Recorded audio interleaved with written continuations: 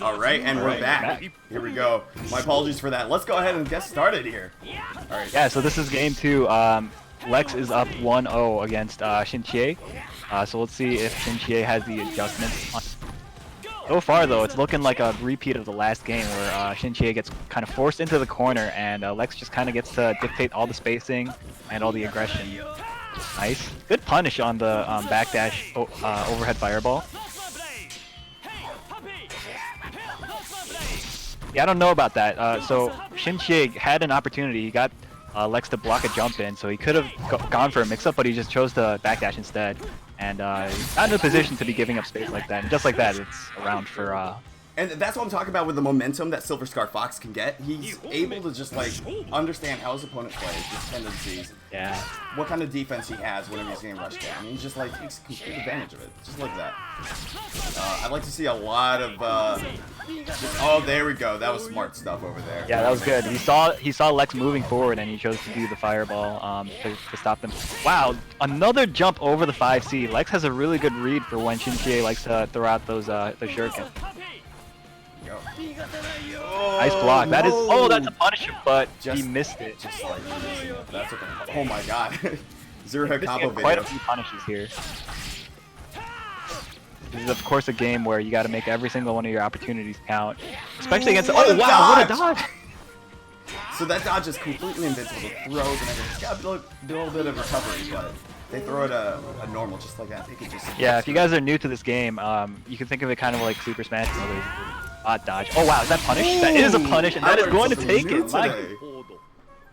Damn, Lex like really wants to go to China, man. All right, there we go. Wow, just like that, a quick 2-0. Xinqie's still in the tournament. This is a double elimination tournament. So we're going to go ahead and get our next group of people in here. I believe it's Lord Jimmy Bones and who else? Let's see. I am not sure. And Dojima, all right, both people that have been entering a number of Ronin Rumble tournaments. Dojima. Yeah, I'm not sure who Dojima plays. Do you know? I believe it's another Charlotte. We might be seeing a Charlotte mirror match, but oh my goodness, Charlotte mirrors. Oh man, the high IQs. All right, let's see if I can get this started over here. There we go, good stuff. So yeah, once again, oh, and there we go. We already have him in there. So, Lord Jimmy Bones has been a long time Ronin Rumble enterer guy. He's won 4 different Ronin Rumbles so far. I think he's tied with Andy OCR. Yep. So he's top player over here. But recently, he had an unfortunate appearance last time, but he's been practicing. He's been grinding this game out, and he really wants to take that trip to China. So we'll see how that goes. And whenever you guys are ready, let's go ahead and get started. So in the Charlotte mirror match, I believe that so a lot of people might think that, hey, you know, this is boring. Those are tons of fireballs. Let me tell you, those fireballs are the greatest thing in the world. And Lord Jimmy Bones, hailing from the United States of America, finally got that green card over here. All right, let's get. Okay, looks like they are getting ready. Yep. And yeah, if it is a Charlotte mirror match, there is a lot to talk about. I mean, it's about getting that lead and holding onto it. Yeah, absolutely. So Charlotte's, of course, a fairly defensive character, and Jimmy is one of the best in the business at playing her very defensively. I haven't seen Dojima play, but I imagine it's fairly similar. So it's going to be about who gets that early lead and who shuts down the other person's offense more effectively. So we'll see if that we'll see who does that. Yeah.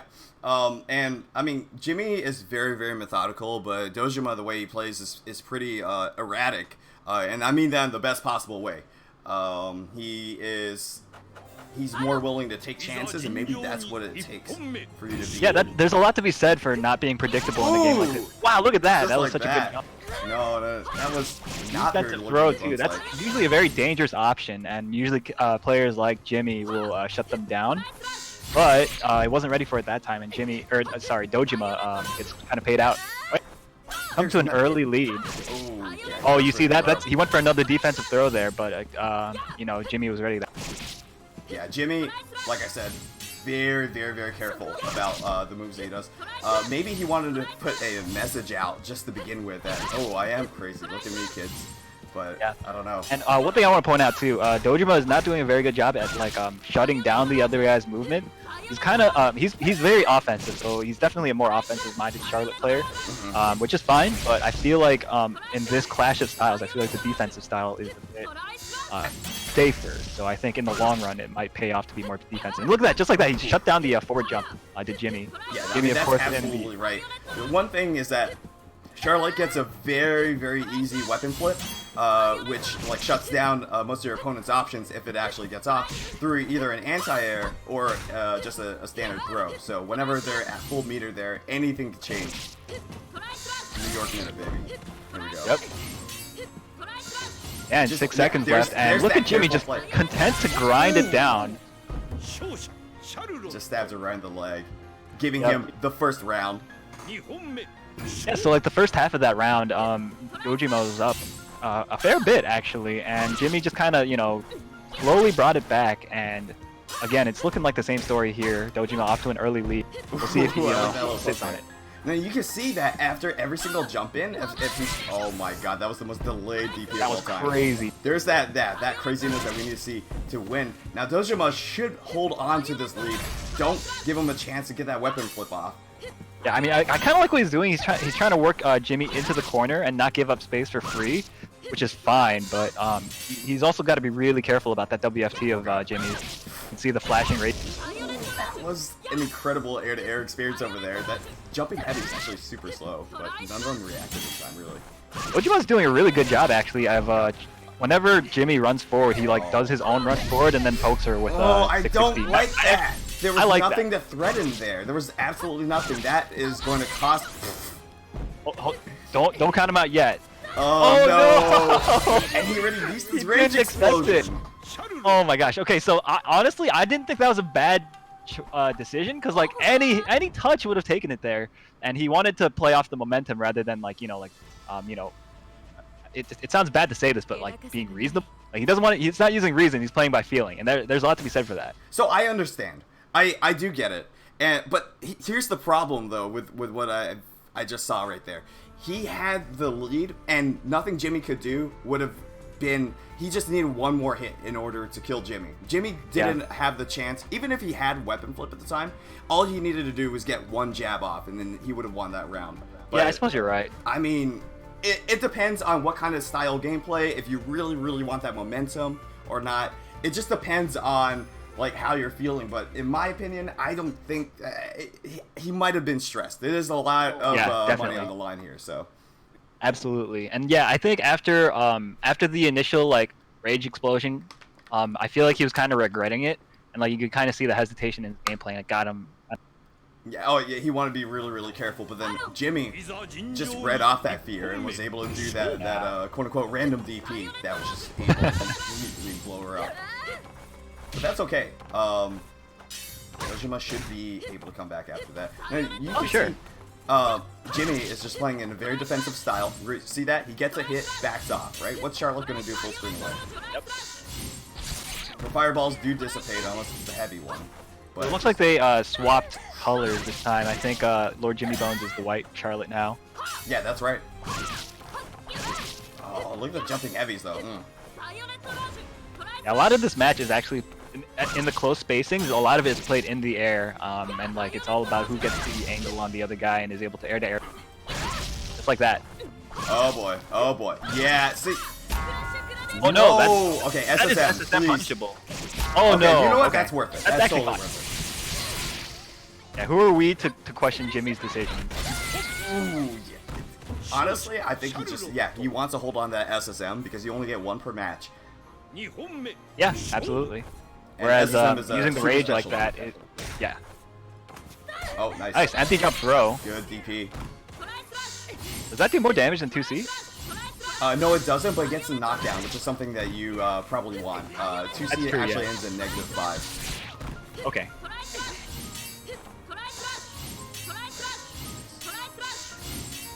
These fireballs, oh my god. He's just completely scaring him out right now. And this is all Jimmy needs to do. That life lead, every single second that ticks down, is going to be more and more exponentially more dangerous to Dojima unless he gets that life lead back. But yeah, I mean, it's people say it all the time, but the clock is a resource in fighting games. You want to use it as much as you can. That's right, yeah.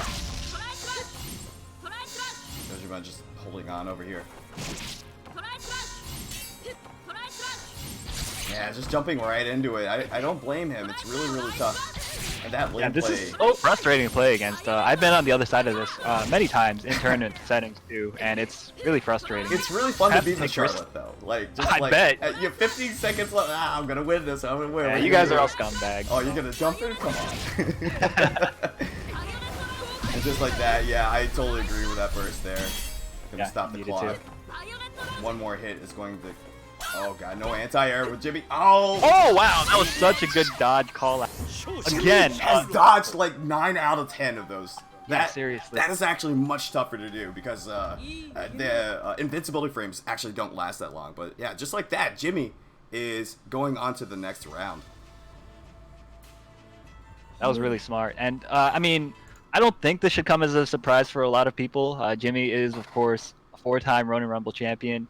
He travels offline to events and does very well at every event that he enters. So I don't think I mean I think he's a favorite to win the tournament. I don't think that's a stretch. So definitely got to watch out for this guy. A lot of people are really rooting for Jimmy as well. But Dojima's still in the tournament. Like I said, double elimination. Diddy Mokov is up. Okay. Diddy Mokov versus who? Scrub Saibot. Oh my goodness, already? Holy cow. These brackets, even though we have 60, which is a pretty high-end number for what we get, that is a top-tier matchup right there. Scrub Saibot getting, I believe, 4th place at Canada Cup. Yeah, he did. And Diddy Mokov is, well, I mean, the KOF legend himself. Just recently winning Wednesday night fights. But aside from that, many other incredible, notable things. What has he done lately? I forgot the biggest. So thing. at ECT, he got 2nd place at ECT, which is it's pretty good, right? I mean, ECT was pretty stacked. Definitely nothing to sneeze at. This guy's also a Street Fighter V legend, of course. He's an amazing player. He's known for his Dhalsim in that game, but in this game he plays a couple of characters. I feel like he's gonna play Kazuki. But he has been known to play Shizumaru and Charlotte as well, if I'm not mistaken. Yeah, I think his main Shizumaru, probably? I think so, but he has been playing a lot of Kazuki. Oh, no, you're right. Shizumaru this time. Oh, against Tam. I'm not sure how that matchup goes. With I the don't BM really title, know. though, do you see that says beginner right there? Trying to get everybody on the back foot.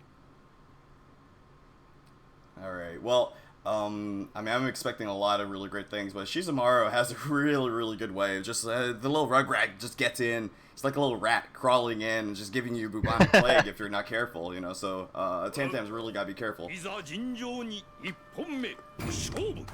Yeah, I mean, Tam, of course, kind of like the Dhalsim type character in this game. He's got a lot of long limbs and wants to pester you with them. Shizumaru, kind of a more well-rounded type of character, but with some interesting gimmicks in like the ways that he can alter his jump trajectory. So this is an interesting match. I'm not sure how it goes. I guess we'll see. Oh wow! Chase down that jump back. You saw that? That was crazy. And it's so good because that jump heavy it starts up really quick and it actually has a ton of active frames. So it's just like a big wall in front of you, similar to actually Tam-Tam's.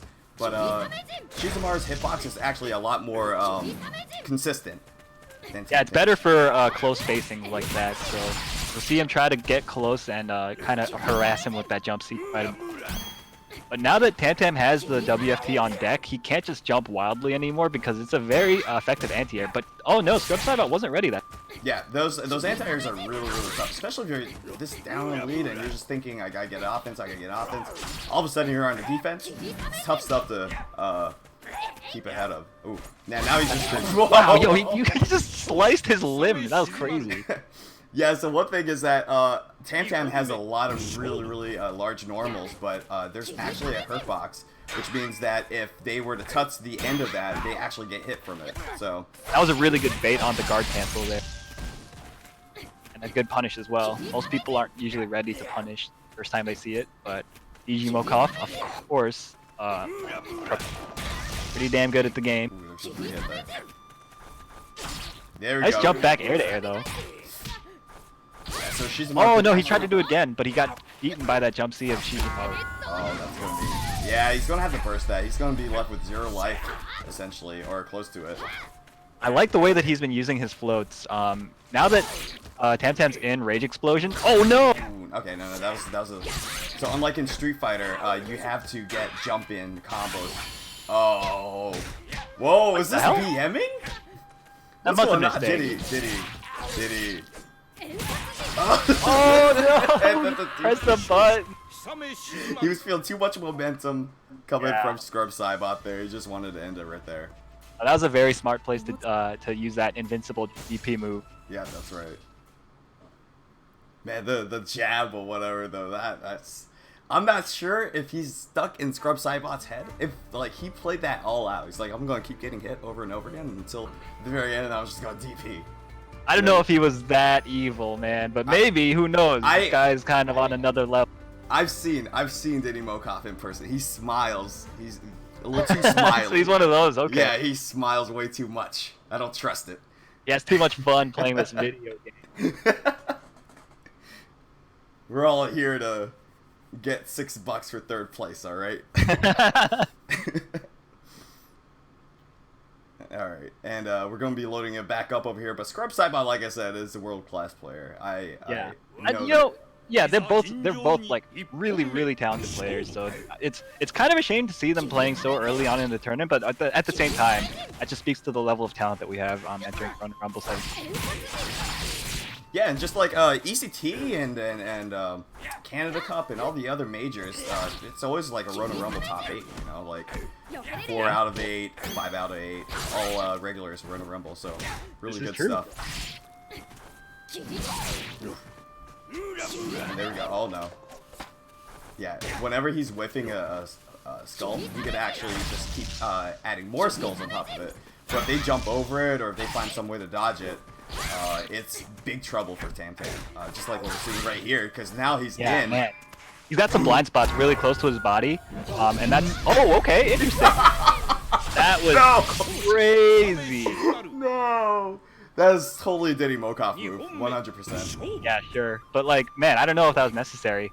This gives Scrub Cybot kind of an opening in the next 2 rounds. Obviously, now that Digimokov used his Rage Explosion already, he doesn't get that bar back, and that's a really big resource in this game. You see the damage off that one jump in, though? He gets it so deep, he's able to get a full combo off, and then, like, just like that, the only hit he took, he's like 40% down. That's true, but you know, he's got that rage bar. Now it's totally full, so he can threaten the weapon flipping technique. Disarm, you know, does a lot of damage. He can anti-air pretty easily with it, but he's got to get within range. Oh no! That was a really good cross on you. Yeah, that was so good. Tamtam has a very floaty jump, so Digimokov obviously knows that, and he was ready to run under and auto-correct and hit him from the other side. Okay, please. Oh wow! Oh, and no, there that was is the online special right there. Digimokov kicking his router. Okay. He just runs forward, looking for. Oh boy. Nice. That was a really good spacing to do the neutral jump there. Ooh, nice. That was a really good jump backwards. Yeah, and Shizumaro is actually pretty helpless whenever the opponent gets behind him while he's jumping. He does have a cross-up move, but by the positioning of Tamtam, there's nothing he can do at that point. Exactly. Yeah. Shout out to Dark Sexual. There's nothing you can do. Yeah. So yeah, I mean, I think Scrub Cybot is getting a better feel for the spacing that he wants to be at in this matchup. And look at that, that was such a really good button to use there. The jump back D, to hit him really quickly out of the air. Because the sword normals, oh wow, nice. And he's out of his SSM now. He has to do his full resources. Yeah. Ooh. That was such a good call out. When he presses the jump C early like that, that's him calling out that Scrub Cybot. That's, oh my god. He was holding it down since last Sunday. So that's like a turnaround punch. You hold a button down, you let go of it, and for that was the final tap, which is 80 seconds. You can actually hold it in between rounds, and just like that, Didumokov makes it to the next round. Yeah, but you know, not a bad showing from Scrub Sabat. We've been talking him up a lot, and just because he lost doesn't mean that like he's free or anything. He's a really good player, and we're probably gonna see more of him. Sorry, Lieutenant Buns and who else? Mango for Tango. All right. Oh, another Canadian, Mango for Tango, and what'd you say, Lieutenant Buns? Lieutenant Buns, yeah. Okay. All right, we're just inviting them right now. There we go. So yeah, Mango for Tango has been entering since I think the very first Ronin Rumble, and Lieutenant Buns, I think he came in a little bit later, but he ended up winning one of the DLC character only tournaments. Neat. Yeah, every time a DLC character comes out, we run in one of these fun things called Ronin Rumble Remix. It's all this crazy stuff over here, and I don't know, it's fun. It is fun, yeah. I've tuned into a bunch of those. I'm not sure who Lieutenant Buns plays, though. I believe. Am I crazy, or does Mango for Tango play Ukyo? Mango for Tango? I forgot. Oh god, Shiki? Okay, so we got Shiki out of Lieutenant Buns. Right, that was Lieutenant Buns. Oh, that's a Yashimaru. Oh, yeah, right, I'm stupid. right. Yeah, I've seen him play Yashimaru. I just forgot. We have a shared brain cell over there. I like it. Oh, wow. The first Ronin Rumble winner, Lamer Boy, is apparently here to play the game, too. Yeah, I saw him in chat. So, yeah, it's going to be exciting. I haven't seen him play in forever. I thought he was just trolling me again. Oh, that's typical of him.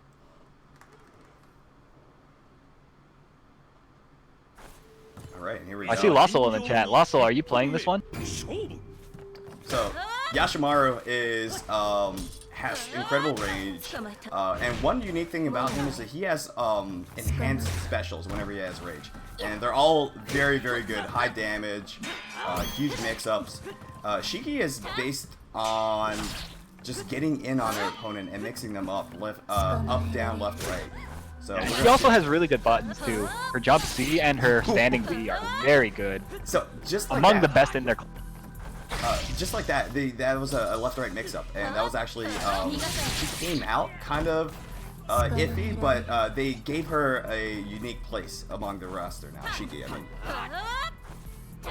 Yeah, she has a lot of tricky stuff, tricky left rights as you said, and it's really scary too because she has so many great buttons that confirm into easy damage. So very formidable character in my opinion.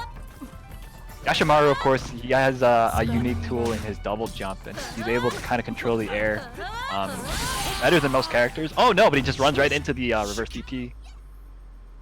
Right. Yeah, apologies. The score system is a little. That was bit a really messed up good right now. anti-air. Oh yeah, look at that. So that's cancelable, right? That anti-air that she I'm did? not sure.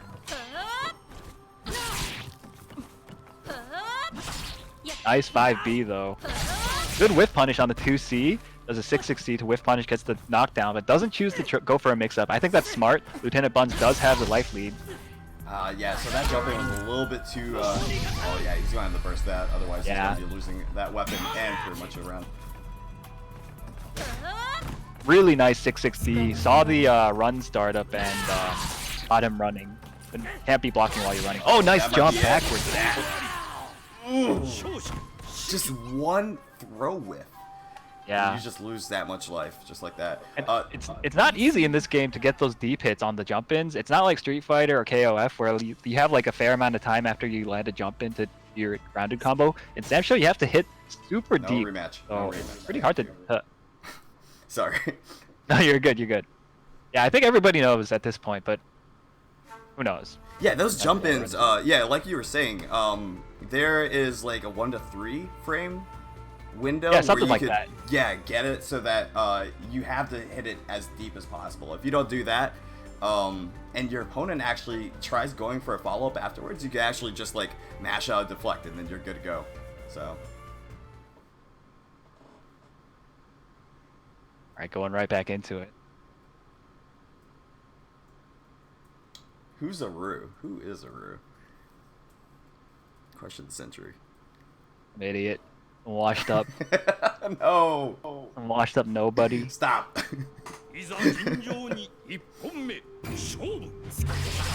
Oh wow, he switched to Darlie, okay. Darlie's a pretty good choice, I think. One thing about Darlie is that her jumping C is, lack of a better word, super degenerate and really, really hard to stun. Yeah, absolutely. Look at that, just like even the animation for it. Yeah.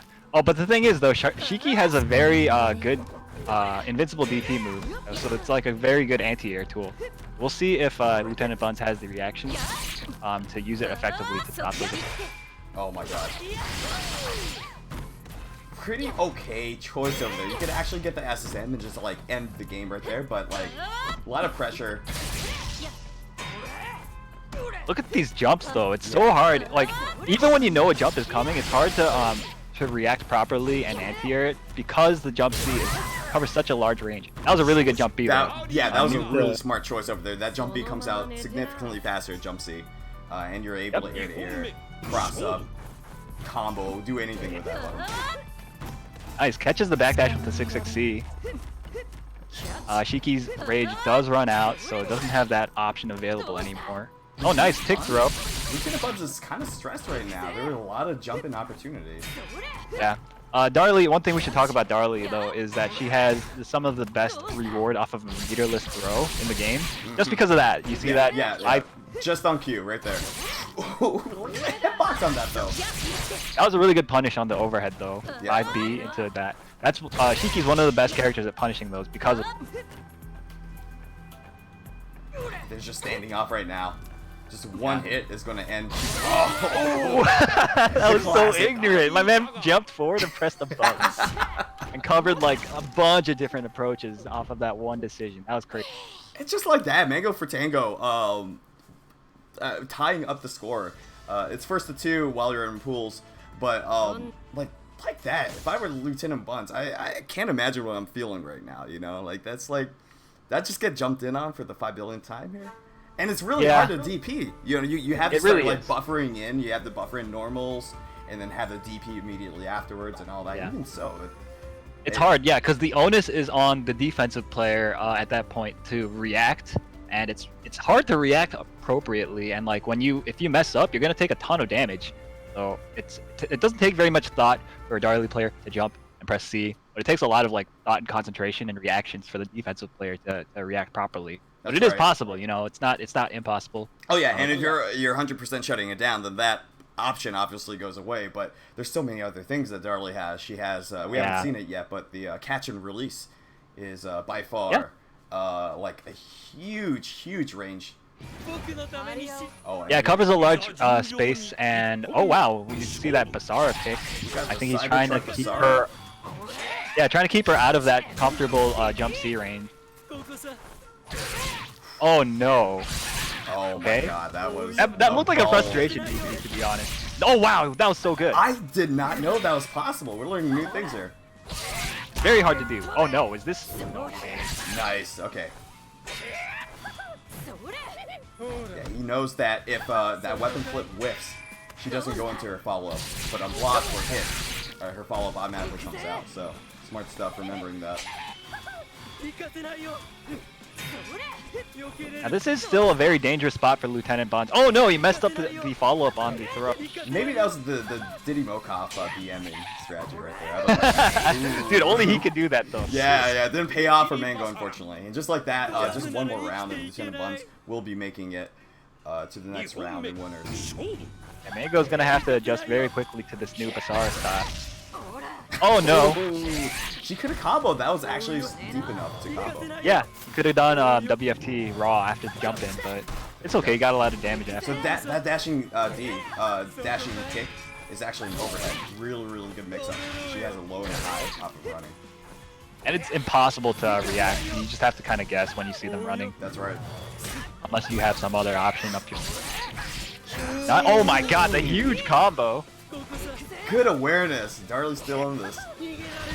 Oh wow, jumps right into the shuriken. That was a good attempt there. Just need one more. That was almost a really good whiff punish with that catch and release, but just a tiny bit too slow. Got so close. Nice. That's what it was. He wanted that. He wanted to whiff punish like that, and good stuff for Mango for Tango to capitalize on that opportunity. Darley took the ball bearing, threw it right at the Cybertruck that is Basara, and cracked that window. Now we're at 1-1. Very topical. Very nice. F you. Darley, of course, very close to raging again. So he's got to be really careful about getting thrown or jumping haphazardly at her. Oh my god, that dash C. Nice. Shutting down the air approach with that up shuriken. That was a hard call out if I've ever seen. Trying to get over the Darley, but it's impossible because Good that work. jump C covers everywhere. Just like that, man. Ballsy. Oh no. No way. Okay. Please block. Thank you. Okay, this should be it. Block the entire thing, yeah. Nice. Alright, Lieutenant Buns moving on over Canada's own Mango for Tango. Wow. Wow. That was actually, that went to the last round right there. That got super close, but I mean, we're going to be seeing more from Mango for Tango. And I believe he got top 8 pretty early on in the Ronin Rumble, so like Lieutenant Buns has shown a ton of improvement that we've been seeing week after week every single time we do this tournament, so really good stuff here. Stream Director, who is up next? Okay, we got Initial Drive versus Arcade Rumble Robert. Right. Do you know the PSN name for Arcade Rumble? Robert? I think he's using code tiers. Give me a second. Yeah. AR_ORB. It's double underscore, right? All right. No, it's just one underscore. ORB. ROB? Yeah, Robert. We're spelling with 2 Robert. T's. Got it. Okay. 2 T's. 2 T's. Oh, Robert. Alright, so for those that didn't hear, we're gonna have AR Robert. I believe he fights out of Mexico, right? Yeah, he's a Mexican player. Yeah. And I'm not sure who he plays. And he's playing against Nex Initis. No, Initial Drive. Oh, Initial Drive, sorry. I knew it was an Earthquake player. I mixed the two up. My apologies. They all play so unique. What are you talking about? That's crazy. I can't believe this.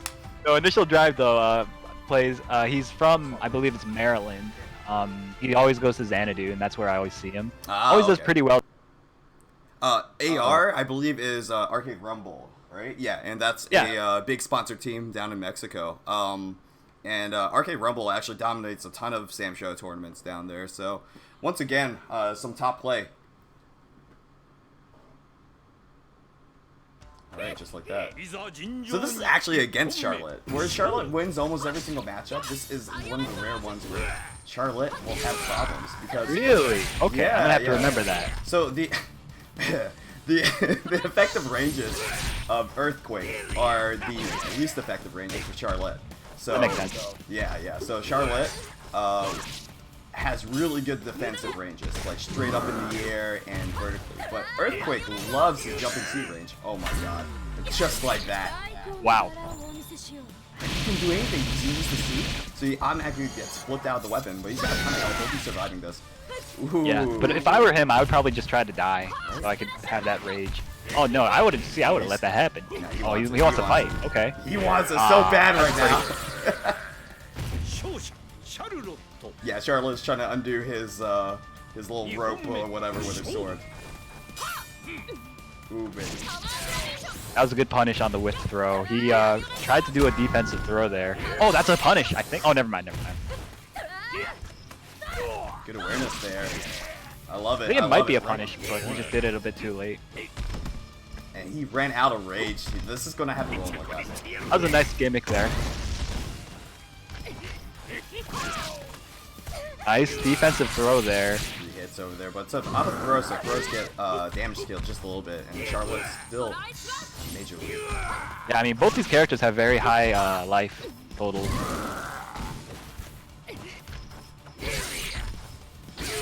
And yeah, there we go. That's the effective Yeah, range I see I'm it talking now. I about. see it. Charlotte can't really do that much because there's no hitbox on health. Yeah, That was a really good 5D though. He made the 5D whiff and he did the throw as soon as he recovered. And, oh! Dude, we're getting so many good dodges today. Yeah, that was OD. Shouts to Sonic Soul wherever he might be. It's his birthday today. Hey. Oh, happy birthday, Sonic Soul. He got second place at NEC today. That's so right. congratulations to John. Oh, who took NAC?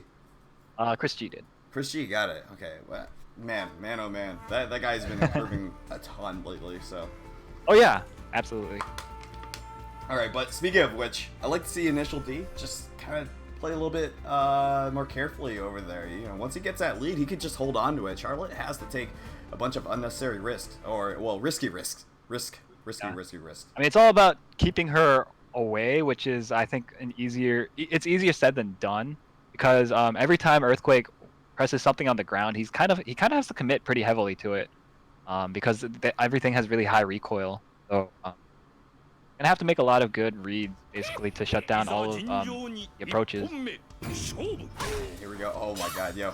So that standing a little jump thing with her knee, jump knee, Charlotte, is really gonna hitbox. The hitbox is way out there. It's really hard to stuff it. Plus she's airborne, so if she gets hit out of it, it's actually not that bad for multi-hit, Right.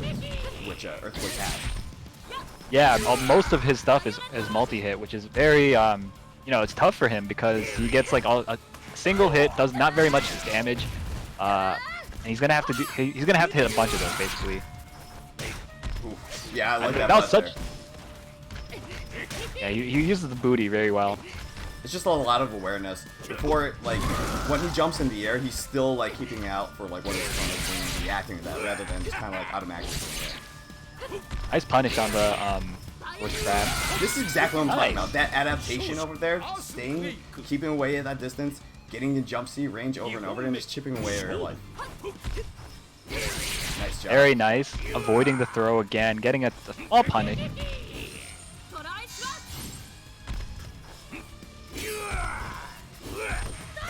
Oh, gets thrown. Gets put into the corner, but rolls out, gets led out by Robert. And he just barely inched himself over, which is unfortunate. Yeah, I mean, if you're playing against an Earthquake, you really want to do everything you can to keep him kind of with his back to the corner, because jump back C is obviously such a strong option for. Yep, and once Charlotte gets him in the corner, that's her effective zone, because there's no more jump back that's outside the effective zone. So keeping Earthquake in the corner turns that from like a disadvantageous position to like a really good one. Just like that. Yeah, that was good. He forced out the Rage Explosion in a non-pivotal round for him. I'm sure he's happy about that. Oh boy. Nice throw though. Wow. Oh, that's actually punishable in the Yeah, corner. you're right. Oh no. Good stuff there. Initial drive. Regardless if he loses this round or not, I think he is in such a great position with Charlotte not having any sort of meter at all anymore. Yeah, you know, he's kind of bringing it back. He's got 12 seconds to make a comeback happen, and it's totally possible. He's got Charlotte in the corner. It's the throw. I think they're both red health. 8 seconds left on the clock. Someone's going to have to make a move. Oh my God. Oh, now he's got to make a Still big doable. move. No, never mind. Don't burst. Whatever you do, thank you. I was afraid that you could stop the clock if you burst, but Yeah. if you take one more hit and you die, Yeah, I mean, I'm sure Initial Drive is happy going into this final round with the Rage Bar, whereas AR Robert does not have. oh, good stuff right there. Ooh, run right into it. The active hitbox on that is like a year. It takes. Yeah, he can change up the timing on it. Like he can keep it out for a very long time or not very long, depending on the button that he. And that's using different strengths, right? Yeah, that's right.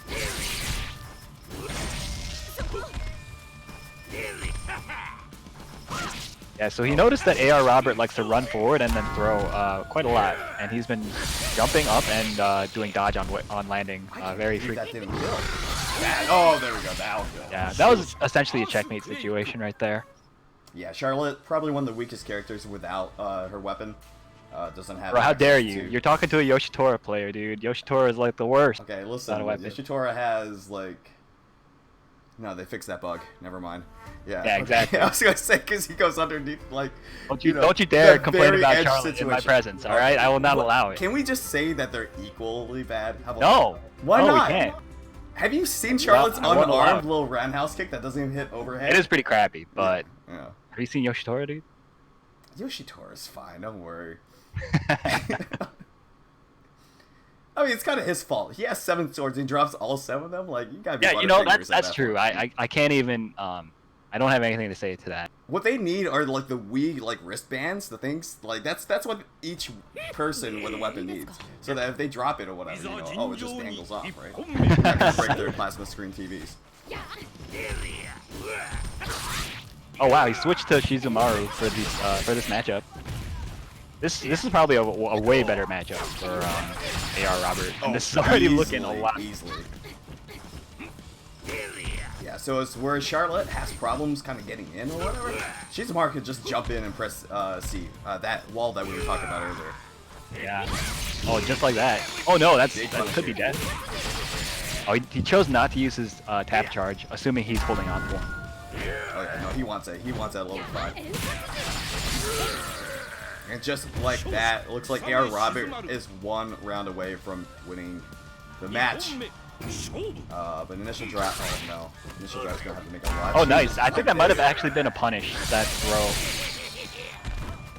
Because when you land with your back turned, you have to spend a few frames to turn around. So.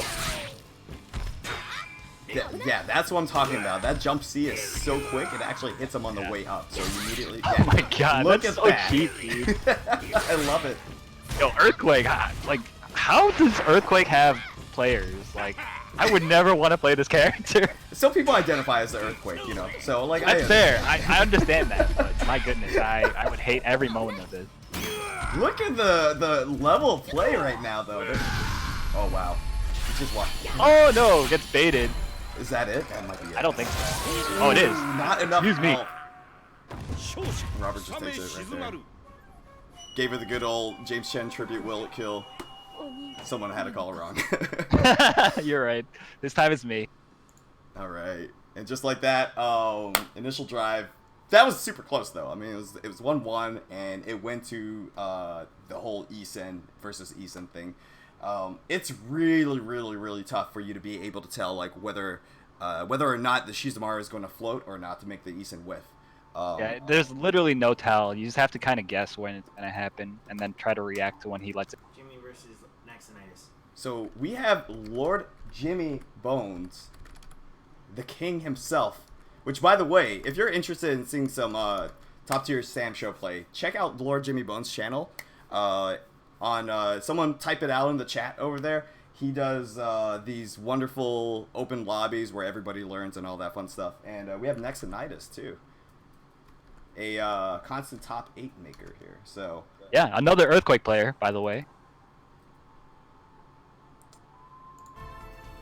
Naxonitis is from Georgia. I'm not sure if he's actually ATL or not, but I know he's from Georgia. I think, and yeah, Jimmy I think Bones. he's just around there. Okay, yeah, and Jimmy Bones is from Montreal in Canada.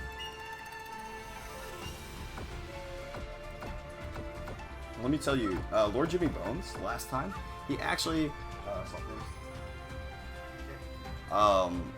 yeah, he showed me this. So I thought that the Canadian theme song, or whatever you call it, the anthem, was kind of just like, it's whatever, right? But then he showed me like this dubstep version of Oh Canada, and let me tell you, oh my god, I feel Canadian at heart now. Oh my god, you're actually a traitor. Benedict Jeff. Alright, so let's see who Jimmy goes with. Jimmy's of course known for Charlotte, but like we were saying before, Charlotte versus Earthquake might not be a very good matchup for her, so... oh no, he just chooses to go with Charlotte anyways. Oh, yeah. Jimmy feels comfortable with it. He's played Naxonitis a number of times, and I think he understands his play style. Naxonitis has certain tendencies that Jimmy has picked up on. I believe he talked about it earlier on the stream, but we'll see how it goes. And, you know, one cool thing is that, like, there's so many viable characters in this game. We've seen Shizumaru, Earthquake, Charlotte, Shiki. My brain cells have stopped working at that point, but we've seen a lot more. Yo, who's the stream director? Is it Reiki? Reiki, get a Yoshitora player on stream for me next, please. That's. Who plays Yoshitora now? Nobody's smart. Aww. Goro does. Goro, yeah. He's the only smart one Goro's left. incredible. But anyway, back to this over here. It's going kind of like before, except Nexonitis has a lot of screen space to work with, and I think he just took the life lead off of that 5C. I really like the setup on that, whiffing the jumping medium and pressing C just to when Jimmy thought that he was safe. Yeah, because a lot of people like to run forward when right as people land. So, and Nexonitis was kind of preying on that tendency. Not just like Oh, that. but now he's in the corner. I like that jump backwards that Jimmy did right as he was waking up, just to cover the forward roll option. Like I was nice. That was incredible over there, yeah. Jimmy just showing a lot of prowess over there. Very carefully, though, because, like, keep in mind, Earthquake could just end the round immediately if he were to get that weapon pulled off. That was a really good empty jump throw. Oh, gets over the chainsaw, but doesn't punish it. Nice! Chases the back roll and grabs him. When you roll like that on your wake up, you're giving up your throw and vulnerability frames, so wasn't quite ready for it. Oh no, big damage. Oh, no, what the hell? Not the best. Not a punish at all, in my opinion. That does like no damage. Maybe he really wanted to see that move. Who knows? Yeah, he just wants to he wants to put his butt all over Charlotte, which I do not.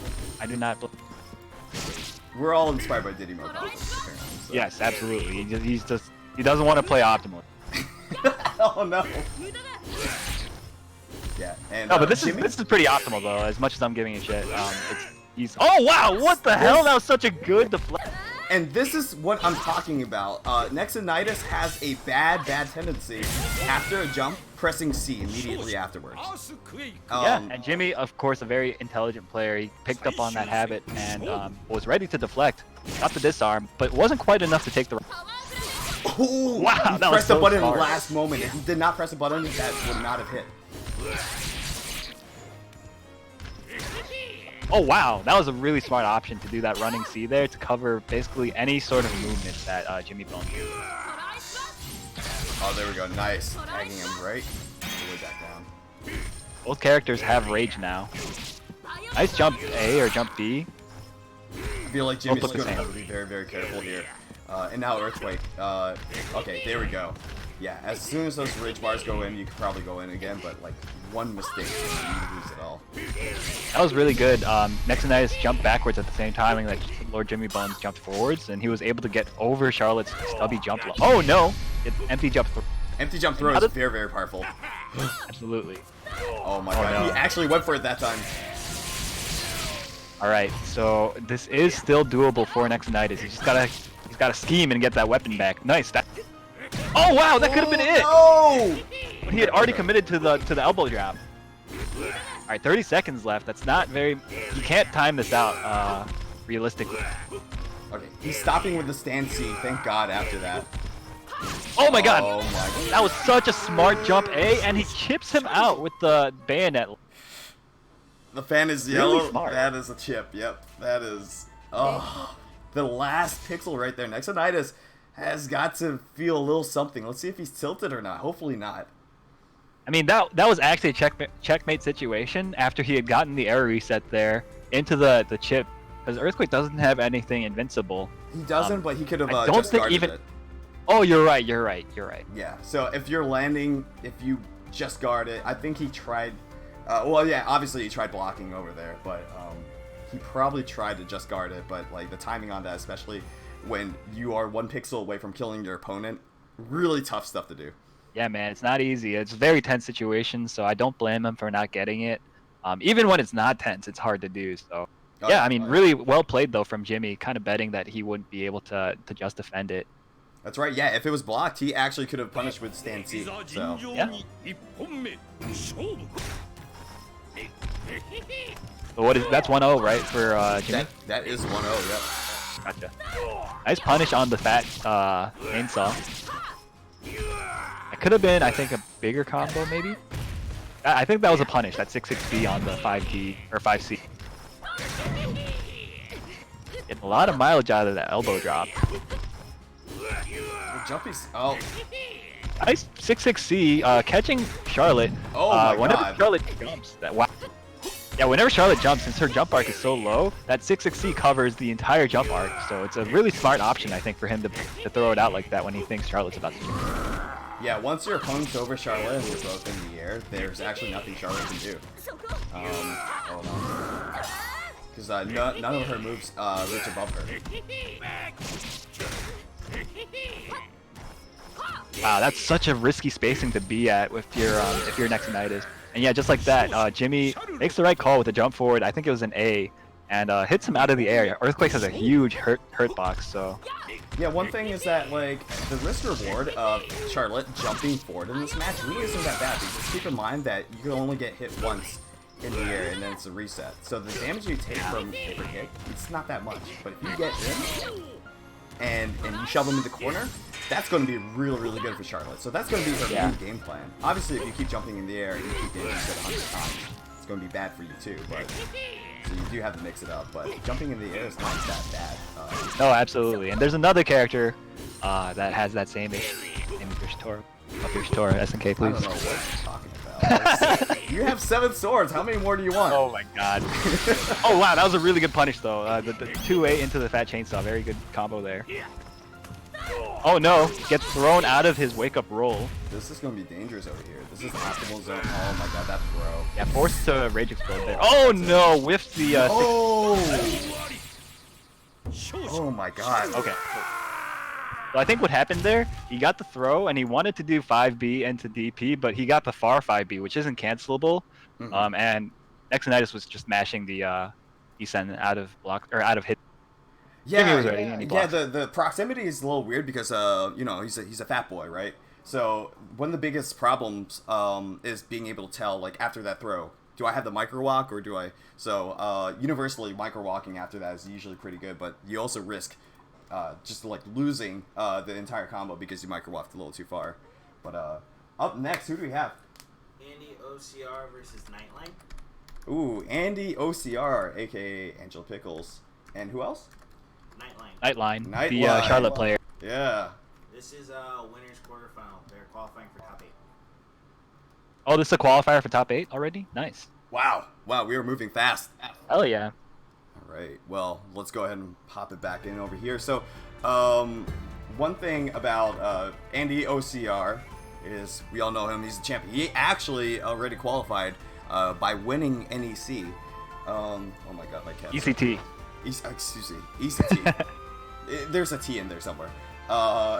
He won, giving him a free trip to Japan and being able to play in the SNK World Tour Finals. So, excuse me, Nightline has consistently done pretty well at a number of Ronin Rumbles. I mean, he's just about to qualify for top 8. We're getting over here. This is not a qualifier. The next matches. Okay, there we go.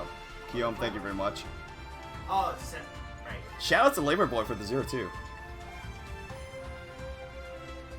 Alright, here we go. Aru's kind of looking at me just like disappointedly. Sorry about that, buddy. No. I was looking at the chat. Alright. Well, just like that, you can see anyone can win. Labor Boy is a Ronin Rumble champion, and we all love him very much, regardless of how many times he whiffs flash kick against Daigo. But other from that, wonderful human being, we love him very much.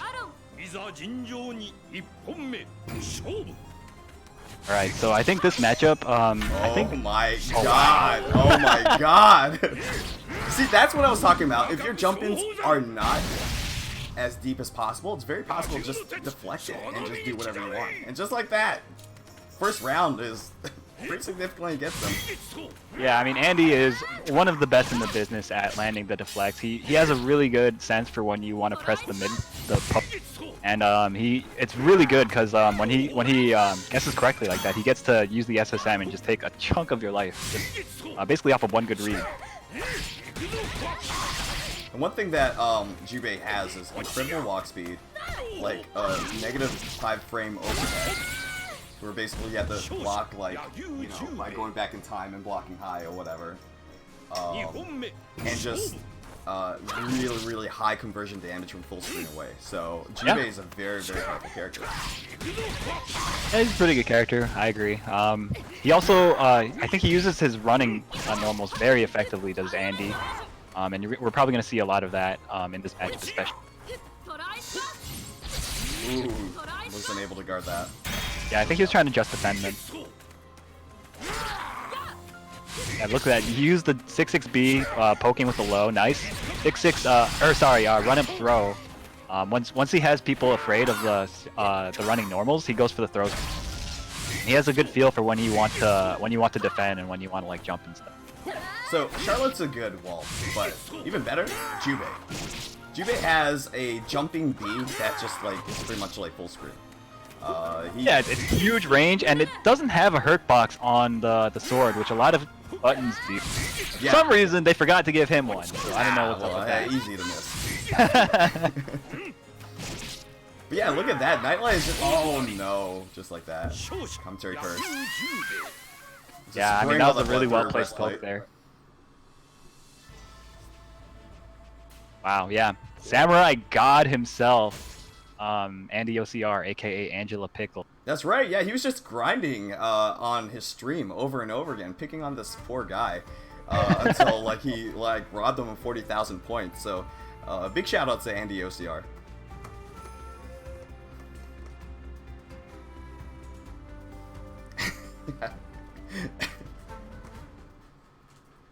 And he was smiling the entire time watching his stream. It's just like, oh, I wouldn't have done that.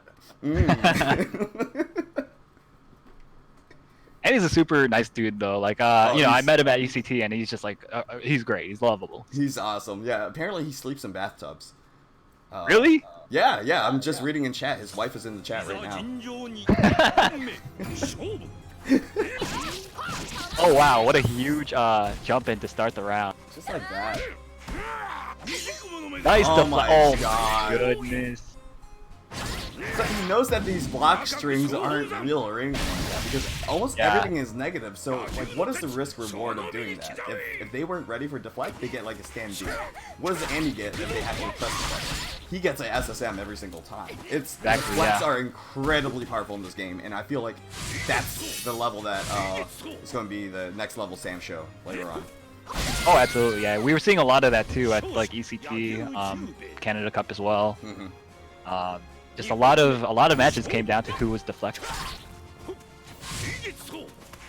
Nice run up throw. Wasn't ready to jump away or anything. Because I think the last time he had done a run up, Andy had done 6-6C, which the jump. Oh, he did the 6-6C a little bit too early there, but it doesn't matter. He got the 2C anyway. In a block string, he does crouching C. That's actually pretty incredible. Yeah, he's actually really fond of doing that, and I think it's pretty good because the 2C starts off low. You can't deflect it, and he can like do stuff off of the recoil as well, so it's not like completely unsafe. So I believe Andy is in he's in SoCal. Nightline probably in Canada, I think. He's in Oh my gosh. Yo, Andy loves doing that. As soon as you rage explode, he just like presses a button because he knows that the other person wants to like run forward and do stuff. But yeah, that's a quick 2-0 for Andy OCR. Really good I don't think it was a surprise to anybody that this happened, but Nightline is of course a very strong player. All right, up next. Who do we have up next? I don't mean that like in a mean way or anything. It's no, of course you mean never. No, never. Me? Hell no. Diddy Mokov, Dead or Alive 6 champion versus who else? Angel Freak. Angel Freak. Okay, Elbow on Punch. Oh, Elbow on Punch. Okay, so I played Elbow on Punch. He plays a very strong Genjiro. And he is, I believe, is he from Mexico or is he SoCal? For who? Angel Freak. Angel Freak, yeah, Mexico. Very North Mexico, excuse me. Okay. Alright. And James Chen! Shout out to James Chen for using profanity. Oh my god, I can't believe James is blowing me up like this. That's ridiculous. We're all like family here. We all love each other. We're a very tight-knit community, but always welcome to take more people in because Samurai Showdown is such a great game. It should be shared with so many people over here. It's easy enough for anyone to get into, but the level of mind games and meter management and everything in between is just like it's on another level in my opinion.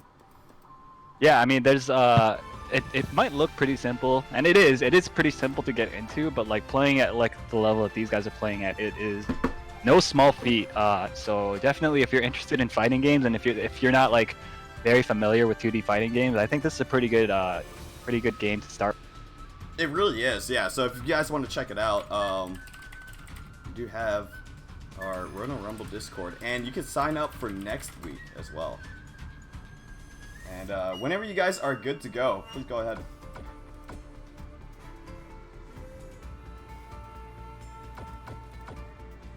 Here we go. So where's like most offline tournaments, you know exactly what you're going to be able to get. Online tournaments obviously have the whole, it's online thing, and some things might work a little bit differently offline than online, so you're gonna have to make adjustments to that. So the people that make it out every single week just to like keep this community up and all that, we really appreciate you. So thank you all so much for coming in and making delay-based netcode something. I lost my train of thought. There's not many places to go with delay-based netcode that you wanna go.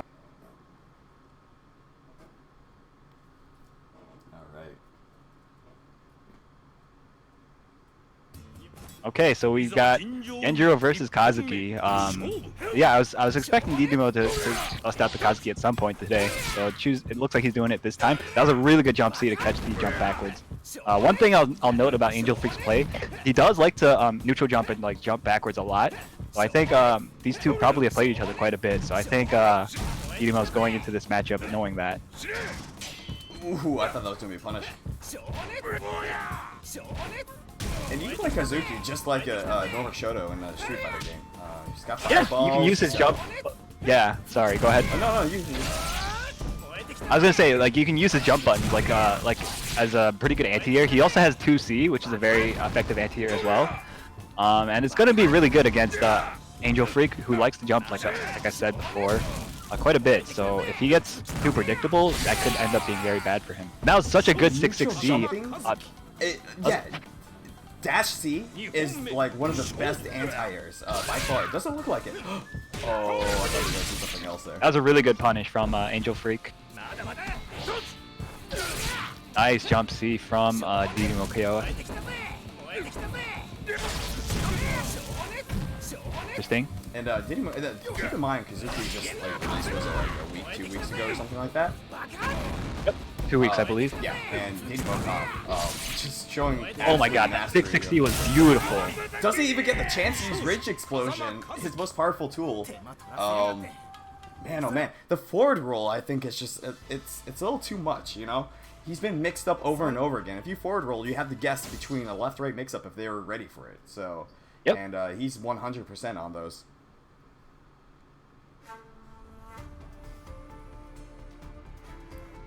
Alright, so I don't believe Angel Freak plays any characters besides Genjiro. I think he's a one character kind of guy. So I don't think he's going to switch, but I guess we'll see. Yeah, Genjiro again.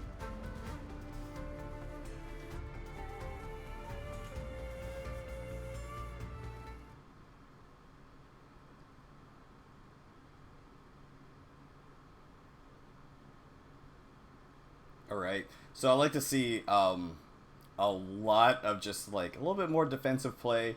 Believe it or not, you can just walk forward into this game. A lot of people don't like doing that, but walking forward gives you the ability to block immediately afterwards. And Kazuki's mix-ups actually aren't that good from full screen away.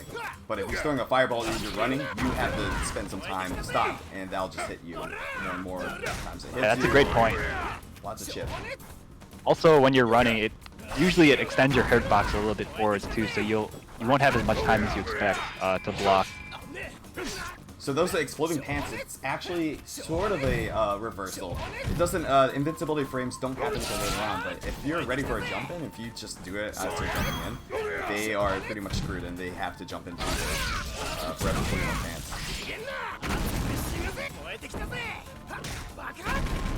Nice. Oh, he went for a chip? Yeah. So, yeah, that was a very dominant round from from DD Mokov. Oh no! What a Wow. Nice jump C again. Yeah, he's catching Angel Freak jumping a lot when he gets close. I think Angel Freak's gonna need to probably switch it up a little. Yeah, he's at level 3 fireball. That's going to allow him. Oh no! Yeah. Oh wow, he messed up the combo. Nice punish there. He could have gotten a little bit more, but it's nice that he got the knockdown anyway. Nice DP. That's beautiful. Ooh, my God. So one thing is Angel Freak is still being on the he's got a burst. Nice jump back C. Alright, but I mean, keep in mind, he doesn't have meter. He cannot break anything. He cannot weapon flip or anything. He's going to have to do this off the raw skill minus his super special move. And yeah, I mean, it is possible to get a deflect on Kazuki. He's got very effective B buttons that are deflectable. So if you get a good read on when he's going to press one of them, it is possible to land the SSM or at least force out a burst. That was a that was so clean. That was delicious. Oh.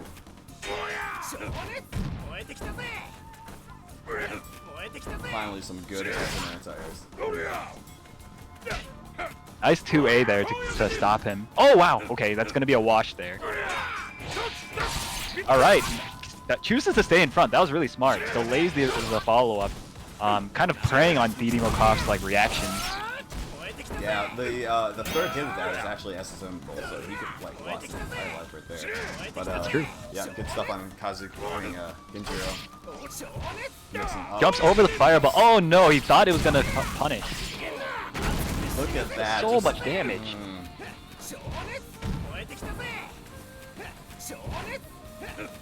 Now the obligations. Oh my God! Look at that. Just full screen confirms. Oh my God! I didn't know That which was side such a he was crazy on. scramble. 7 seconds left. Oh no, he got a little bit too impatient and jumped into a fireball. That was incredible over there. I see the mods are having a field day banning people in my chat. God, oh God, oh God, man, that was absolutely crazy. I really wish it was 3 out of 5 right there, just to see like what adjustments Angel Freak can make, because you can see that like it was a blow up the first time, right? The second time over there, he got so close, but just got anti-aired a few too many times there. But up next, who do we have? Lord Jimmy Bones versus The Shining. Lord Jimmy Bones versus The Shining. Shmoo, I believe, right? Yeah. Yeah, I believe that is He's Shmoo. also a top 8 qualifier. Oh, this is the qualifier? Okay, great. Yeah, Lord Jimmy Bones, if you guys are just tuning in and haven't been watching the rest of this, Jimmy Bones is one of the repeat champions of Ronin Rumble. He's a very highly decorated Charlotte player. He also has a couple of other characters up his sleeve, but I'm not sure if he'll bust them out. Shmoo, though, he plays Tam Tam, if I'm not mistaken. Shmoo, yeah, Tam Tam. And keep in mind, I always bring this up every single time, but it's a story that I always have to say. So, like, for Ronin Rumble number 7, 10 Ronin Rumbles ago, 10, Shmoo was 1 pixel off and actually lost through timeout on the very last round on a bracket reset and all that. He was almost there, but it was super tight end. Space Detective actually was the one who ended up winning that. And keep in mind, that matchup is really tough for Tam Tam, because Ukyo could just, like, keep sliding in, like a Mega Man. So, alright. And we are good to go. Yeah, so Jimmy he is known to have an Ukyo as well, so he might play Ukyo against this Tam. Scrub Saibot thinks very highly of Shmoo's Tam Tam, I believe. So, Scrub, of course, is one of the other very strong Tam Tam players that we have over on the Western Hemisphere. This is gonna be pretty good. This is gonna be pretty interesting to see. Oh, I love the cross-country connection over there. Mexico versus Canada, and I think it's closer to like SoCal, Mexico too for Shmoo. So really that's like cross-country. Yeah. Opposite ends of the map, dude. Thank God for American infrastructure being so Yes, amazing. thank you to American infrastructure. Thank you to SNK for making such a ridiculously good netcode. It's so I love it. How are you doing, Ru? How's everything? I'm good. I'm good. I'm good. I got it all in my system, dude. Okay, all right.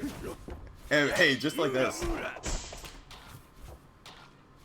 Yeah, I mean, so this matchup is pretty tough, man. He can kind of slide in at any point that he wants and kind of ignore the ranged keep away game that Tam likes. Do you like Lord Jimmy Bones just doing the scum Ukio pick right here? I kind of love it. I love it too, man. You gotta do what you gotta do. Yeah, that's absolutely right. You gotta outplay your opponent. Yes, absolutely. That Outplay. includes your character.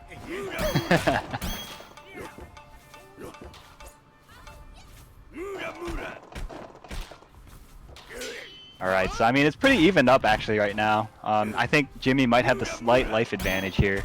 And he's not quite just defending all the fireballs. He could have been to save even the little bits of chip. I think every little point of health matters. And just like this, yeah, Jimmy's gonna back off after that. He knows he's got the lead. He knows that the Shining actually doesn't have very good mix-ups from full screen away, so and it's on Tam to make it work. Oh wow, he gets the throw though. That was a punish on the slide. That was not a very well spaced one.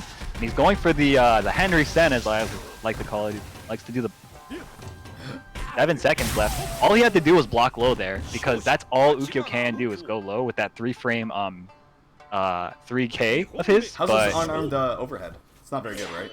It's not good, yeah. Reactable? Yeah, definitely reactable. Got it. Yeah, man, that button's so good. It punishes all sorts of stuff on block. Yeah, so one thing that Tam's really good at is that, obviously, he has huge normals. So, footsies are actually not, in neutral at least. Footsies don't take too much brain power or anything like that. You can actually focus on them jumping in. But Ukyo, that's where he specializes. He has Tsubame, which is an overhead, instant, anti-air, it's everything. So that's where Tam really fails at there. Plus, that wall that Tam puts out is actually kind of, it's got holes in it. You know, you gotta recover after you press these buttons. And Ukyo is very good at sliding in, as we've seen 12 billion different slides. Oh no, Whoa! how did that whip? That sucks. What happened there? Dude, I don't know. That usually connects, but he must have done it like a tiny bit too late. Yeah. So one thing in this game is that buffering. There's a huge buffer window. So, but most of these attacks are actually like frame perfect. But because of the buffering window, you're able to get it consistently. So the problem, I guess, there was that he just waited a little bit too long. It was just like 1 or 2 frames off.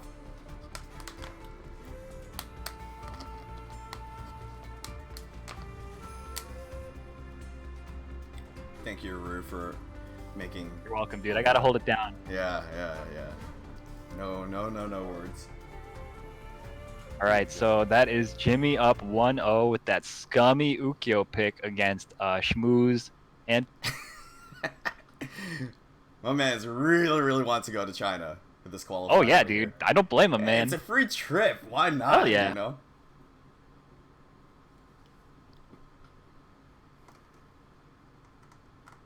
Alright, we're just loading this back up. Yep. Alright, here we go. Interesting that he goes for 3 lows when Ukyo is already way in the air. Oh wow, that's punishable. Yeah, he's letting these slides go unpunished because he's going for 2A, which I think is a very natural reaction, but I think if he's going for throws instead, he can actually... Yeah, he would actually be able to optimize a lot more than... Whoa! What the hell is that? Yeah, I'm not sure.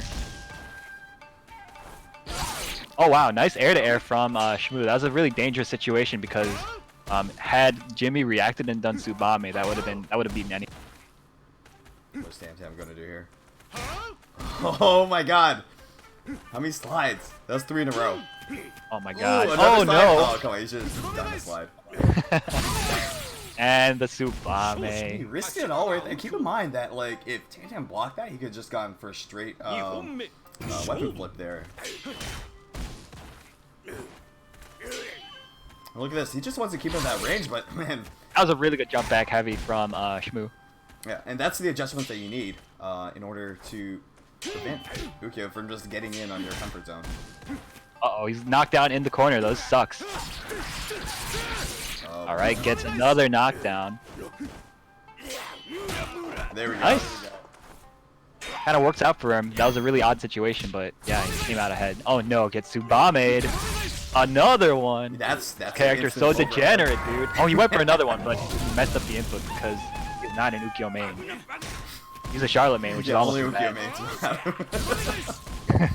Oh boy, this looks. Yeah, good for him. Alright, he had to do it. Oh no, he just runs right into the backdash Tsubame, which is very, very good. That tool is so sick.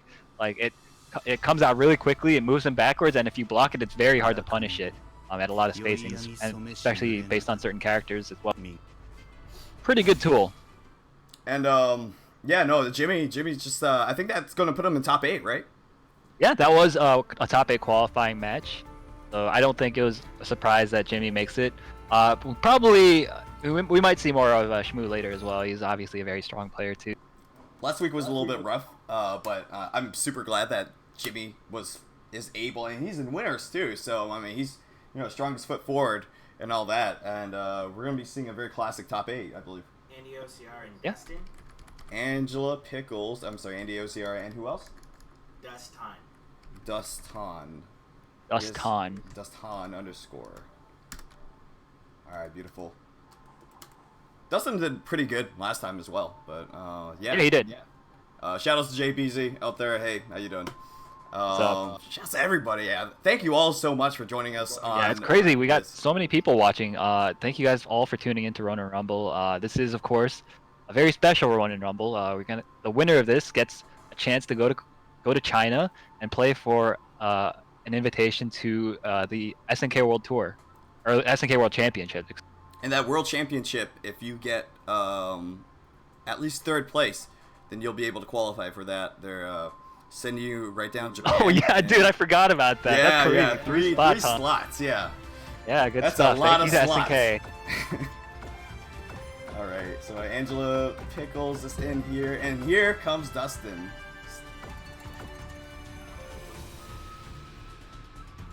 All right, and we're just waiting for it. There we go. Switch.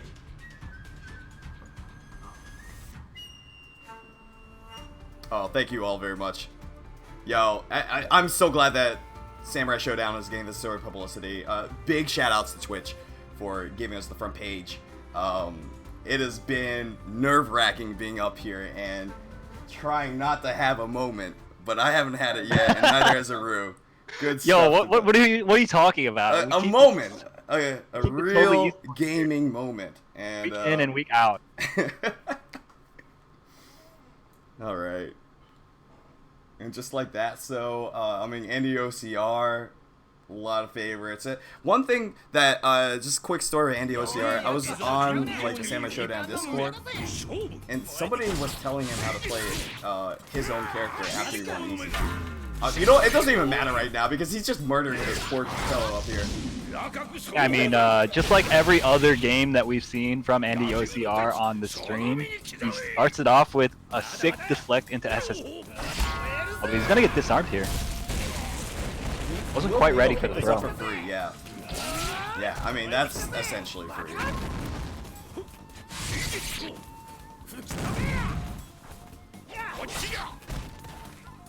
Yeah, this is looking pretty grim now for Dustin. He's got him in orange health, but it's man, that's a tough mountain to climb because Yubei is very good at playing that defensive game. And the full screen overhead, unfortunately, it just didn't work out in that, but I think he was just trying to bet on him running forward and pressing C or something. I guess, yeah.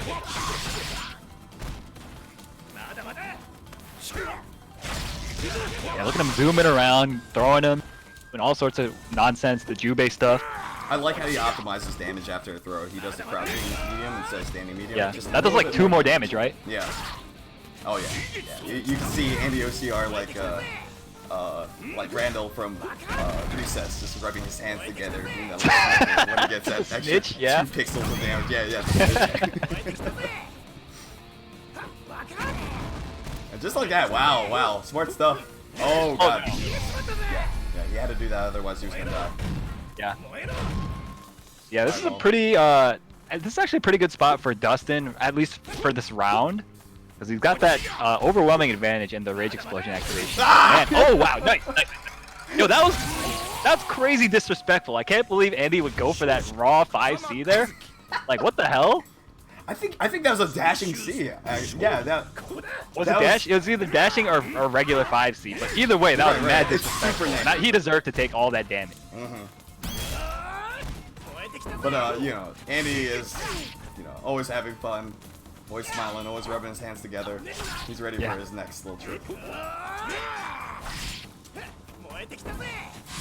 Yeah, giving the Kazuki player a lot of space to charge up the fireballs, which I mean, granted it is hard to kind of get in on Kazuki because he's got a very good fireball, but you also don't want to let him just get those for free. Now, one thing that's actually really good against Andy, a lot of people don't know, is just run up SSM. I like to see that. Oh no. Oh yeah, because he goes for the deflects a lot, right? So that makes sense. Yeah, that too. But not only that, actually, it's just like it actually beats out his instant overhead. It beats out a lot of things with short active frames on it. But, yeah, that makes sense. But Andy, as you can see over here, man, oh man, just running a train. This is his third time on stream, and we just seen the same deflect SSM into like the most disgusting BMing. As I'm running out of adjectives to explain this gameplay here, but yeah. Yeah, I mean, Andy is obviously one of the strongest players, I think, in the Western Hemisphere. So he's definitely showing that right now, and how in control it feels every single. All right, and we're getting right over here. Dustin, I'd like to see a lot more just like, you know, counterplay to. So keep in mind that Andy seems like he's pretty comfortable pressing standing medium over and over and over again. I'd like to see some sort of challenge, at least check with. Yeah, because Kazuki, he has a couple of options. He can obviously go for the deflects, which everybody can, but he's able to just crouch right underneath the 5B of Jubei, as long as you're not blocking, because blocking makes your hurt box a little bit. Wow, that was a really good punish on the dodge attempt. That 2C. Damage on 2C is so good. Nice. Here we go. Gets the run up throw, gets the charge up a fireball now. He's looking for something there. I'm not entirely sure what that's. Yeah, that was a cute little gimmick. He put himself in space in the spacing to get hit by a 5B with that 5D of his, and then he did the exploding pants to try to hit the outstretched hurt box, but it didn't. Yeah, that's gonna be the active. Oh my god, just like that. That was really good. He went for chip there. You just toss a fireball. Oh no, not there though. Don't listen to me. Oh god. Oh, okay, that was good. That could have ended really tragically. He would have been able to corner carry, and just like the amount of damage would have been like one more hit. But Dustin, thank goodness. Yeah, kept it together. Or rather, Andy kind of gave it to him. Oh wow! I thought that was late. Oh, we haven't seen this in forever. I love this.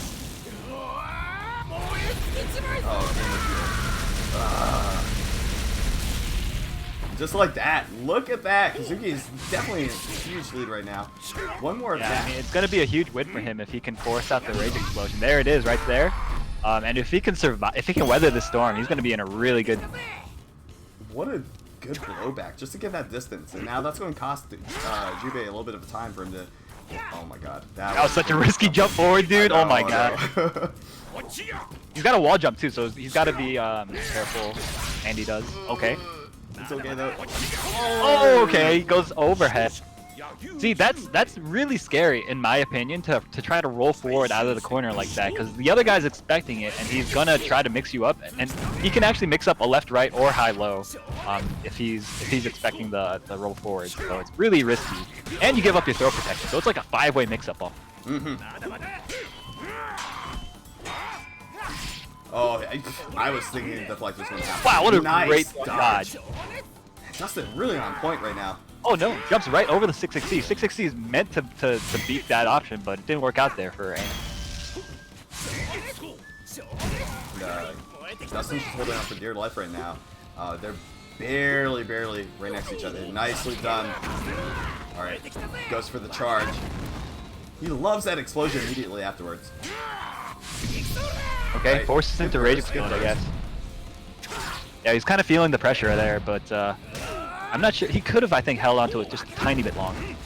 Yeah, so you could use it as, like, if he gets a throw on you or... Oh, that was so good! It finally worked. Yeah, so he likes doing that. He likes to whiff a 5D and then just do the exploding pants immediately afterwards. Hadn't been working out, but just then it works, and that was when he needed it too. So good stuff. Oh, what the? Get out of here! What? How did he invite himself in here? Did you see that? No, I didn't see. It's I swear it's a closed lobby. You know, come back, kid. That one Hanzo player everybody loves. He just came in there. He came in like Akuma from Street Fighter 2 after beating up Bison. Like, oh, bro, he's like that guy that showed up after that Marvel tournament at EVO. Yeah. The Ghost of Marvel's here. Ghost of Marvel, dude. Oh my god. Yeah, random people can join in your games, which is absolutely insane to me. Yeah, I got no comment on that. Nice. Okay, so we're going right into the final game. No. Gets a throw, but messes up the DP somehow because... I don't know, that's crazy. Maybe because he played Bison for so long, he doesn't know how to DP. 2C anti-air from Dustin. What a great punish for that. Oh my god, max damage. Nice run-up throw. Cashes out all the damage from the charged up fireballs. I think that was a good decision. Oh god. And now, wow, look at this. Our 4-time Ronin Rumble champion is on the ropes right now. 6C, wow, catches him. Oh god. Oh wow, that was a ballsy throw. That wasn't actually a punish, but it worked out. He was looking for anything to happen right there, but oh man, I don't know. But just like this, he's on the ropes right now. He loses one more round. He is going to be in the losers. Not a good place. Oh wow, blocks the 2C. Blocks the overhead, doesn't convert into a full combo. Gets the knockdown. That's a level 2 fireball stored now for Dustin. Aces down the backdash with the 5B. The level 2 is the one that you can combo immediately afterwards, so. Yep. 2B into the DP, good stuff. Doesn't drop it this time. Oh nice, God, checks the run forward with the 5B. Uh-oh, that's gonna... Dude, Andy's getting thrown so much. I've never seen him get thrown so much. Okay, that's gonna be something. These dudes are just tossing each other around, dude. Oh man, oh man. Okay, good. Goes for the double low there. Oh god. Yeah, you don't see it often, but that's why it works so effectively, because they aren't expecting the second low. Yeah, and there's no auto blocking. Oh my god, I can't believe he was able to block in time. Oh wow. And that we are going to the last round. Kazuki has about like a 2-second rage, so I think that thing just activates and therefore it's almost gone. But yeah, he's gonna have to play carefully until it goes away. There we go. Nice. Oh, but oh wow, gets out of the corner. Very fortuitous turn of events there for. He jokes for the second one there. It's a little bit dangerous. Oh nice 2C anti-air. Gets the nice throw into the full combo. Good stuff from Dustin. Oh my god. He's showing no fear, just running forward, jabbing. Yeah, dude, both these guys have gotten thrown a lot this entire set. I feel like we've seen more throws in this set than we've seen in the entire rest of the tournament. And yeah, knowing. Oh my god, what a dodge! Oh, no SSM there. Could have been it. That I know. Oh my god, another throw! These dudes, they don't care. No, oh that's it. That is it. What? Dustin going up over Andy OCR. That was the qualify into top 8. That was it? Yeah, that was a top 8 qualifier right there. That was crazy. Wow. Man, I mean, last round and all that. That's Andy, man, I really didn't think that Dustin would make such a great comeback there. That was actually one of the best, like, adaptation points I've seen yet. Yeah, I mean, Andy became very defensive, and Kazuki just threw at least, I don't know, like 121 times. I think I counted that, but yeah, something like that. Crazy. Who's up next here? We're going in the losers. We got AR Markio versus Kokri. AR Markio. What's his name? AR_Markio. MARKYO. Markio, like that, right? Yeah. And then who else? Kotri. Oh. COCH. Cotier? No, not Cotier. COCH. COCH. Oh. Right. Alright. We have Kotri versus Dustin, who will not leave our lobby. There we go. He is probably excited. You know what's not a word, James Chen? Our friendship. Get out of here. Alright. What is up? Oh, sick. Yo, apparently we've got a Yoshitora player coming up, so I am excited. I want to see what this guy's got. Alright. Just tell me just how amazing Yoshitora is. So don't hold back or anything like that. Oh no, he's such a great character. Okay, good. Yo, you know what else is great is these bars. These bars? Oh, bars for days, son. Yo, look at that. Alright. I'm excited. I can't wait to see this, dude. So let's go ahead and get it ready up over here. There we go. I'm not familiar with either of these players, but I recognize the AR tag, Arcade Rumble, Mexican sponsor / team. That's Playing right. Darly. Well, I guess Kochori is a Yoshitora player, if Kiyomi is I right. think so, yeah.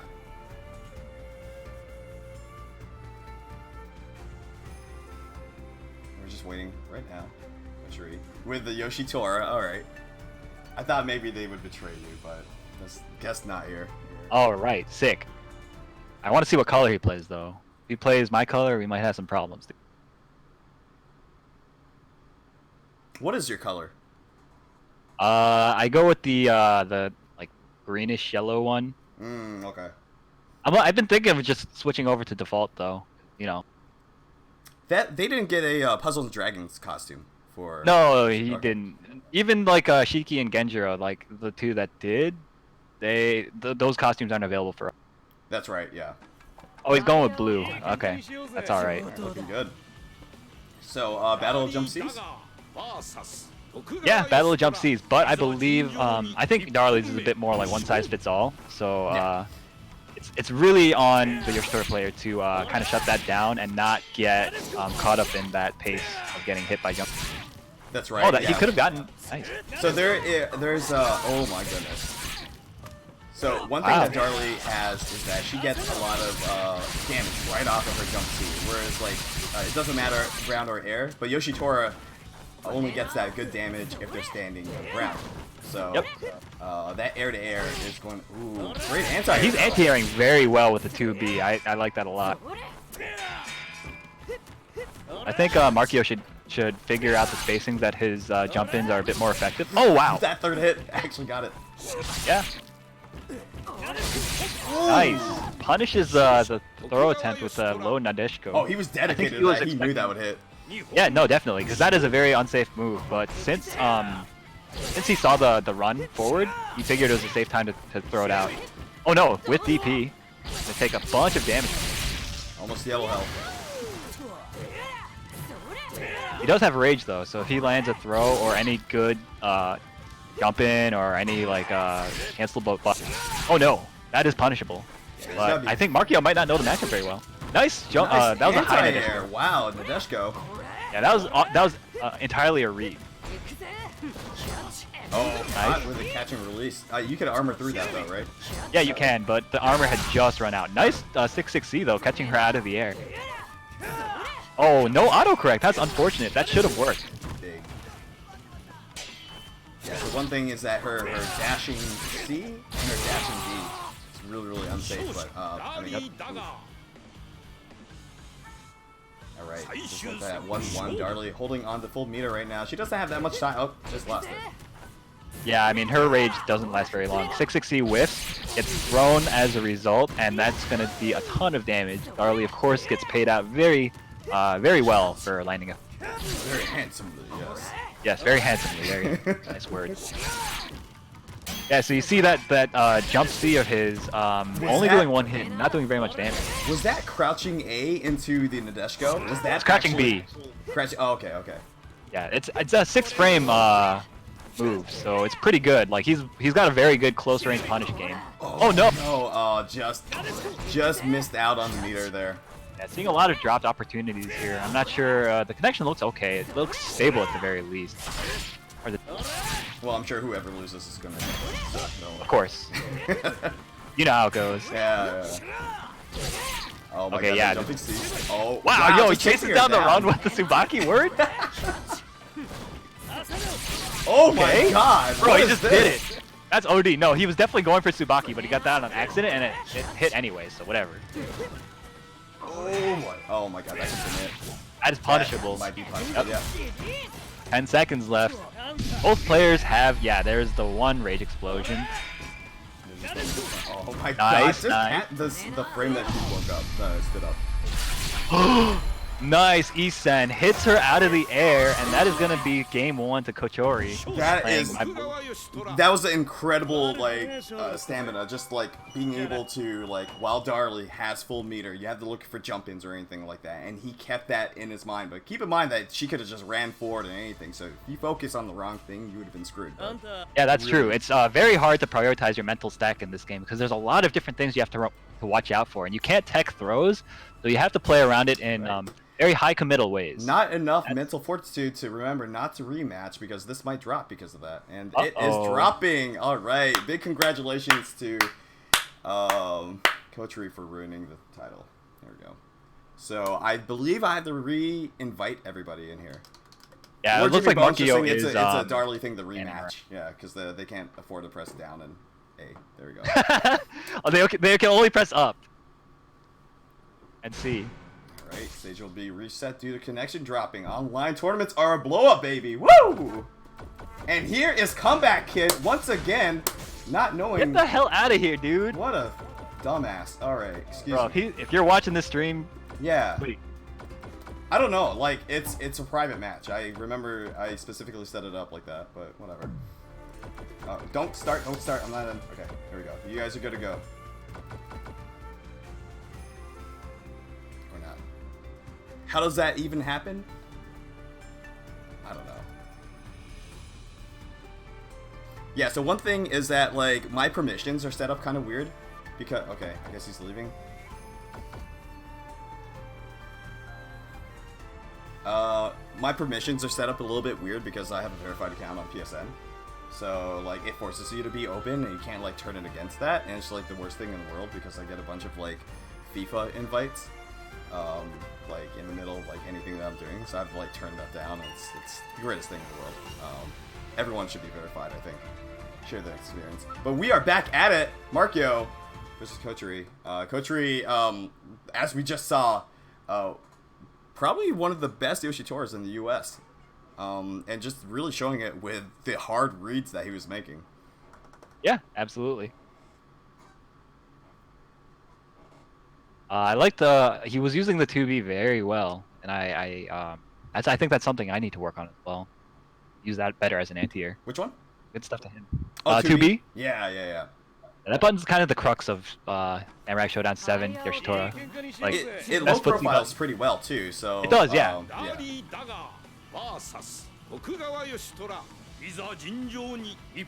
Right. Back at it, Darley versus Yoshitora. Okay, that was a pretty good blade surf, whatever the hell that's called.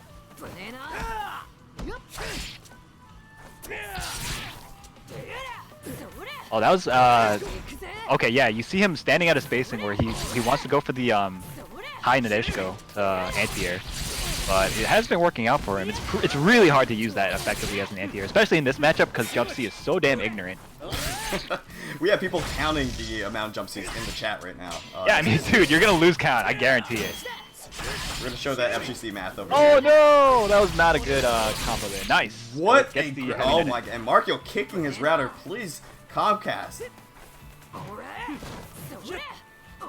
Oh my god! No, yeah. Both these guys just whip and throw. What the hell, dude? He just did a 5A word.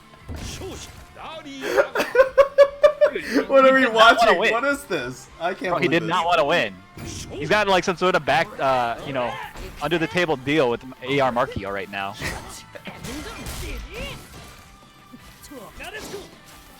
Oh my god. Markio's connection is, or I'm assuming it's Markio's, excuse me. Not the best right now, but there we go, Yeah. okay. Looks like we're stable again.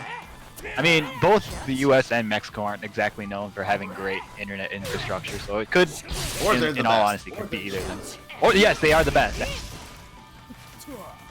That's right, we do have it in our policy. There's no aimbots allowed. I'm not sure what that means, but Capcom put it in their policy, so I assume it means something. Are you serious right now? I'm 100% serious. Oh my goodness. No aimbots.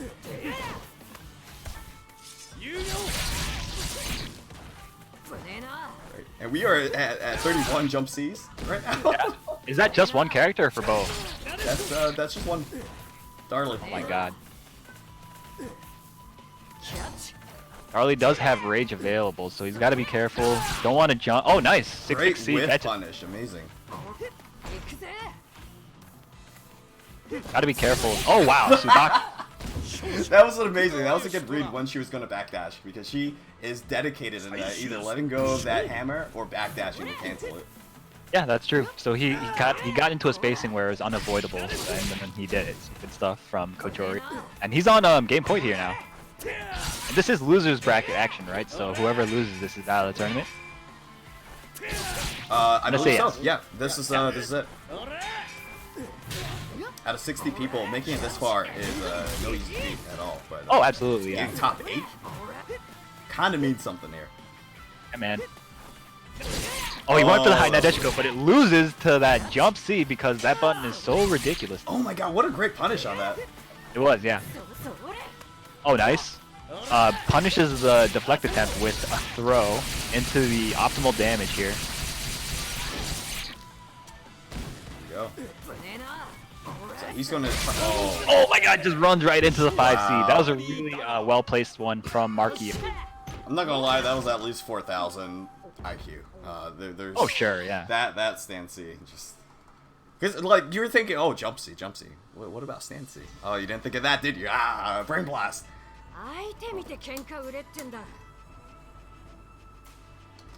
Alright, and we are almost ready to start the next one. Thank you so much for returning to the room.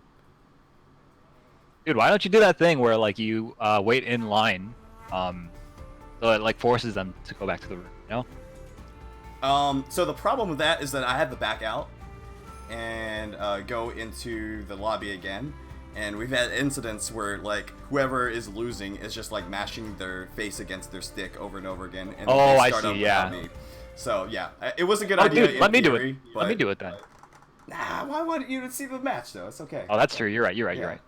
So we have to have, like, a third person whose entire role is just sit there and just, like, unready and ready up. And just in case that they ready up too fast, they're the sacrificial pawn. So really, there's a lot more to running a stream than I would have ever imagined. But, oh, look at this pick. Goodbye, Yoshitora. Hello, top tier Galford. Oh, okay. Top tier Galford, yes. I'm not sure about this. I think he wants to... Okay, yeah, I think he wants to, like, get over Darlie's jump arc with Galford's floaty jump arc and just hit her with that jump C of his. But I'm not sure, because, like, Darlie jump C hits all around her. Shit's does. ridiculous. Look at that. Just look at the animation of that. And it's Yeah, even man. bigger than it looks.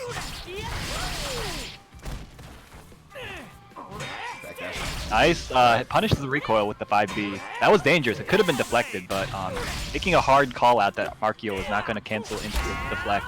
Nice. Oh, and this would be a Pulls the dog to cover. up dog. Nice. 5 or 6-6A maybe? I don't know. Yeah. And one thing that Galford does have is obviously some sort of zoning materials and all that fun stuff, but his anti-air is not really that good, so he does have to hold a jump C if he's not ready for it. Yeah, that's true. Like when he's on the ground like that, his anti-air options are very limited. I think his best options are to jump C, but that's like that requires like a good read, or at certain spacings, air throw works as well. Nice punish. And the jump C's are just coming and they're not getting any. Look at this. Yeah, I mean, there's no way to stop them really, but I mean, blocking is still definitely an option. It's just really scary to let Darlie in on you, because That's it? obviously she gets such a big reward on throws. Yeah. Wow, doesn't even get the chance to burst there. Markio is eliminated from the tournament. But Kotri, good stuff.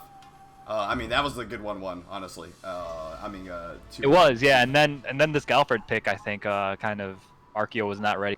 No, not at all. Yeah. That was incredible stuff, especially with the dog. I mean, he was able to keep her at a distance, and whenever she made a mistake, he was all like 100% ready to capitalize each and every single time. So, great stuff to that. All right, so who do we have next? Arcade Rumble Robert versus Lewd Stairs. Lewd Stairs is in here. All right. So losers quarters final, pool 2 top 8 qualifier. I am immediately banning him from the tournament if he picks Nakaruru again. So who was the other person? Lewd Stairs? AR Robert. AR Robert. With 2 T's.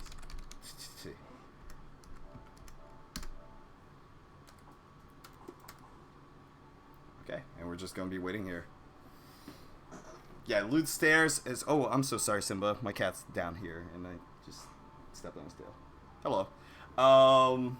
Yeah. So Lewd Stairs, top 8 qualifier from before, plays pretty low tier. Rimuru, I think play that, but more likely playing Wu. The one that puts the traps down on the field, kind of zones out, a little Sagat kind of like. But the problem is there's better zoners in the game, and what makes her really special is being able to put that trap out to limit movement. But it takes a while. You have to get that knockdown to begin with, and any sort of knowledge in the matchup makes it really an uphill battle for her. He also plays Nakaruru, which we all collectively as a community do not like. She's annoying, personality-wise at least. But we're just waiting here. But who do you think Lewd Stairs is going to choose this time? That's a good question. I really hope Lewd Stairs picks Wu, just because I like watching Wu. I like watching people suffer playing crappy characters, dude. That brings joy to my heart. I really hope he does that himself. What's a German word for Schadenfreude?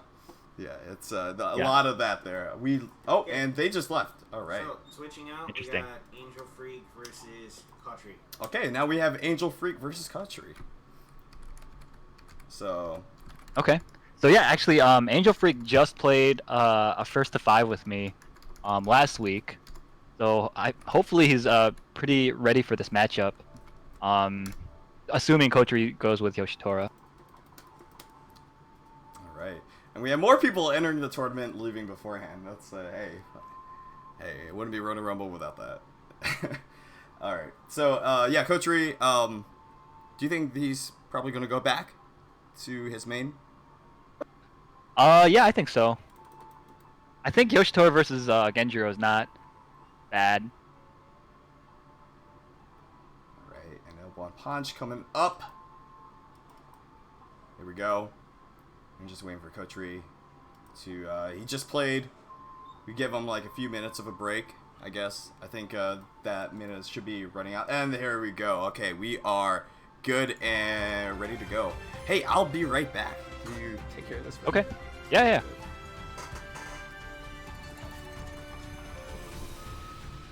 Alright, yeah, so this should be Genjiro versus Yoshitora, unless Kotri decides to go with Galford if he likes that matchup better than Yoshitora. I don't think he should. Like I said, I think Yoshitora does pretty well against Genjiro, but it all depends on what he's... Oh, okay.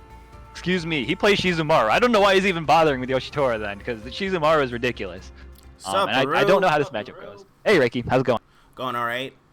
Going into losers quarters finals, this is gonna be amazing. Got Angel Freak playing Genjiro, the villain, Shizumaru, the kid villain, the little punk.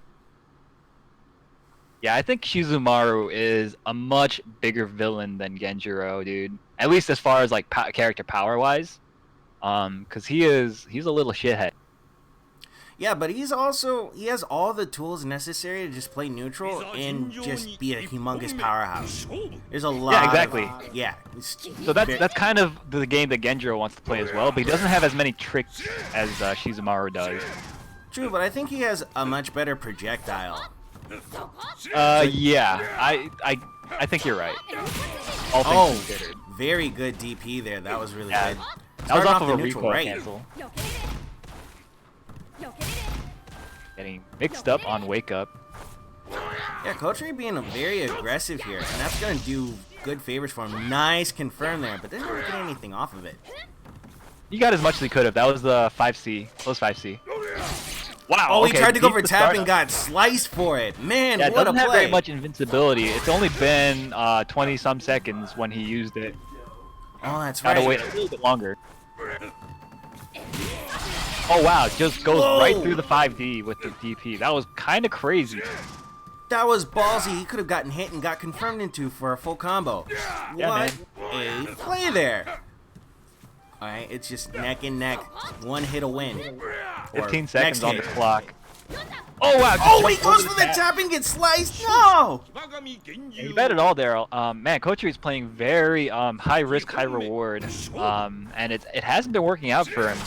It was really close, but man, he bet it all at the last second, and man, that was not a good risk to take in my. I would Oh say no, that- doesn't quite get the deep hit into the combo. He was a little bit too far. Got the close C instead of far C. That was a good recoil cancel, though. He covered his mistake and managed to get around him and wasn't ready for it. Nice punish on the whiffed WFT from Kochiri. I don't know, man. This Shizumaru pick, I don't think it's really working out for him, but there must be something in this matchup that he prefers compared to like Yoshitoa or Galford. I think just having a reliable reversal is the best thing for him. That's what he's looking for. But it's not Nice doing him tap. favors. Oh, nice TAP. Oh, big whiff on the 5C, and yeah, he's gonna have to Rage Explode there. Oh, Okay, empty what jump into a Issa. Yo, this guy, this guy just bets constantly, just over and over. My man is like making you guess. So Easy Samurai Okay, yeah, Showdown that as a gambling game. It's like Atlantic City here. yeah, man. I appreciate that you used Atlantic City instead of Vegas. You know, playing to your audience, your East Coast audience here. Nice SSM. That's going to be a good 70% there. And Genjiro is in the lead. Yeah, by quite a bit too, and he has the Rage Bar available to him as well. Oh, we can't count out the SSM possibility from Kotri, though. Yeah, that's true, but he doesn't have a tap charge stored anymore, so that he's gonna have to make the comeback pretty honestly. Yeah, you see Angel Freak playing very compact and not making very many openings for Kotri to, yeah. That's true. He doesn't have to really make any adjustments. He's had the lead. He played as best as he could. And he won for it. He was the better neutral player in this match. And that's, I believe, what really ultimately won him that match. Yeah, I don't know, like this Shizumaru pick, I'm not sure if it's a thing that he should stick with for this next game, because so far it was looking like he wasn't quite as comfortable with Shizumaru as some of the other characters that I saw him play. Okay, we'll just have to see if he can make that adjustment. Anyway, we got one for Angel Freak. Yeah, okay, so he's going with Galford instead of Genjiro. I think it's a better... or you mean Shizumaru. But yeah, I think it's a better pick. He seems way more comfortable. When he was making that run against Arcade Rumble Markio, you saw a completely different game plan from him, and it worked. It was great. It was a very good play, or it was a very good decision from him. Yeah, it was, and it kind of flew in the face of what I expected, or how I expected the matchup to go. So it's possible that he can kind of catch Angel Freak by surprise here with the surprise Alfred pick. But we'll see what happens. We will see what happens, and we're starting off pretty well with a nice fireball war. Yeah, so in this fireball matchup, Galfred of course has Poppy available to him, and Poppy, as you guys just saw, goes right underneath the card, so, or as you saw, it just completely ignores the card like that. That's a very powerful tool in this matchup, so the onus is on Angel Freak to kind of get in and make things happen. Oh, Okay, we got a weapon clash. First Clash in weapon the clash of beginning of the stream. game. Okay, yeah, he gets the knockdown immediately and gets to pick up his weapon. Good stuff from Angel Freak. Oh, nice, good DP, keeping him in the corner. This is exactly where he wants his opponent. With, as you mentioned before, Lex does so, or not Lex, Kotri does so well being on the other side of the screen, but with Genjiro, if he can just keep him cornered, that advantage is completely moved. Yeah, I agree. But this is a good situation now for Kocher. He got his way out of the corner, and he's got all that screen space to work with. Oh no, no punish. Whoa, what a... Switching spots now. Wow, it doesn't block the third hit of the Rekka string. I guess he wasn't expecting it. Covering mistakes. I think he was trying to punish, and he just didn't expect the third hit to come out. Oh wow. Oh my god. god. No, the whip on the teleport. Yes, wow, what a scramble! Oh, that's a punish right there. 2A into the Rekkas, and there's your... Bro, why would you do that? You don't have a rage bar anymore, bro. What are you bursting for? Yeah, I think he was just feeling really flustered there, because that was kind of a crazy scramble situation. Alright, now Kocher in a resource deficit here, but he still has at least SSM to back him up. If he can just get through this round without having to use it, he should be in a pretty even situation. That is a tall order, but it looks like he's making the run. So much damage already. But now he's in the corner, and that's where the real fight starts. But he could fight his way out here. That was interesting. I think he was going for a command grab there. Yeah, there it is. There. He's abandoning all of his zoning strategies and just going in for the run-in mix-up.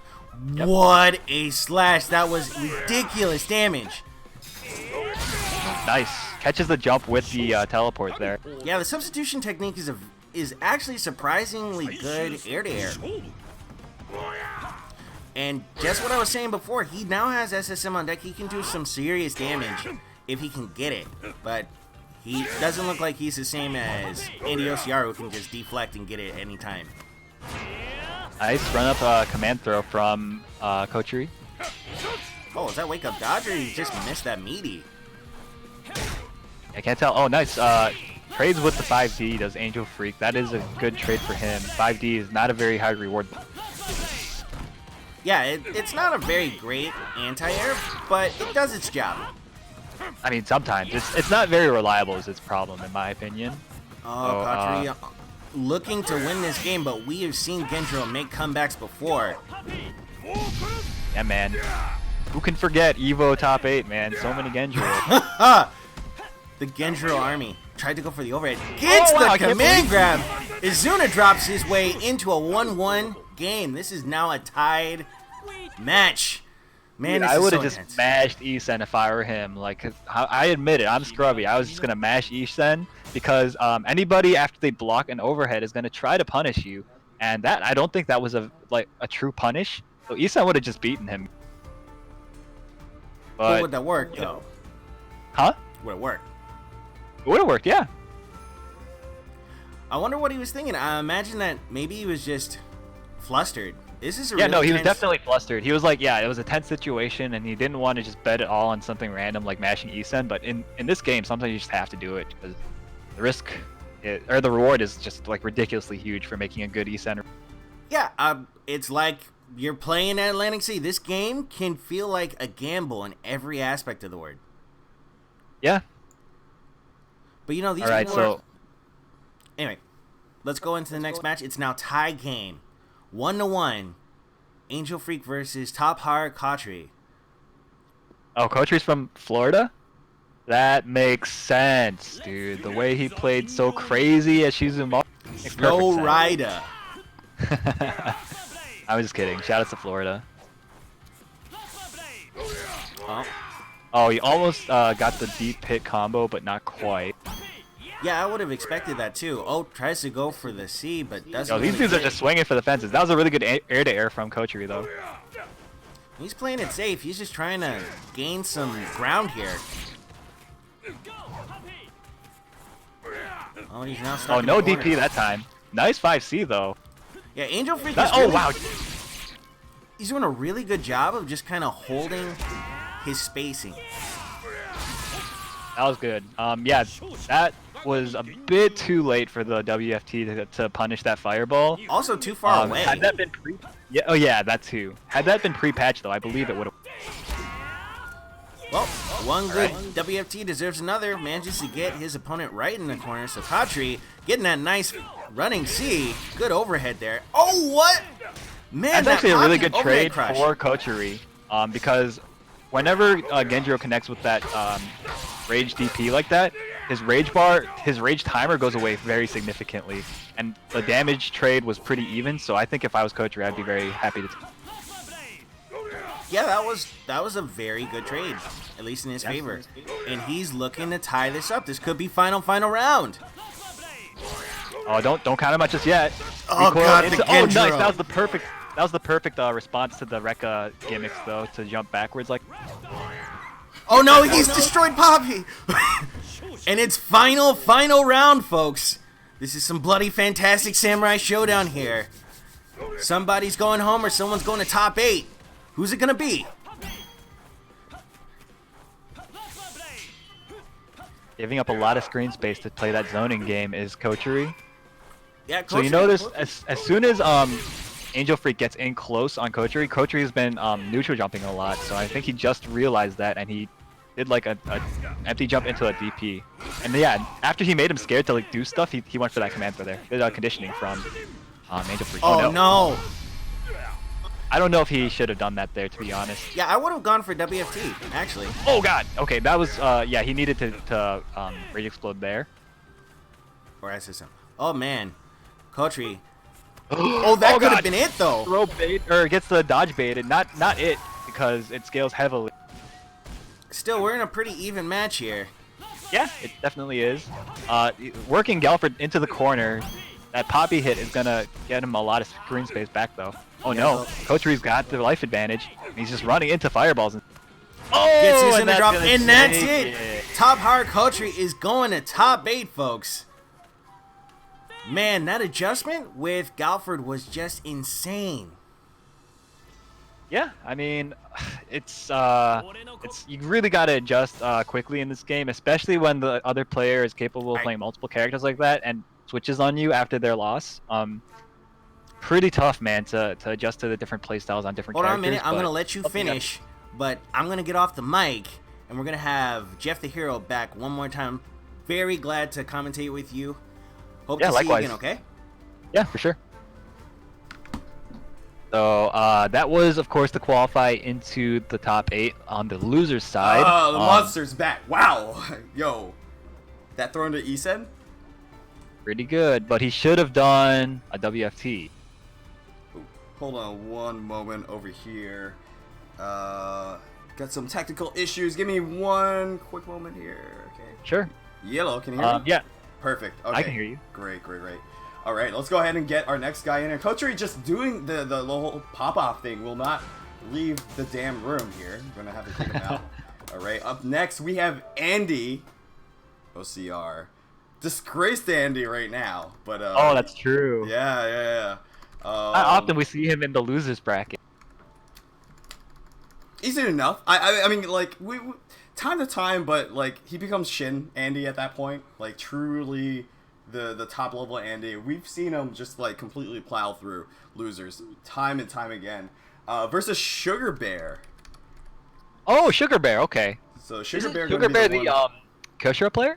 Or am I crazy? I believe so? I'm not entirely sure, but yeah. But, Okay. oh, yeah, yo, 4,500 viewers. Big shout outs to each and every single one of you. Thank you all so much for checking out the Sam Show scene. We really do appreciate all of you so much. If you're interested in signing up next week, we are giving away the Victrix stick that you can see in the background over there. Hey, I don't know how to zoom it in. It's okay. But yeah, check it out. Smash.gg/Ronin Rumble 18. It's every Sunday. And we are just going to go ahead and get started right now. All right. Also, I think Samurai Showdown for the PlayStation 4 system and Xbox One, I believe that is on sale for like 50% off at GameStop. Yep. If you want to give your money to GameStop. Pretty good deal, in my opinion. If you don't and you want to own a digital copy, it's $15 off on PSN Store. So we're all playing on PS4. So please do check it out. We have a thriving community. We have a Discord that is just filled with tons of our guys. And if you're just like interested in Sam Show content, we have a really tight-knit community. We're pretty damn friendly, honestly. So come check it out. We just run things. But let's go ahead and get started with the match over here. Yeah, this is an odd matchup that it's really rare to see a Kyoshiro player, especially at this level of play. But Sugar Bear is a very strong player. I played him myself. And I'm not sure how this matchup goes. I guess we'll see. I feel like Kyoshiro can play kind of like the poking game with Jubei, just because Jubei isn't like quite like as an aggressive character as others that kind of give him trouble. Yeah, I think one thing is that he does outrange Jubei, but the problem is that like they're very like slower pokes. So there's a lot of recovery on it. He could be counter poked pretty easily, especially with dashing steam. Plus Jubei just does so much damage, and Kiyoshiro just pokes. You know. Nice back throw into the corner, gets the full 5C. The knockdown gets to make some space for himself. Kiyoshiro, of course, most comfortable when he's got a lot of screen space to his back so that he can retreat and poke away at you as you try to come. Nice 2C anti-air. Man, oh man, I haven't seen it like used like that in forever. So keep in mind that. Oh, what the hell? What a great deflect! The anti-Andy OCR tech. I love it. Yeah, man. It's not often that you see Andy get deflected, which is really odd because Jubei has a lot of deflectable buttons, but he's just got a really good feel for when people like to use them. And just like that, 2 combos, and he is already down 50% health. Not looking too good. So keep in mind, if Andy loses this, he's out top 8. That means obviously someone else is going to be going to Japan, or China, excuse me. Oh, what a deflect. It's just right like back at ya. We might as well call that perfect. Yeah, it might as well have been, yeah. But that's actually good for Sugar Bear, I think, because he's got a little bit of rage built up, whereas Andy doesn't. Oh my god, what a deflect. Forces him to rage explode there very early on in the round. That's not what you want to do. And again, right back at and. Is he going to take a risk? No, he oh my doesn't. god, just stands up. Anyway.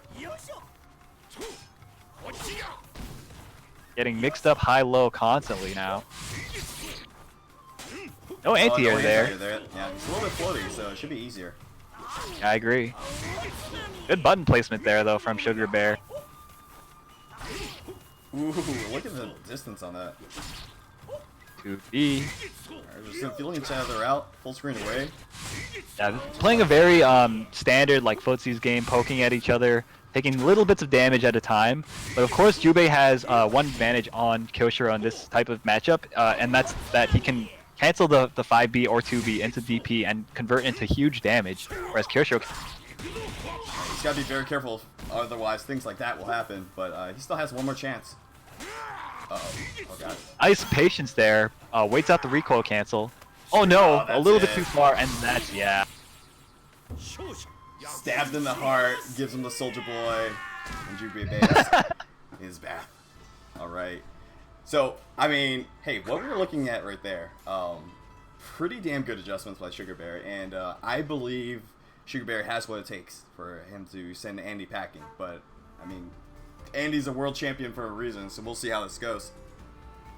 Yeah, man. Andy already, of course, secured his spot in the SNK World Championship, so he will be playing in the final tournament in Japan. That's going to be in March. But the winner of this tournament today, of this Ronin Rumble, gets a chance to play for an SNK World Championship spot.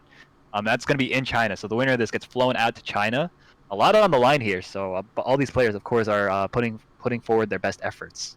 Big shout-outs to SNK for helping us put that together, and of course Victrix for even having the stream and the point system that we're going to go into later on. But right now, NDOCR is up 1 game, 1 more, and makes it into the top 8 for Ronin Rumble XVII. Man, that jump is so floaty. It's like a punishment jumping, but just barely misses the anti-air. Yeah, and then a good 2B whiff punish there from Sugar. That's one thing about Kiyoshiro, though. It's like his damage is so crappy, and it's really hard to get opportunities to do big damage with. It's usually off of like a really good read that you get good damage. So you have to play very cleanly for a very long time to win a round as Kiyoshiro. That's really hard to do. He does have an incredible anti-air, though, which does a ton of damage there. So he's very good grounded. In the air, not so much. Absolutely. Oh, just like that. Oh, and he caught him trying to backdash on Wake Up. Oh, the frog! No. Unblockable. A little bit of Vor on the front page of Twitch TV. Oh, makes the 6-6B whiff, and then whiff punishes with the 5B. Good stuff from Andy OCR. Now Andy is 1 round away from moving on into the top 8. Oh yeah, now he wants to deflect. He's feeling it. He loves that momentum. He knows that Sugar Bear. Oh, wow. Both these players have rage now. Oh no. Yeah, forced to rage explode there. Oh my god, what a You should have asked to send there. Yeah, he should have, but I mean, Andy taking a page out of Diddy Mokoff's book. And just like that, does the overhead in neutral, killing it off. What a decisive 2-0. Good stuff to Andy OCR. And that is going to put him in the top 8. Sugar Bear, amazing showing though. Like absolutely just did great to even get this far. Yep. So who do we have next? We got the Shannon Shmoo versus Zook Camry.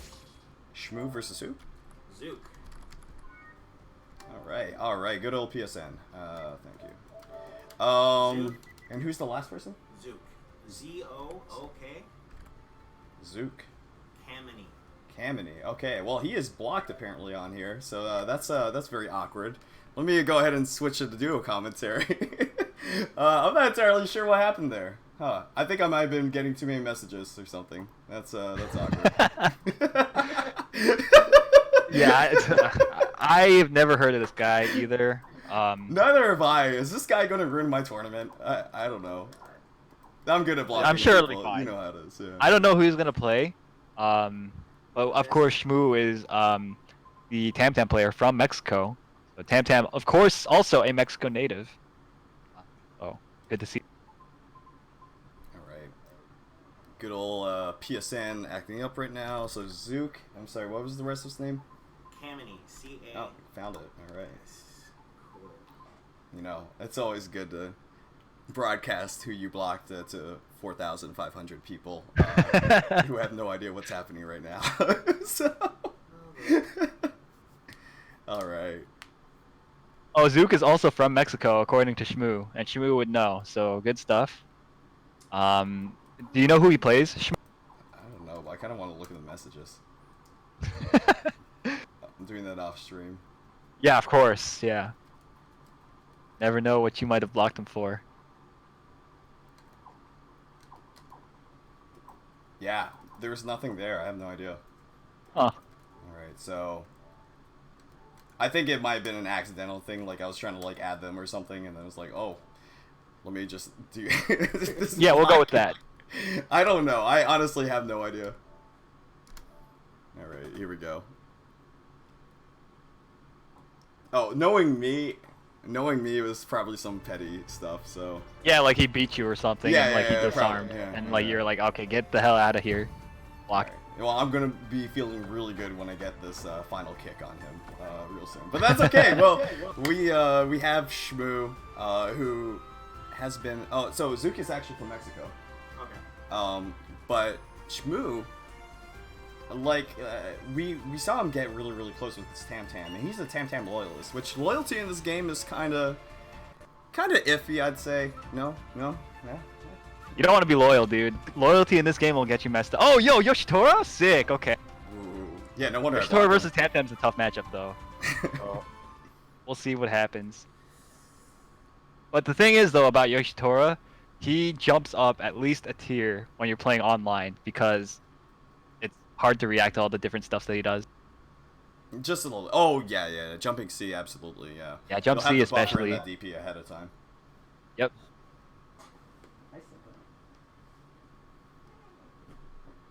Well, let's see what get you messed up. Oh, is that Yoshito? Yeah.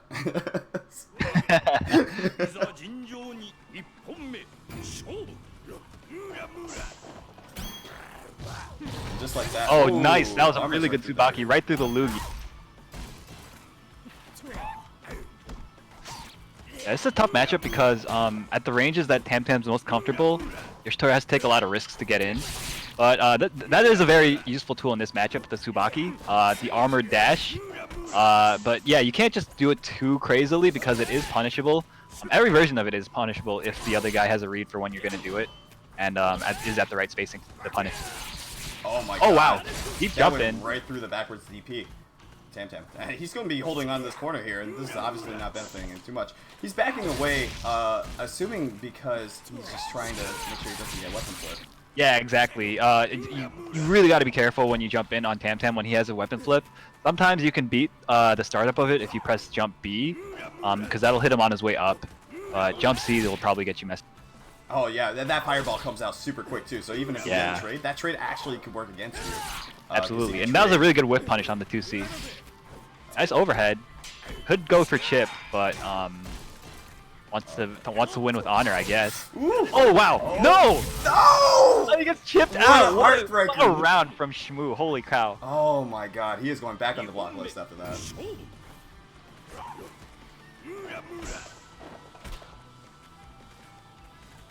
Yeah, that was unfortunate. He could have won with any special move to chip out, but he just wasn't feeling it, I guess. Jump heavy, that was standing. It's kind of hard to tell whether or not Tam Tam is standing or not because he's always kind of crouched downward.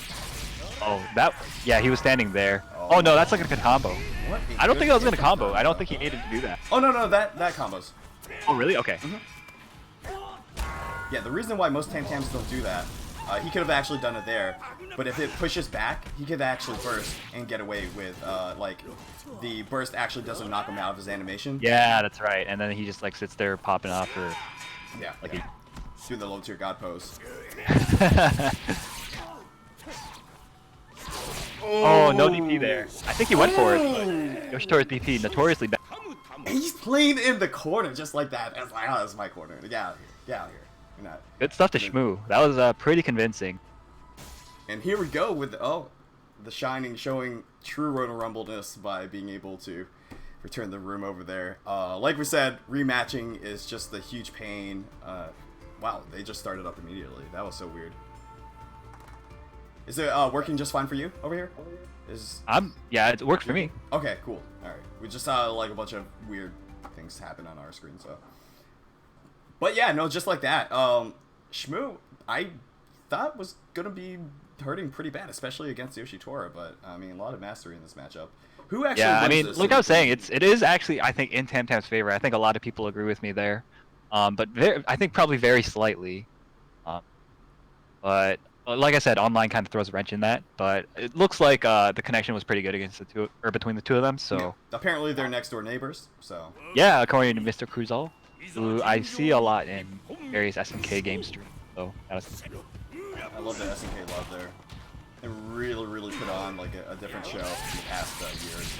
But, yeah. So that dashing A is actually cancelable, so he could go into the DP or backwards DP. That was a really good 6-6-E right there. Catches the jump. Oh, nice. Tsubaki gets in. Oh wow, beats the 2B anti-air attempt, and that hits him crouching. Really unfortunate for Shmoo. He's gonna take a ton of damage off of that. He does have meter though. He's gonna back off just like last time. And now he's gonna try catching him on the. No. Oh wow! Jumps over the 2C attempt. So could have won the game right. Yeah. Last time we saw him just stand up and not jump forward or anything like that, but because he jumped forward, the Shining went for the same mix-up, but you know, being caught crouching is huge in this game because it's easier to get jump-in combos. Yeah, absolutely. And the same thing happened 2 times there. He just jumps over a 2C attempt and gets a jump-in on Shmoo. Nice! Tsubaki's over the 2C. Dude, Shmoo's 2Cs are getting him kind of killed right now. He needs to change up his timings. And I'm not sure if he's aware, but he can actually beat the recovery of Tsubaki with like a throw. I'm seeing like really non-optimized damage from Tam Tam, like jab punishes on the whiffs and all that. I mean, he's dedicating himself to it, but just sitting back and counting his damage is actually a... Oh, wow! That was a really smart 2B. What the hell?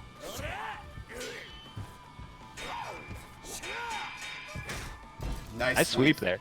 God, the makeups of armored top. Yep. Some crazy stuff there. That's standard Yoshitora stuff, dude. You got to take mad risks. Nice 5C though. Gets the full Asagao comp. And now he is at full meter. Oh, he's actually gonna stick. Oh, if he just weapon flipped right there, that actually would have been it. Yeah, you're right. 10 seconds left. He's oh no! Yeah, forced the rage explode there. He was caught crouching. So it would have been a free combo opportunity for Zook Kamini. Look at the damage of this. Oh no! Oh no! Wow, what a 2C! Wow. Hot. Oh! Yeah, he went for the B version of the Lugi, and Zook, of course, like a real Yoshitora player, woke up doing Tsubaki and goes right. It's pretty funny. It's I like it a lot because hey, if it works, you know, like throwing dynamite at your opponent, calling it a martial art, it's a real thing. Oh, hell right? yeah. Yeah. Yeah. So That's 1-0 for Zook Kamini. That's 1-1. 1-1. Oh, is it 1-1? Yep. Oh, my mistake. Shmi You're took right. the You're first right. One. Yep. And Scrub Cybot over there, backseat gaming, rubbing his hands together, like I could have done it. All right, so That's that tournament elimination salt, dude, where you're like Oh, no. sitting in the stream chat and you're like backseat gaming. That's that tournament elimination. It's really good as a commentator because you know, see no evil or hear no evil and all that stuff or whatever, and then you're like, I would have done this or whatever, and then like when you're actually playing, like your nerves are all shot, all synapses. Yeah, are going for off. sure.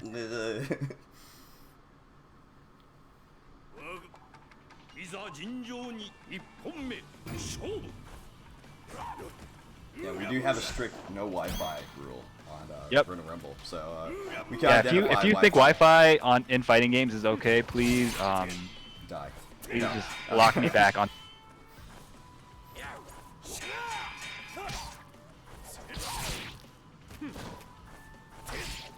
Nice jump B though, catching him out of the air. Good awareness and reactions from Zook Kamini. Oh wow, but a good jump B in response from the Shmoo. He's willing to take that too. I like that because the damage he gets from jump B is nowhere near as much as a jump in C. Absolutely. Oh nice.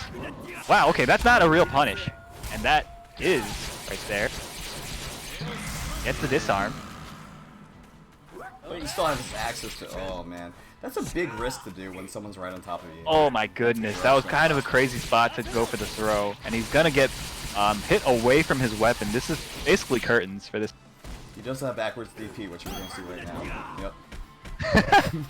Bro, why aren't you playing? Damn. I mean, it's The Shining. He kind of just when he runs out of options, he'll go to that. So. Yeah.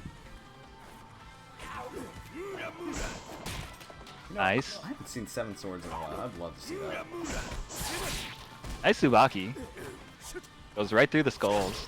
Nice jump B again, and now he's got Tam Tam right where he wants him in the corner, blocking all these jump ins. Nice jump back C though from. That standing C that he started there might have been missed input. Nice jump B again. Very good corner control from Zook Kamini. Again, look at those jump Bs. Oh wow, and look at that. He just gets right out of there with that Tatsu. That's okay. Another jump B. Dude, Zook Kamini is controlling the air very well. And now yeah, he smells blood, dude. That's why I used it there. Oh, okay. Bro, you better win this round though. Oh god, You use that your jump resource back was like so dangerous. yeah, forces him to use his. Oh my god! Calls out the backdash with the raw E-Sen, and that's gonna take it for Zook Kamini. So clean. Oh my goodness gracious. That is wow. You had to. That was so smart. Yeah.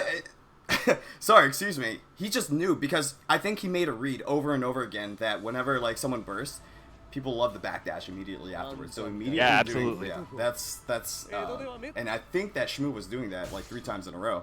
But that's going to give the guy that I blocked, I forgot his name, a top 8 in this tournament. So Yeah, Zook Kamini playing very well, and you know Yoshitora making top 8 and Ronin Rumble 17. Good stuff. I like. I'm still going to kick him. And that was loser side, right? That was losers. Yeah. Do we have another match? No, that was it. We're done. That's it. Oh, sick. Wow. All right. Well, that's the tournament, everyone. Thanks for watching. No, we have top 8 that we're going to be getting to, and let's go ahead put this back here. So once again, this stream has been powered by Victrix and SNK. Thank you guys so much. Rue, can you drop some links off for me? Where can we find more of Rue out there? Where can we find? Yeah, sure. So I have a Twitter and I have a Twitch. I'll link them in chat later. So you guys can follow me there. There's also, if you are on the East Coast and you actually go out to like offline events and stuff, or if you just want to hang out with us, whatever. We also have like an East Coast SNK Discord, and we just kind of discuss SNK games and other stuff in there. Kind of hang out. Just to If keep you want, in mind, sorry, in the chat, we are starting top 8 very, very soon. I'm going to be reading a few things off, and then we're going to be getting James Chen and Olaf, some top tier comments. Oh God, the illustrious James Chen and Olaf. That's great. Yeah, and we have James Chen in there telling me what words don't actually exist in the English dictionary. So big shout outs to James Chen for being an ass. But it's all good because you know what? Let's check this video out. This is all thanks to our good friends at Victrix giving us this beautiful Ronin Rumble stick that you just saw me holding 2 seconds ago.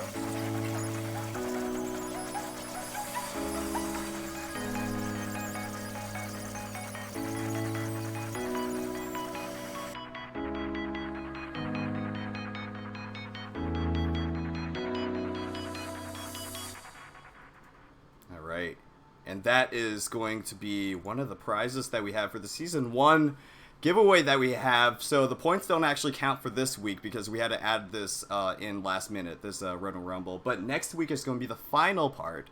I believe Andy OCR is in the lead with Diddy Mokov in 2nd place, and 3rd place is Space Detective. So we'll see how it goes. The stream is not done. We're not done yet. Yeah, man, we got the entire top 8 lined up for you guys. Don't go anywhere. Let's see. So, in addition to that, we do have Lord Jimmy Bones, who has qualified for top 8 in winners, I believe. Sake and Roses. That's a Ronin Rumble intermediate level open online lobby. It's every Thursday starting at 6 p.m. PST. Please check it out. Twitch.tv/Lord Jimmy Bones. He is the king when it comes to putting blind people glasses on and playing a pretty good Sam show. So please check it out. Please check it out. And we also have Ronin Rumble merchandise, in case you're interested. This is the wonderful Nezuriko. One of my favorites. She's not here right now, but you can follow her on Twitter at Nezuriko. But yeah, you can check it out. I lower the price down as much as possible, but any profits that I do make, I put straight to the pot. Usually we have a $100 pot every single week, and most of that just comes out of my own pocket. So, you know, anything for the Sam Show community. I love Sam Show. I love you guys so much. Thank you all for making this possible, and it's all because of everything that you guys have all been doing for us. Like coming out every single week, supporting the tournament, making suggestions, making things run a lot more smoother, getting used to it, and just showing your support each and every single week that any of this was possible. We're sitting on 4.5 thousand viewers right now. Thank you all so much, and Twitch wouldn't have done that without you guys contributing. So from the bottom of my heart, thank you so much. All right, so we're gonna be taking a quick, very, very quick break right now. If I could find the intermission, here it is. All right, and we will be back in about 2 minutes. I'm gonna be setting up for top 8. Don't go anywhere. Adios.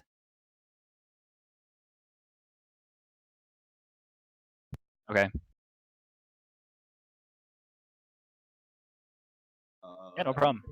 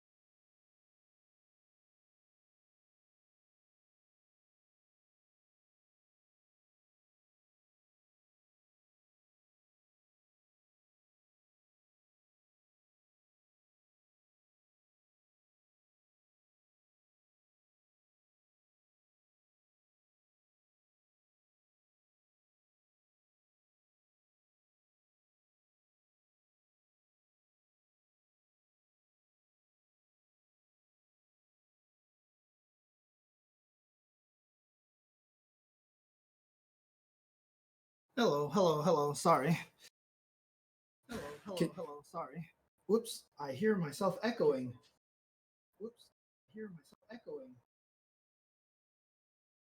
Is that my fault or your fault? Oh, there we go. Call me? No. Called me. Oh, he did?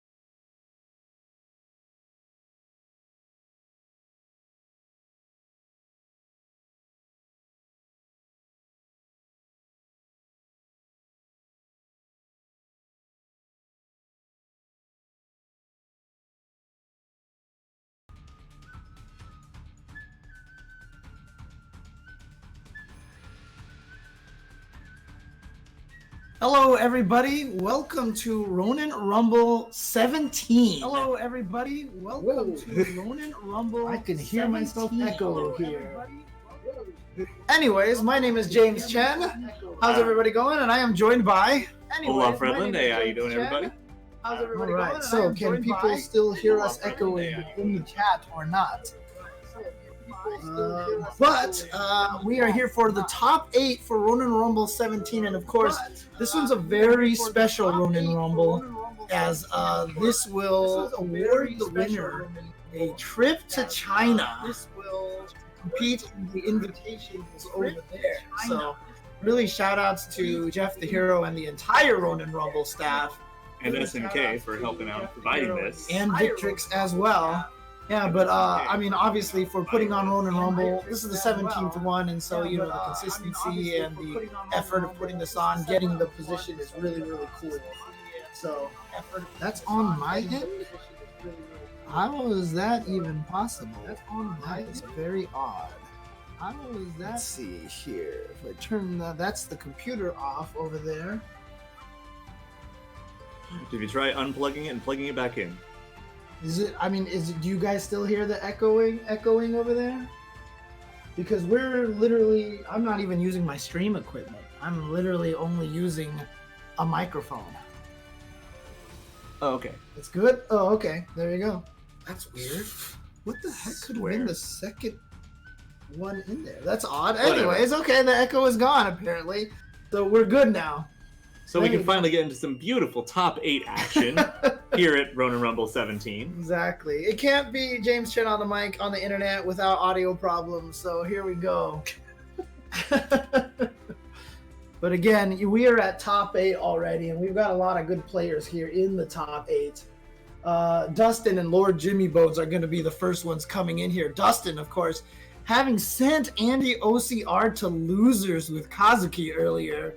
Really impressive stuff. And of course, Lord Jimmy Bones. We all know Lord Jimmy Bones. He's, I think they said, a 3-time Ronin Rumble champion. Maybe even more than that. And he's been doing a lot of great work at a lot of the majors running around lately, several top 8s. You know, because there may be people who are joining us for the first time. Mm-hmm. That's right. And shout outs to everybody who's watching this on the front page of Twitch right now. Yeah. Very, very cool to be featuring this event over here. And here we go. Lord Jimmy Bones is going to be going with the Charlotte, which is the character that he's been going with for a very, very long time. And it looks like Dustin is going to be sticking with Kazuki. Of course, Kazuki, the newest character added to the game. And very strong so far. Yeah, he's only been around a couple of weeks. He's already been making waves in a lot of the meta and how people approach any sort of matchup. We've seen different styles of the character. Yeah, very, very, very fast character, too. So it's really just kind of hard to keep him at bay. Hard to keep him out. Hard to keep him out when he wants to be in, but then hard to approach him when he wants to stay out. Right. And then the other thing, too, is if he builds up that level 2 fireball, because you're not rushing him down, he gets a free in off of that every single time. Of course, remember, he can build up the charge of that little fireball hanging out behind him. Make sure you don't charge it too many times. And then he can also use it when he's not down to actually mess up Oki and keep himself safe. Still one of my favorite things if you overcharge it. He like glances behind him. He's like, oh, oops. Oh, it's full already. All right, so it is going to be Lord Jimmy Bones on player 1 side, Dustin on second player side. And a disconnect. All right.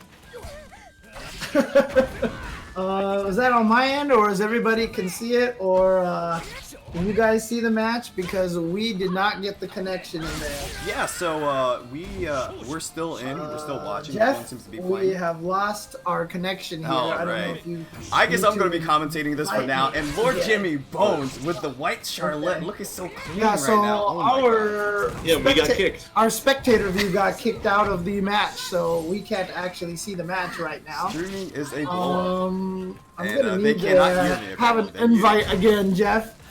If you can hear us. Yes, I can But I hear don't know you. if we can actually get in there to watch in time. I don't think You so. cannot if you're in the middle of it, but don't worry. Oh my James, gosh, you what a can hear me. stab by Jimmy Bones.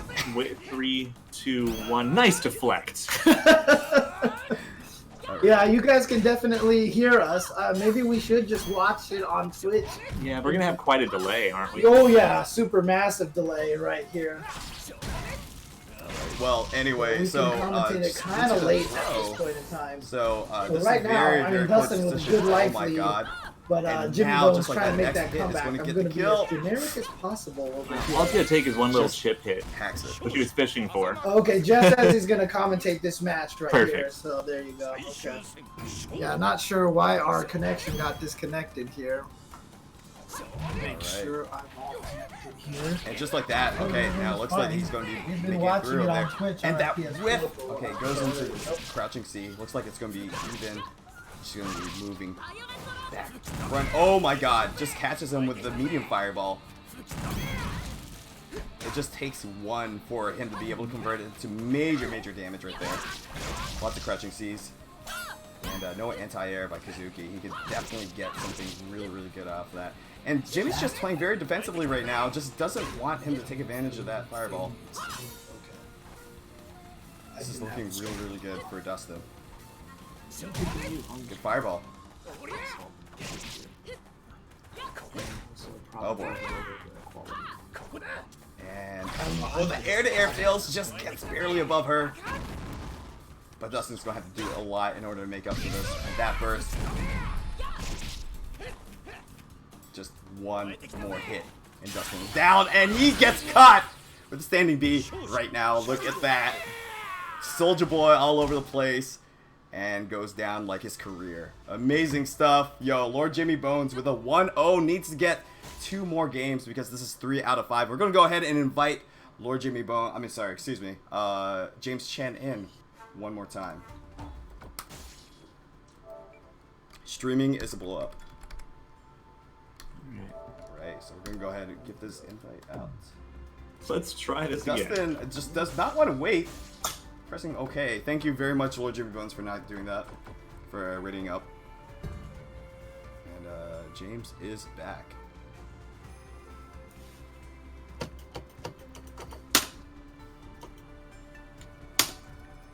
There we go. All right, let's Can try you guys this again. still hear us? Can you guys still hear us?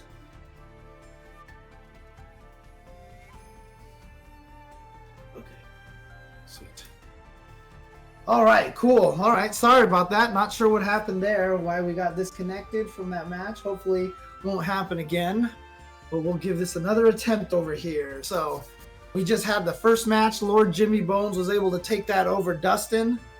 Lord Jimmy Bones fighting for the right to get to China for the SNK Invitational. Not a lot of USA spots, so this is one of the only chances for the USA players. So this is a key one right here. This in addition to the Ronin Rumble League points. Fighting for that Victrix stick. He's in it for all the money.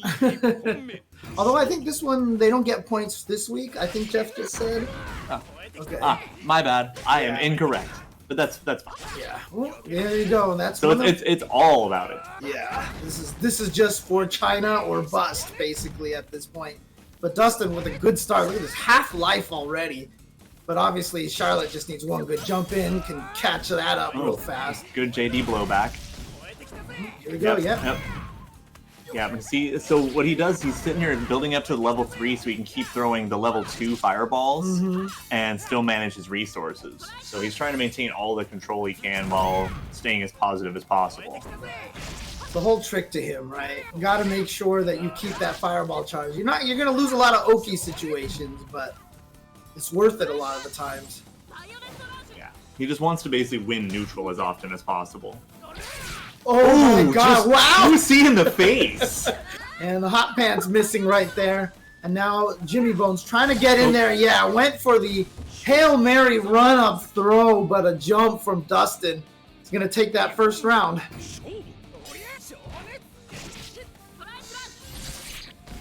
Right. Trying to take a little more patient zoning approach in this match now. Going all in wasn't quite paying off. Didn't hold the fireball long enough. No anti-air that time from Jimmy Bones. Wow. Get yanked. Snatch. I feel like he was trying to jump or he caught him before he got into the air. It was definitely on the way up. Now you'll see Kazuki has a lot of situations where he can pseudo frame trap you into that anti-air grab. So there's a lot of times you can just throw it. It just works. Yeah, Jimmy Bones right now has tried to go for a lot of run throws, which hasn't been successful. The run slides, however. Oh, he was crouching. Ooh, and got the cross. And there you go. Almost half damage right there.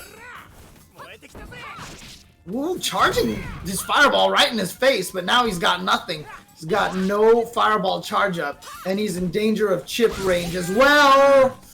The early jump B from Jimmy Bones is going to put him at match. Is this 2 out of 3 or 3 out of 5 here, Jeff? To start the top 8. 3 out of 5 the whole way. Gotcha. Yeah, buddy. Yeah, this is the important one. Ugh! Again, Charlotte just getting gobs of damage off of that.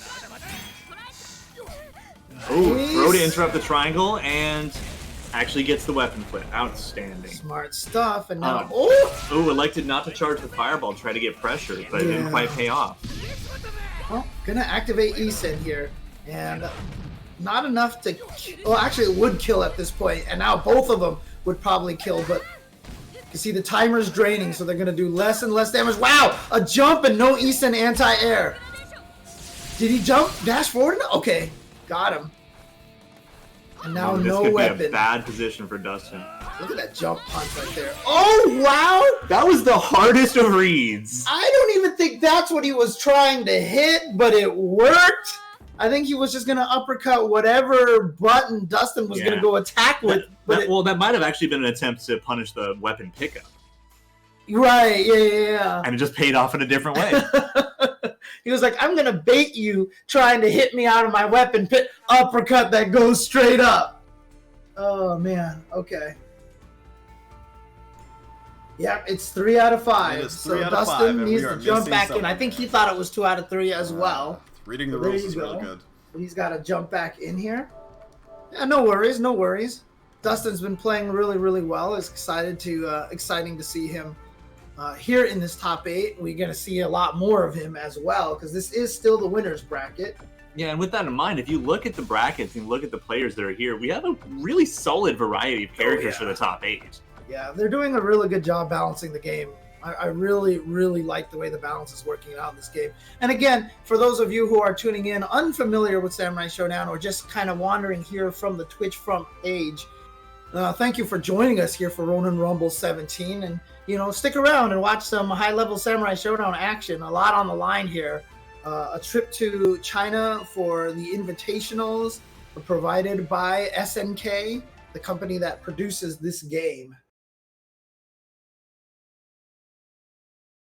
And so this is right now, Lord Jimmy Bones is up 2-0 with Charlotte. Very, very strong character. Kazuki, of course, also very strong as well.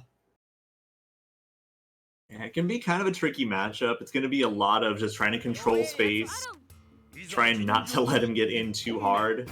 Because, Kazuki has some excellent anti-airs, but it's knowing which one to use at what time. And a run-throw punish from Lord Jimmy Bones. Again, I feel like that was more just a... Oh, caught him crouching. Oh, God. So if you're crouching, obviously, it's much easier to land the jump-in combos. Oh, gosh, again, these run throws costing both players now. Dustin really wanted to get to use his rage, because Kazuki is tied at the shortest rage duration in the game, but he needs that disarm to help, slow Charlotte down. To try to work on the comeback at this point in time. He's going to get the throw combo. Oh, he reset! I like it. I like it. Normally you can combo off of that fireball, but instead he went for the reset to get extra damage. But unfortunately, Lord Jimmy Bones still with a big life lead. Yeah.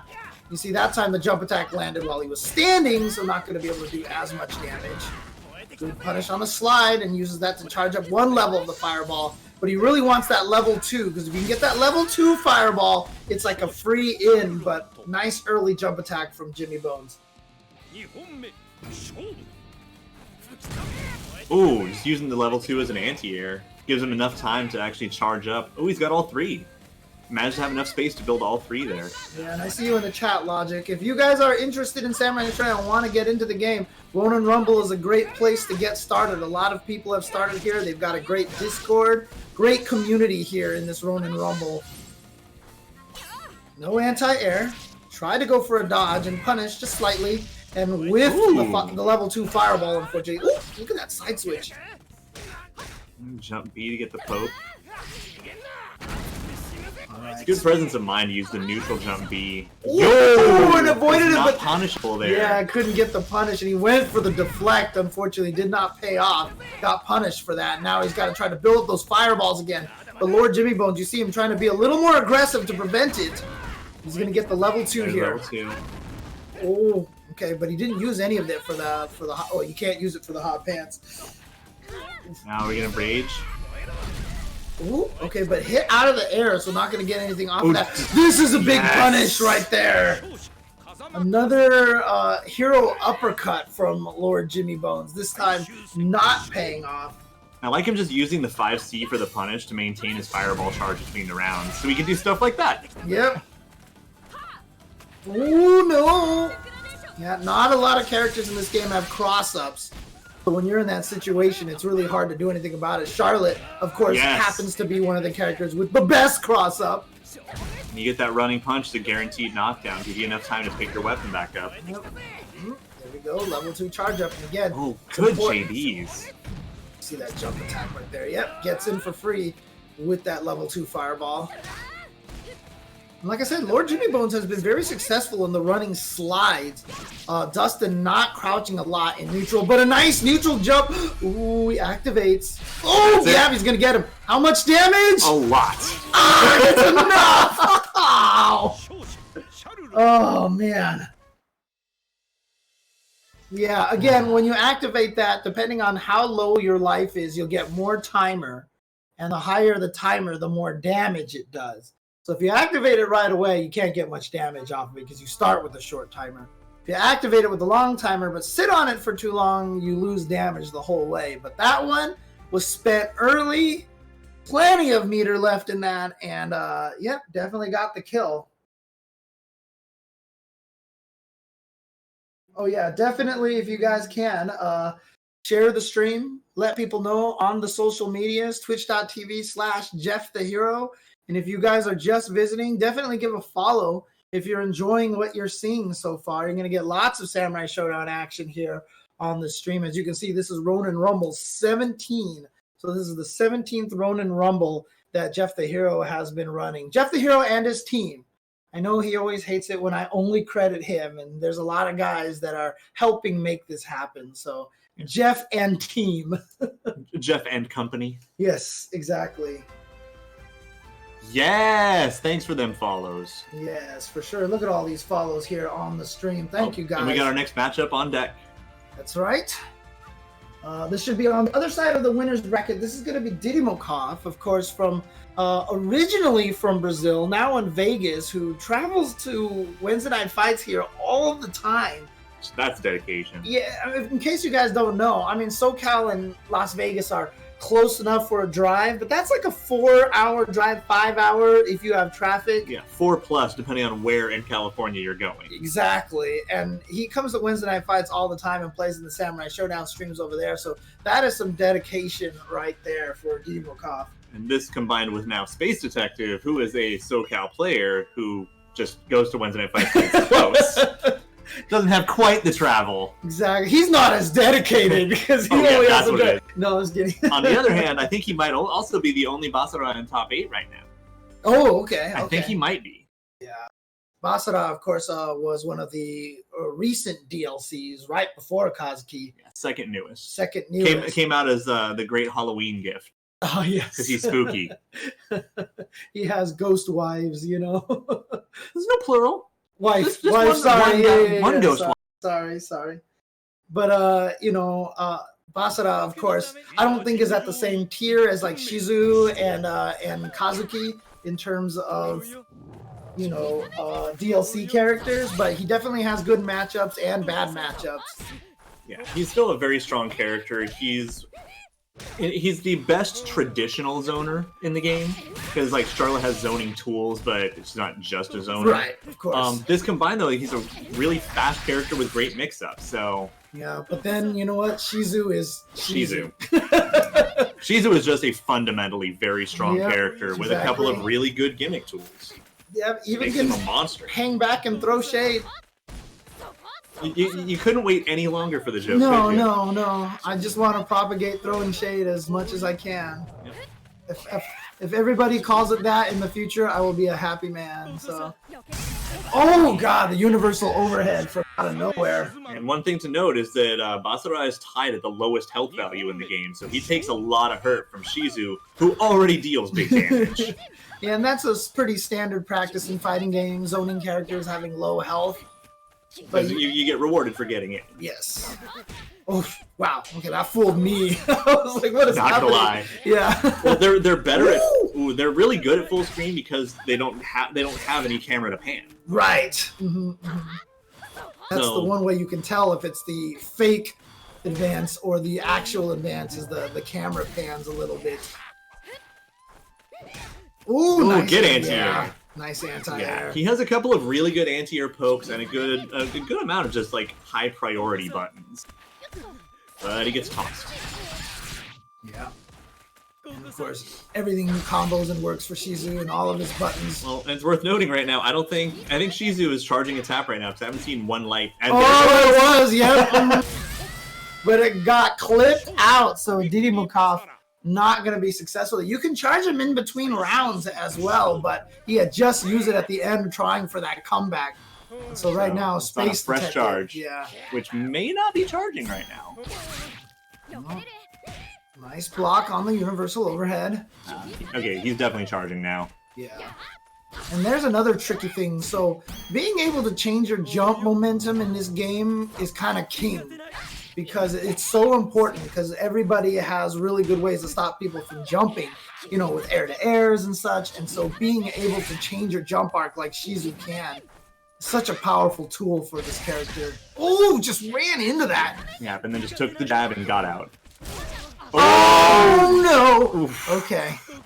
Good damage right there, but not enough to kill. It wasn't charged longer than that. I mean, it can get up to like 70%. Oh, what the patience! Stare down. I love the patience right there from Space Detective. There's the burst. Oh, and he did it! He got him! Ah! Space Detective with game number 1 and the Isen just going for it. As soon as he saw Didymokov run forward, he's like, nope, Isen. And he's like, you flinched. Yeah. Now, of course, you know, if you run forward, you can try to dodge. You know, there's all sorts of little ways to get out. Well, you can't actually dodge. You have to run stop dodge. Yeah. So you can bait it. So that was within. So when you start running, you actually have a minimum travel distance before you can stop. Right. You know, you can cancel into stuff, but you can't stop before a certain distance. Right. He caught him in that minimum distance. Yeah. I mean, he ran a little bit. I felt like it looked like he was trying to. It was just enough. Okay. All right. So Space Detective with game number 1 over Didymokov. And again, these are players who have all been traveling the world trying to get those points for the SNK World Tour as well. We're in a new era. It's beautiful. Ooh! You know, take the running C. Yeah, so one thing is Basara does not have much in the way of combos, but almost everything he does that's worth it knocks down, which gives him time to set up that little puffball. Ooh, nice! Yo, like that DP! 4 DP, and again has the anti-air on point as well. Nice evasiveness from Space Detective so far. Oh, very fluid. I really liked what Didymokov tried there. You know, tried to bait the anti-air and punish it with the B+C. Ooh, but that hurts a lot. Yeah, but ow! Ow! Now, trying to play a little bit of a zoning game. Yeah. Oh. Predicted when he was going to toss the fireball and got the punish. I mean, it's nice that it arcs because it covers the sky, but that just leaves a big old opening from the front. Oh no, backdashed into that. Oh no. Oh no. Again, look at that damage. Yeah, his DP is really powerful, and you can just consistently get it off of a bunch of different situations. Yo, wall jumping over the puff there. That was slick. There you go. The puff can be a good meaty tool, but you see it doesn't have a lot of life. It doesn't last forever. Its tracking is okay, but it's enough. It's just more a harassment tool to try to get them into situations where you want them to be. Right. Ooh, okay, good burst. Yeah. That was nice. The fake run. Fake block. Oh! He got the umbrella. Yeah. Again, being able to change your jump arc is also such a good way to. One of the reasons why it's so good is because it can blow up Isen's attempts like that. Because Isen, beautiful anti-air. Yeah. Works great as an anti-air, but you know, characters who can stop their jump arc, who could double jump. That's why it's so hard to get Yashimaru whenever he's jumping around as well. Yeah, the thing is that at least his is a little more limited. Like, you just wait for the first jump. If he jumps the second time, then he's kind of boned. Right. You know, Shizu, once he starts floating, he can end his float at any time, change the trajectory, dive, or just float the whole time. Yeah, and even float backwards, or stop floating and float again. Yeah. You know, he can do all the things. So, man. Yeah, and given the nature of Basara's weapon flip, his zoning angles, and Isen, like, Umbrella stops a lot of what makes Basara good. So it becomes, you know, at the very least a fair matchup, if not a tougher one. Wesker would be proud. Don't talk about that. Ooh, that jumping 3K is so good. Oh, and again, there you go, the float. You see how he's able to throw the umbrella and then chase right after it, too, to try to use it as a way to get in. Oh, try to bait something out of Space Detective, but again, we've already seen it a couple of times. Space Detective very patient on defense, and I like that. He plays a more fundamental style than Mixie, and he just like that's one of the things that makes some of his mix-ups potent is when you don't expect them to be playing more patient and fundamental. Then when he does a mix-up, you're like, oh, he's just jumping in on me. Oh, I'm dead to something else. Yeah, and then he gets hit by a jump. Half his life. Yeah, you know, that's... he melts. Ooh, nice fake right there. You can see that obviously Basa can fake the dash, fake a walk, fake a jump.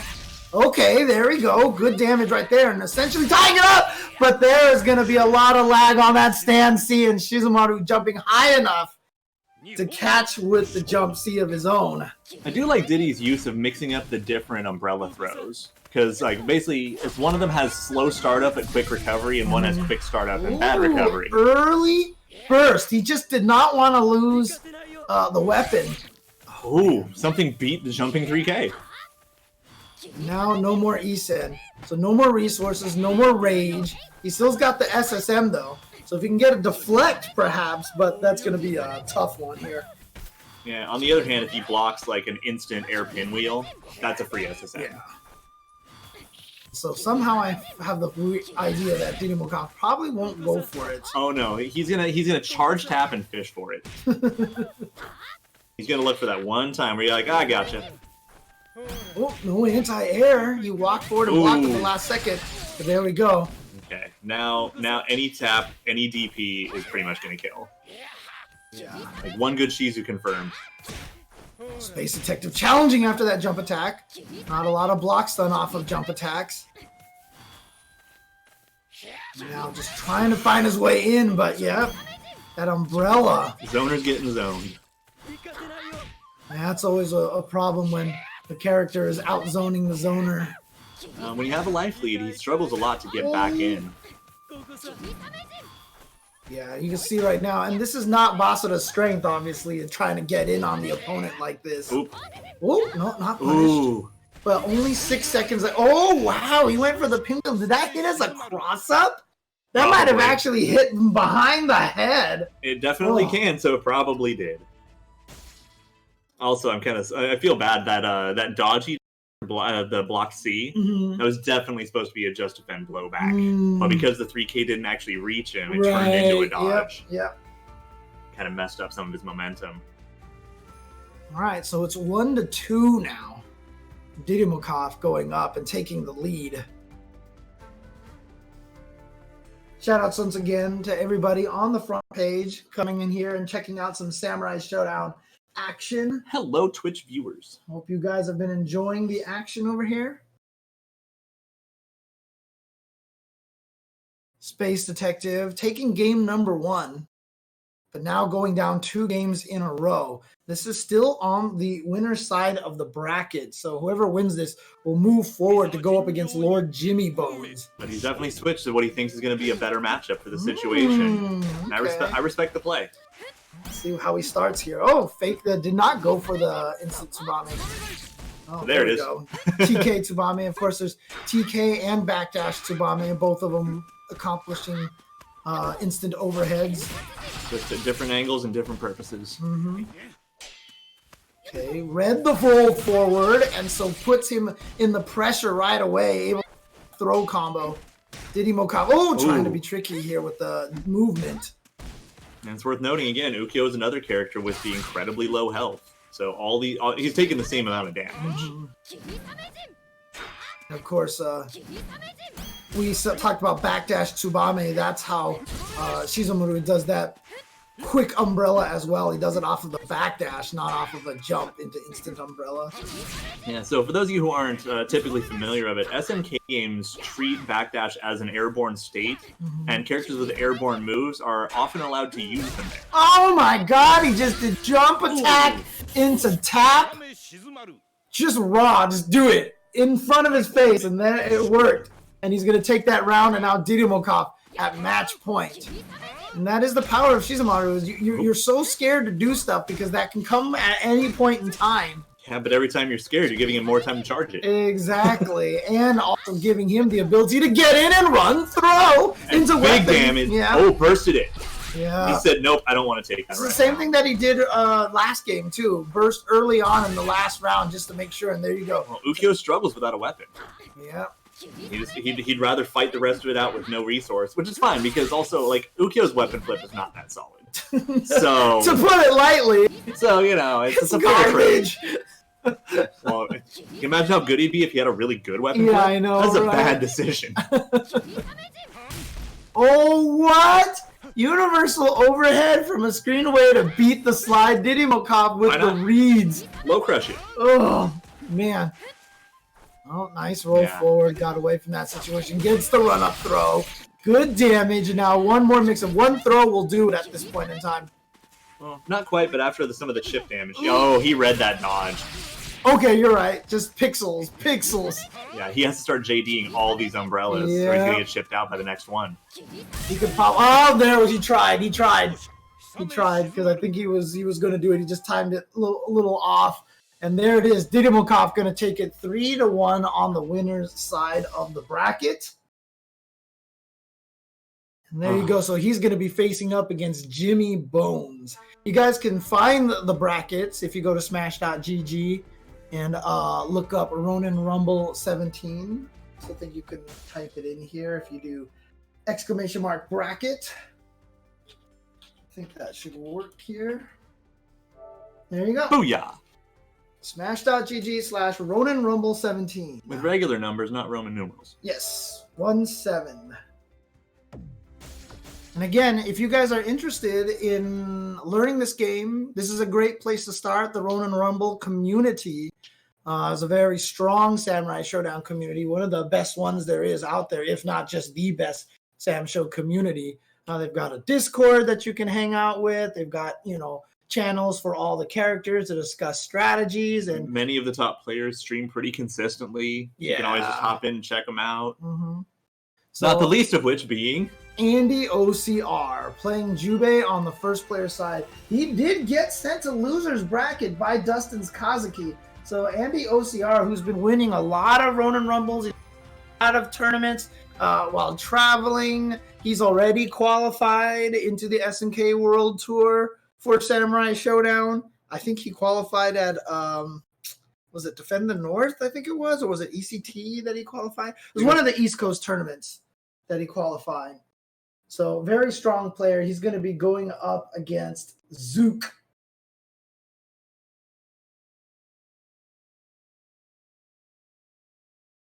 So this is going to be interesting. It's a Jubei Yoshitora. And Jubei's counters make Yoshitora have to think twice about his game plan. Yeah, Yoshitora obviously gets a lot of play out of that jump C, but Jubei is one of the only characters that has a counter to jump-ins like that. And those counters do a lot of damage too. Massive damage. Yeah, and it feels so good. Like, oh yeah, it's my favorite. It releases the endorphins. Oh yeah. It's the adrenaline rush for sure. Yeah, so he can't just rely on Jump C like he can with a lot of other characters. But Andy OCR also has a very strong read on when the opponents like to hit buttons. We've seen that during the course of this entire tournament. He's deflected like 5 or 6 total times that at least I've seen on stream. Per match, maybe. Yeah, fair. Okay. He is easily one of the best deflectors in the business. Period. His reads and ability to capitalize on it is fantastic. And again, one of the cool things about this, we saw Didymokov earlier. He's a Street Fighter V player. Andy OCR was a Street Fighter 4 player. You know, we have guys like Lord Jimmy Bones was a Super Turbo player. Kizzy K, Lost Soul, all these guys. Anime players. Yeah, got everyone from all the different scenes united together in Samurai Showdown, which is really cool. It's really kind of like the melting pot of fighting games. It's a delicious potpourri. Sounds like we need some great people. Oh my god! That was a missed input. He missed his SSA. What? That means he still has it as a resource and got Zook to spend his burst. Yeah, we take those. Yep, so it actually kind of worked Is out. that Oh no, we're throwing to nothing! Dude, we're getting like borderline American resets here. And then the stand C raw just to drain the rest of that life. Andy OCR taking game number 1. Could be a little bit nerves on Zook's part. Yeah, poop happens, you know. Not every match is gonna be perfect. You know, the human element is one of the greatest things about fighting games. Oh yeah. It's one of the reasons why I am personally a fan of like execution kind of things. And it's funny too, because Samurai Showdown, one of the greatest things about this game is that there's not a lot of heavy execution in this game. So it's very good for newcomers to the fighting game genre. Yeah, it's far more about your decisions than what your hands let you do. But the thing about this game is when you play it, there's a lot of adrenaline in this game. There's a lot of tension. And that's enough to make you even miss the simplest of execution things. And that's another key factor. This game just puts you on edge. Nothing worse than being so nervous you screw up at quarter circle forward motion. So we got a character switch. Got another Basara. But that running C just kind of makes Basara's life a little miserable. Yeah, I think he's going with the idea that like now... I mean, it's like we were talking earlier. Is that this character is a bit just throw the counters on. Right. He can get deflected fine. But you saw that whiff right there off of the missed uppercut. He didn't get the punish. Andy OCR, I think, was trying to option select that uppercut, but was a little too slow on the uppercut. Ooh, what? Missed. Out of the corner. The jumping 3K whiffs. That button actually can cross up, and it just missed. Ooh. Actually, I think he punished There we go. go. He went that was a counter, but he kicked it. Yeah. So Jubei's counters only work on slashing attacks. Of course. But not only slashing attacks, but special move and weapon flip technique as well. But it has to be a weapon-based normal, and that kick is not weapon-based. Oof! And Nice. throw. There we go. Yeah, you'll Into see the corner. You see Andy like stagger to make sure that he's out of throw immunity and that he's not doing anything. Well, right now, Zook trying his best to keep Andy in the corner right now. Nice. Yeah, fake that jump in there. Yep, and that hits on the way back, so you gotta respect that. There's one of Jubei's biggest strengths is that universal overhead, which hits about 7 miles away. So it's just so good because it knocks down too. It's a low crush, it knocks down, it has range, it's completely safe on block. Okay. Ooh. Evades. And now, yeah, you see Andy is just, you know what, I'm going to be patient. Ooh, he backdashed out of that one. And honestly, a lot of times when I see that fireball and the opponent, I'll just jump into the fireball a lot. Oh, not going to be quite kill. He just ran out of the rage as well. Yeah, because that's the thing too, is like when the opponent has ESEN available, your health becomes a resource management tool. Right. Like, how many hits can I take to not take ESEN? Right, exactly. So you can just jump into the fireball. It does do a little bit of damage, but the fireball itself doesn't do a lot of damage. Yeah, it's 25 base damage, Yeah. I think. It's really low. Once you get hit out of the air, he can't juggle you with anything. So, okay, Andy OCR. Now this side, this one is loser's bracket side, and so the winner of this will go. Oh, on and to fight another Space character Detective. change. Oh, really? Over to Ukyo. Okay. And he's not feeling these matches. Like, all right, I'm just gonna pick everything until something works. It's fair enough. I mean, if you can play, multiple characters at a high level, you do it. You got to cover your bases.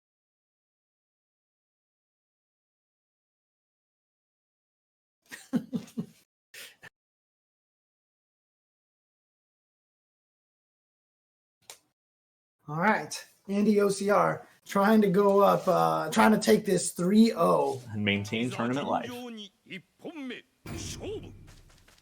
Again, thanks to everybody watching this at home. Oh, yeah, look, fireball for Ukyo. You can get that Tsubame out. Can send the fireballs back at the enemy. Yeah, I think he's going on the blender. He's like, can you just guess enough? I'm not going to try to play footsies. I'm just going to make you guess a lot. But the spacing from Andy OCR right now, immaculate. See him just outside of that 2B range and then getting the whiff dashing B himself. Oof. Yeah, not quite reacting to the dodge, but it's fine. Nope. And that is the problem with Ukyo right there. That floaty jump. You jump away from the throw and it's hard to punish, but there we go. That was nice. That was looking like Samurai Showdown 5 special. I'm gonna kick you, I'm a Tsubame, and there's nothing you can do. Ooh, yeah, one under and then the. Okay, well, you know what? Got a couple more guesses. Oh, okay. Left-right mix-up this time. Try to bait out a roll forward, yeah. I like it. He didn't Tsubame and overcommit. Oh, he missed! He missed the fireball reflect. Ooh. Overhead just missing. It's gonna be a slide. Oh, what? Rekka to win neutral. I respect it. Goes the raw 236. Oh my god. The raw quarter circle forward. Let's go. It looked like he was dashing forward. And then all of a sudden the slash just came out of there. There we go. There's that Sam Show 5 special again. Couch light kick gets you to low block just on reaction. And then overhead. And then overhead, exactly. Oh, wow! Oh, it's stuffed to Tsubame. Now, towards the corner. Rolls back into the corner. Yeah, Andy OCR keeps him there. You see him back off just so he never gets the roll past him. And that's key right now. Andy OCR not even bothering to press too hard on the wake up because he just wants to keep him in the corner. It's really smart positional play by Andy OCR. Backdashing over the low. Okay, the slide gets in there. Now what's the mix-up? It's patient. Yeah. He can't overextend. Anything is death. Okay. Jubei's running C is really good, and Andy's really good with it. Nice block on the instant air Tsubame right there, and the punish with the running C. But we're still in it. We're still in it. Yeah. I mean, the Ukyo has definitely been working better than the other characters that he's had so far. Taking one round. Nice block. And made that last round like really work. Nice little micro walk to get the full heavy 236. Yeah. Okay, punish. He's thrown. I was about to say he's thrown a lot of apples, but he's never committed to the actual slice afterwards. Get the good throw damage. Yep. Oh, that was sick. Was so good. And then caught him out of air with instant air Tsubame. Oh no. Oh yeah, Ukyo jumping and floating is never a good thing. Here we go. This could kill if he just hits it one raw Isen. Yeah, right now, like Zook's gonna kind of turtle up to try to make him like waste it, or to at least just not take that damage. Right. Oh my! Okay, here we go. Nope. Now he baited the burst. It's okay though, it's a throw and a low damage Isen. He's still got a chance here. Lots of scaling and no timer left, so we are right there. Oh my, but the standing, the classic round ender for Jubei. Oh, are you half a screen away? B. Fine. Oh man. Andy OCR baiting the burst to get the punish on that. Yeah, big brain plays. Yeah, all Zook saw was throw and just hit it. He's like, oh god, oh god. Yeah. Before he E-sends me or he stabs me, I don't want to take any damage. So he was just ready to, he was going to burst no matter what. He was going to rage burst no matter what. And then Andy OCR is like, nope. Yeah. I got this. I got this. No, and at the end though, you could tell it was Zook was concerned about doing the obvious Tsubame for the kill.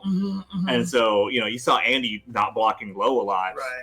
And he took that. He was like, all right, well, I'm going to see how I can win neutral in this. 5B. Wait, what just happened over here? Did we miss something on stream? Did someone get blocked or something?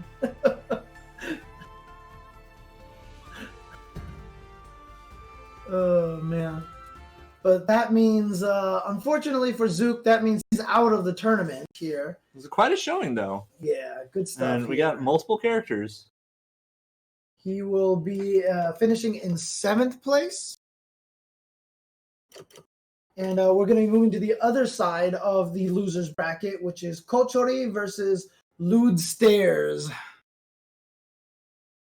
Still love that username. It's so funny.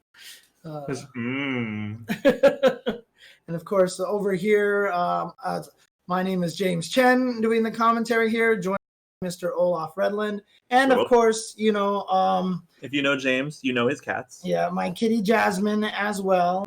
You know, I know Jeff's got Simba. I've got Jasmine over here. She's running in front of the TV a bunch of times and blocking our commentary view, but it's all good. Now she's sitting on my lap. Yep. There's this little commentator cat. Well, there we go. Lude Stairs and Kochori coming up here. You know what that actually makes me think of, weirdly enough, is the... Zarbon? No, it makes me think of the very ending of the dog ending of Silent Hill 2. Oh, wow. You know what I'm talking about, I do. right? Wait, do we actually have a Wu Rei Xiang in here? Yes. Wow, okay. Character still largely considered low tier. Well, you know what? We see her on the screen, so we gotta be like, Woo! Lude is top Wu. Nice to see a Wu Rei Xiang here in top 8. Yeah, and I'm really fascinated by where this matchup could go because, like, they both have ways to neutralize each other's tools. So I've not gotten to see this matchup as much as I would like. So I'm super stoked. Yeah, Wu is one of the characters that's designed to just be this like menace of his owner, right? But has a bunch of struggles in other ways that prevent her from getting her game played.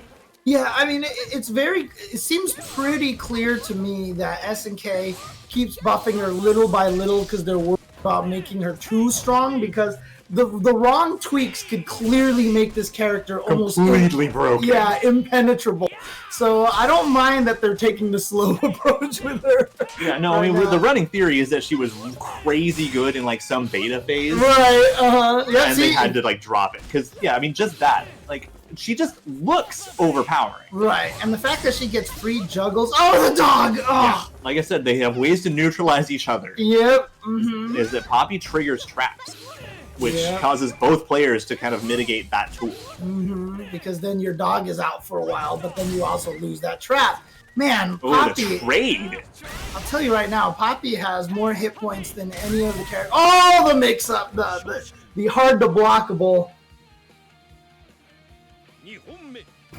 Yeah, that dog is an overhead and then catching that one isn't. Oh, that one's not? Oh, okay.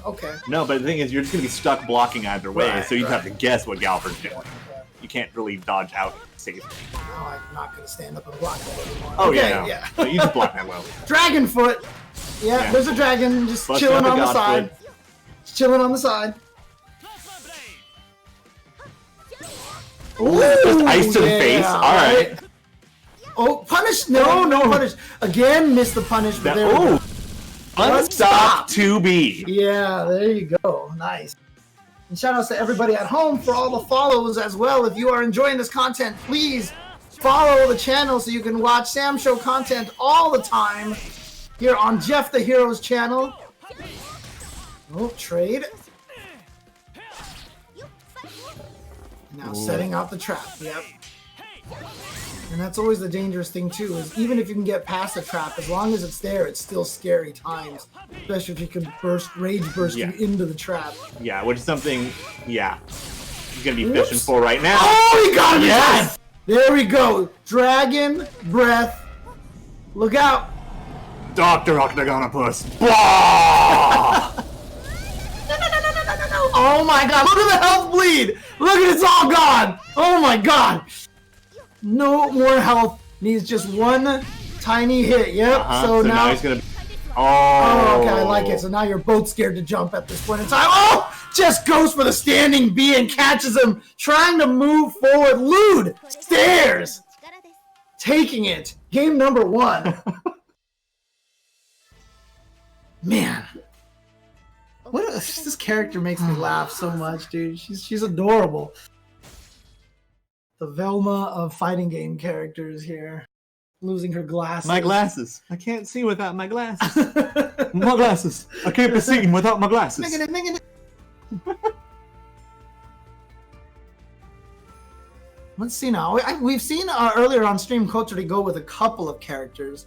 Let's see if he decides to make a change or not. Oh, Shizu. yeah, there you go. It's a Shizu. Oh, Investigation Cone gets it.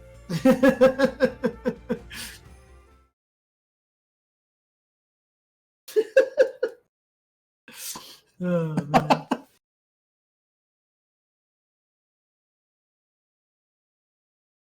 Yep, Shizu. I love our community. Shizu, largely considered the strongest character in the game right now.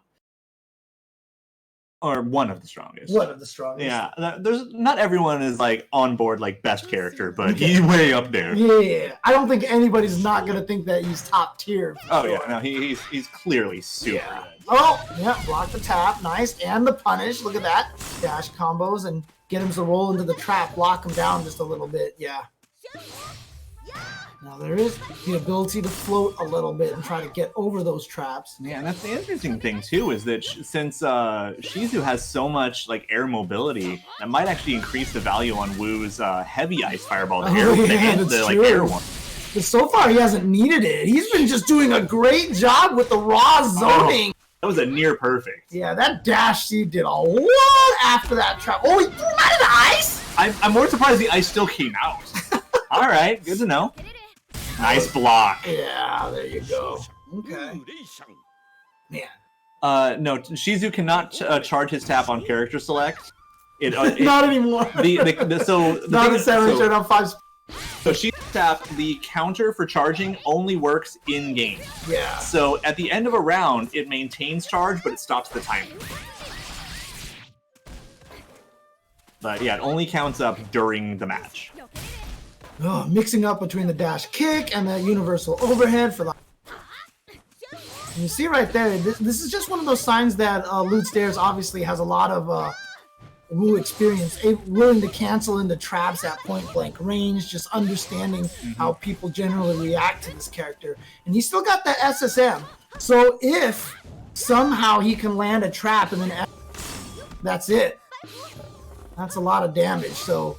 No, you can still instantly block. Oh no! I don't know. The jump came out there too far for the fire. That was supposed to be a running B, I think. Yeah, pretty sure. Running B is cancelable. Now. Oh no! I'm not sure what he was trying to go, but he misses. Oh boy! Here we go again. Punish. We've got some. Since this is the first attack, this is big damage. Barbecue and Shizumaru on the grill. Oh! Ow! Is hers one of the highest damage? Or Shizu's a 105 health character, and it was the first attack, so it avoided all the gut scaling. Gotcha, right, yep. Oh, that should do... No! I thought he was going to do dash B into cancel, but now back to the zoning. Yep, this game is known for its damage, and there you go! Stairs! Going up 2-0. Using what is considered a bottom tier versus what is considered a top tier. Exactly. So if you That's what I'm talking about. If you know what you're doing with your character, you can still perform very, very strong.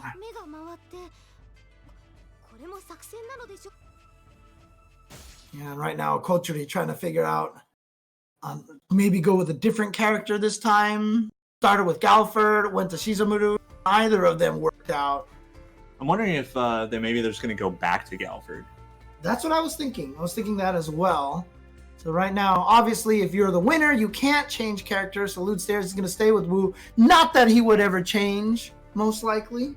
No. Galford. Hold it. Galford.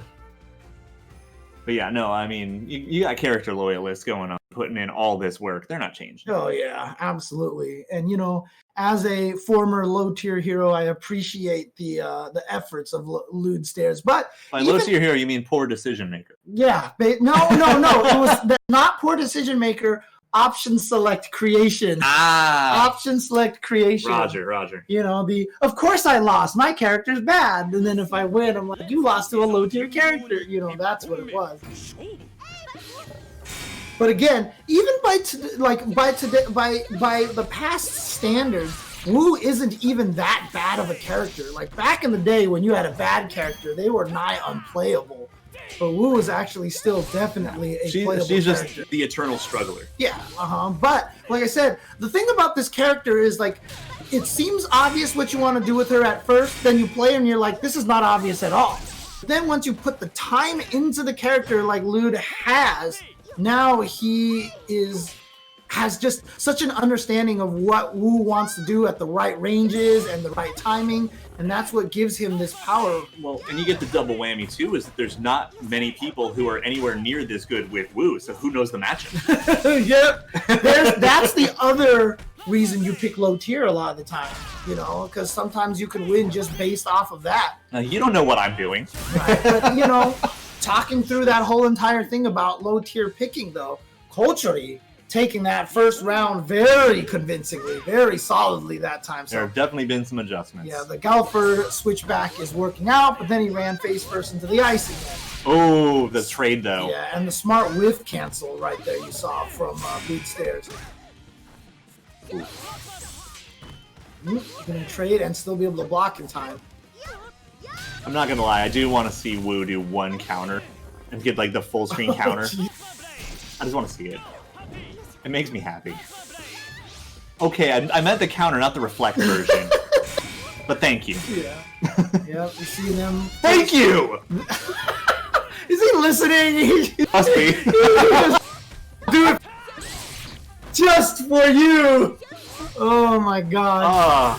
Oh, what an air to air! That was so sick. I appreciated that.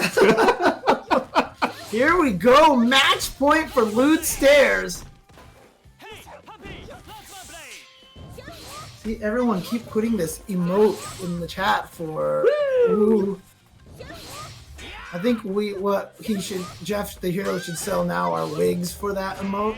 And so we can all call them Ludwigs, right? Never mind, okay. There are two good Ludwigs. That is not one of them. Nice block. And that's a bad pun anyway, because it has to be Ludwig anyway. Oh my god! The call out with the lightning as well? Oh, but that's a trade. That's okay, it's She's not gonna time to be able pick up the weapon. Yeah. She's gonna get hit, but she has her weapon back. Still alive, activates the rage to avoid the dog. These are sentences that I never thought I would say in my life. Oh, push him in there, but she was jumping already, so she wasn't able to convert. And the run up into the command grab. Beautiful stuff right there. But yeah, had she not been jumping in that one situation, she might have been able to just ease in right off of that trap connecting. All right. Ludwig right now. Sorry, I'm going to keep calling him Ludwig. Lud Stairs. Still at match point, but good job right there for Kochori to make the comeback there. 2-1 now. So every time Kochori wins a game, the relaxation that Lud Stairs has is going to tense up just a little bit more. Feels all great when you're up 2-0, then when you're 2-1, you're like, okay. And then if Kochori can get it to 2-2, that's when the nerves kick in. Here we go. Oh, what? Lud is switching to Nakoruru. Okay, so I kept saying that he wasn't going to switch characters, but looks like he has. Wow. Nako is a character that you will see some of the stronger players play. Chris G likes to play a lot of Sancho. Definitely Nako has a lot of really strong tools, but not sure what it is maybe about this particular matchup, or Lud just trying to show that he is more than just a Wu player here. Oh, trying to reflect the fireball, but I think that was just a little too early. Backdash to avoid the dog. But that dashing kick right there is one of the powerful tools that Nako has. Oof, and it works as such a good anti-air as well. And so basically, this is like animals fight right here. We've got an animals fight going on between these two. Ooh, okay. Gets the knockdown again. Bird versus dog. You know, back in some of the older games, she tried to steal the thunder with Bust Nako having her own dog. But nope, Nako now is bird exclusive. Ooh, just made it over, and it's gonna get the jump C. But Lewd Stairs just needs one more tiny hit.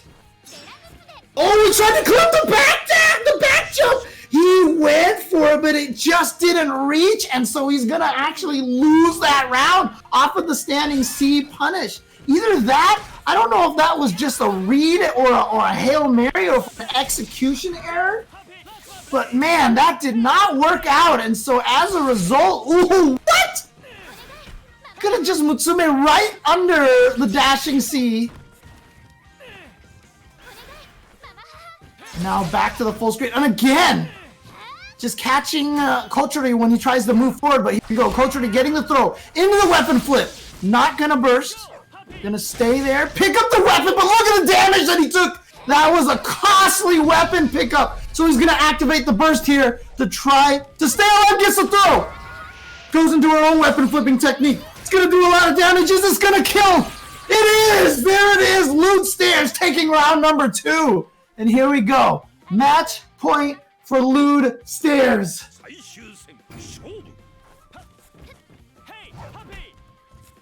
Here we go. Final round here potentially. Lewd Stairs wants to take this with the knockout. And there you go, the running autocorrect off of with the running B.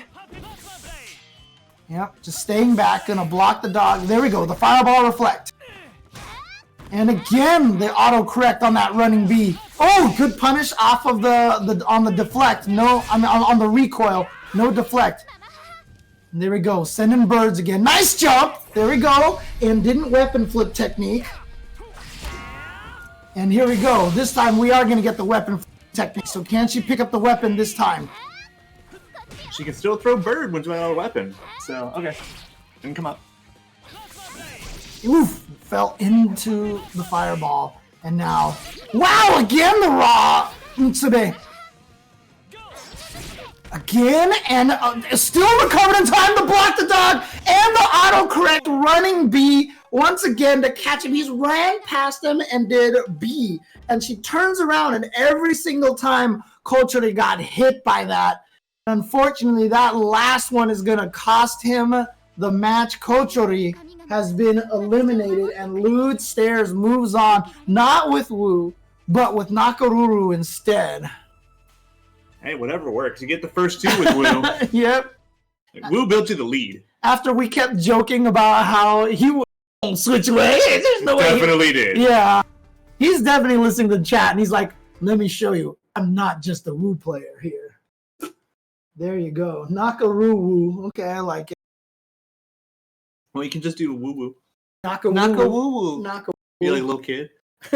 Elmer Fudd. I'm hunting Naka Woos. Wouldn't mind throwing that bird into a stew. Oh, man. So there you go. Lewd Stairs. Yeah. He picked the Nakaru for some fans out there. Did the counter for you, you know. Yeah, I really... Man, that made me feel so good. Oh, man. But that means we have our top 6 now.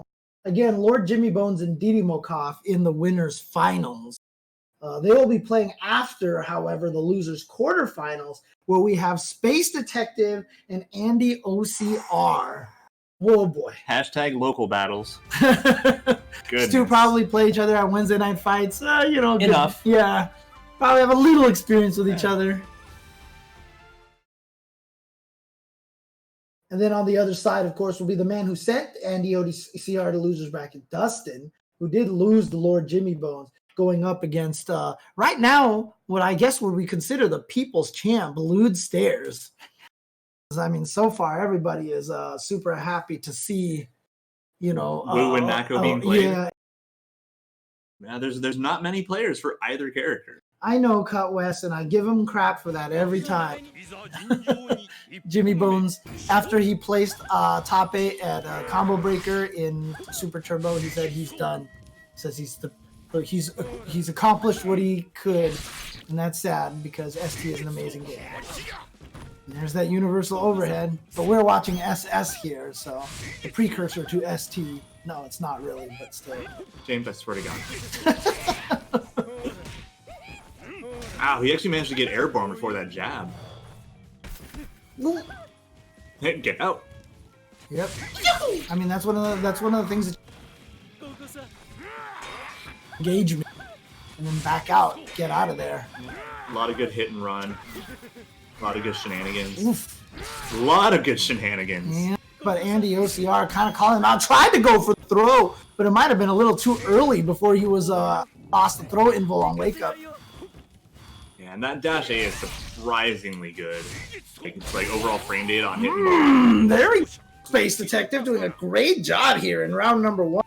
I mean, I personally feel like Jubei has an advantage in this fight, but Space Detective doing a good job. There's that 3K that you talked about earlier.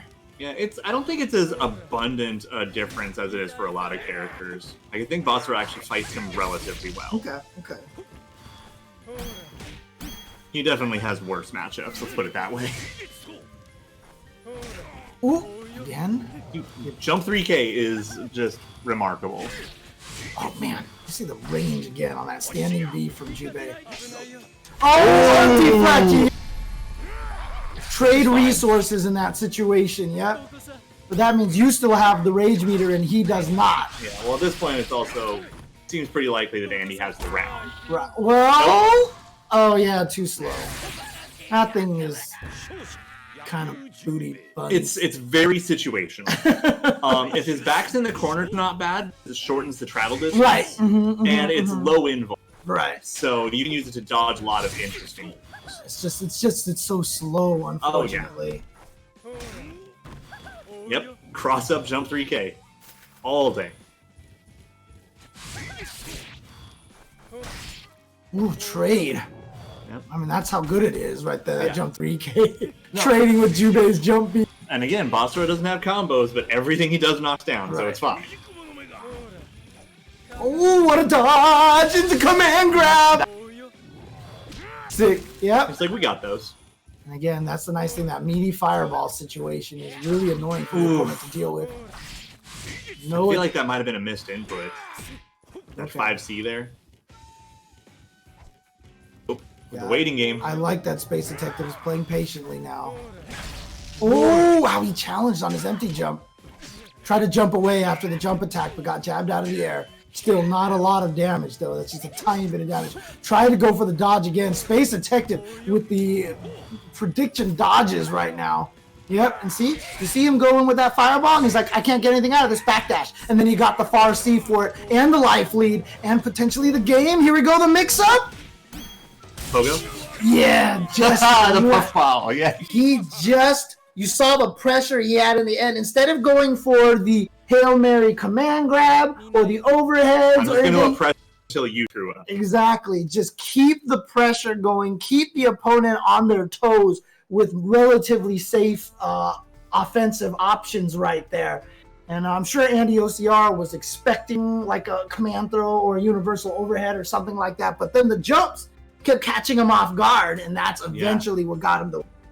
Yeah, because then you saw at the end, Andy eventually jumped into the air and got tagged. By the pogo. Yeah. Because he knew, he was like, you know what, I'm going to pogo early. It's active all the way down, so I can jumps and everything, so that was a smart read on his part.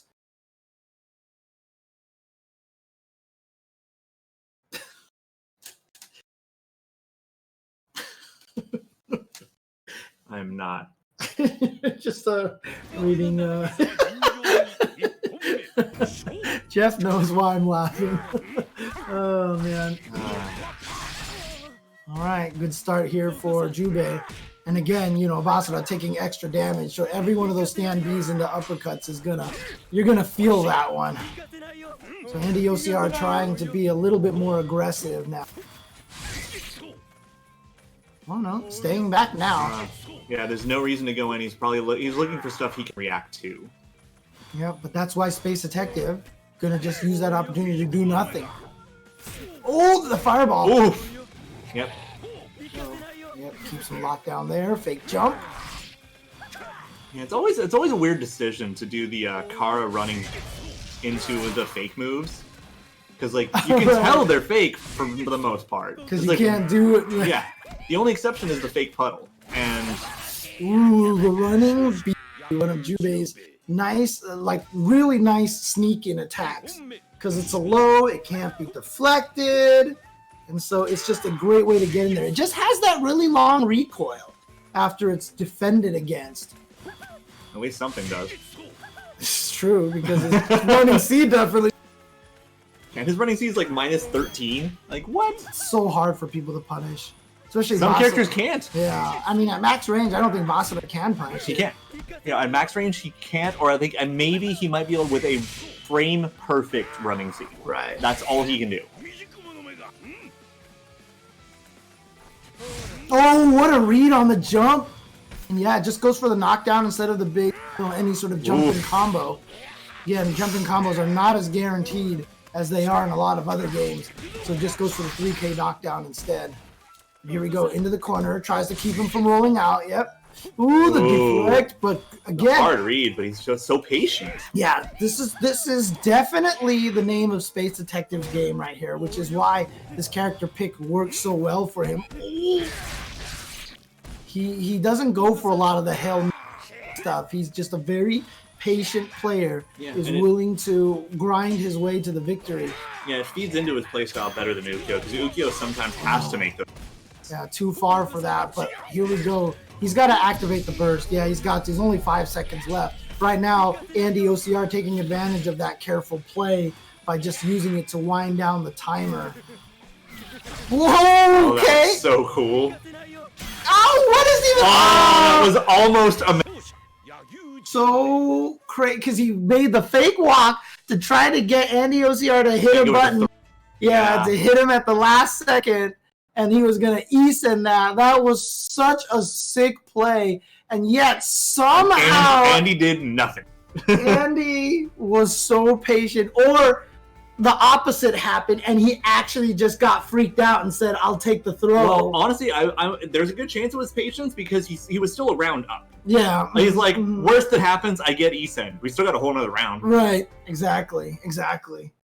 So it could be any of those things, and I want Andy to comment on it later.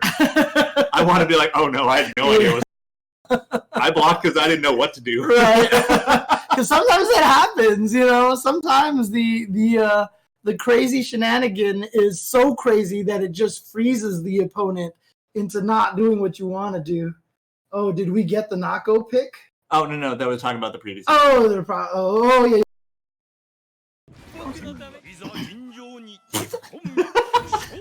You know, you guys didn't see the stare that I gave Olaf right there. You didn't see the stare I gave him back. I know I'm full of crap. Ooh, again, that air-to-air 3K. Doing work against Jubei's jump B. Andy OCR, however, choosing to go with the more environmentally tree-colored Jubei. The upside-down tree, actually. What are you looking at me like that for? He's you know why. A tree. He's of a tree. Or a watermelon, maybe. His pants look like watermelon. Maybe I'm hungry. I don't know. Is that what the red stuff is on the screen? I mean, if it's a watermelon? Oh, yeah, that's exactly what it is. It's watermelon juice. That's what it is. G-rated. This game, rated G. For everybody. Rated G for everybody? Yeah, for... Man, you're the best at this. Got my movies and games. Okay, back to the match. Here we go. Alright, gonna get some good damage off of this.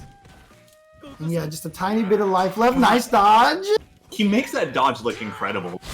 Right? Dodges are pretty sure universal, but he just keeps doing it in such a way that it makes Basara's dodge look especially good. Right. I love it.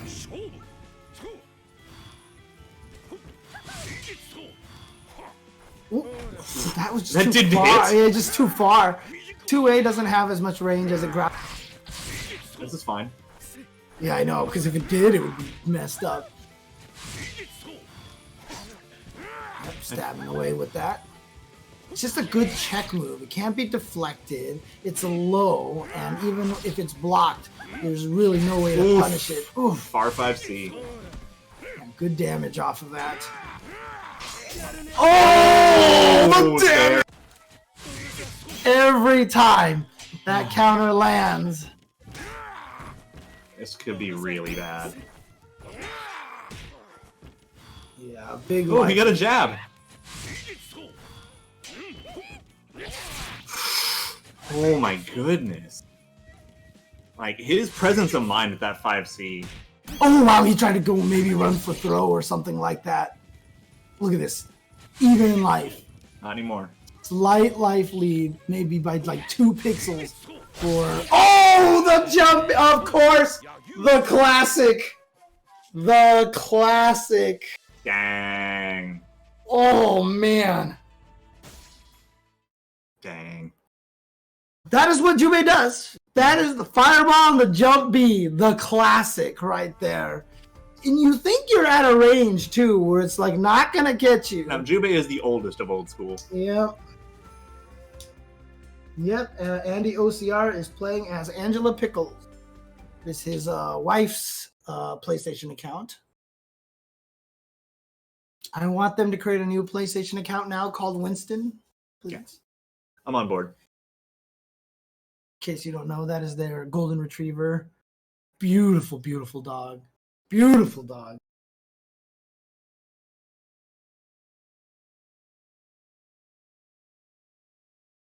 Yeah, I know I have cats, but I am an animal person. I love dogs and cats. So. All right, here we go. Last chance here for Space Detective. He needs to win 3 in a row to be able to take this over Andy OCR. If Andy OCR wins this and Dustin can beat Lude Stairs, Andy OCR will get the run back, but still quite a ways to go to be guaranteed of that. Right? Yep. Just patiently blocking that fireball. And that's one of the tricky things of Trading with the run C. Bossero's trying to get too cute with those fakes. Jubei can just kind of throw the fireball at him. Yo, we take those trades. Far 5C against a fireball? Yeah, Space Cake is Space Cake? Sorry, wrong player. Space Detective is still in the lead. Space Butler! Oof. Yo, we take those. Like, he's just going for the trades because he knows he can. Nice. There you go. This is actually still losers quarterfinals. For those asking in the chat. Oh no! God, that was half of his life. That was left. Okay, good dodge. Oh, wow. but the EXD. Yeah, nice. Presence of mind to go for that punish option to get the extra damage from the rage. And just like that, he's almost caught up in life, and that will give him the lead. So, yeah, because the thing is, Basara is fortunate enough to have a very long rage because his weapon flip's so bad. Mm-hmm. And so he gets that EXDP, and the damage on his zoning goes a long way. 3K not working that time, but Space Detective still has the ever so slight life lead. Wow, jumped at the last second. And actually managed to avoid the close A. Yeah. Ooh, okay. Gives him a little elbow. Nudge, nudge.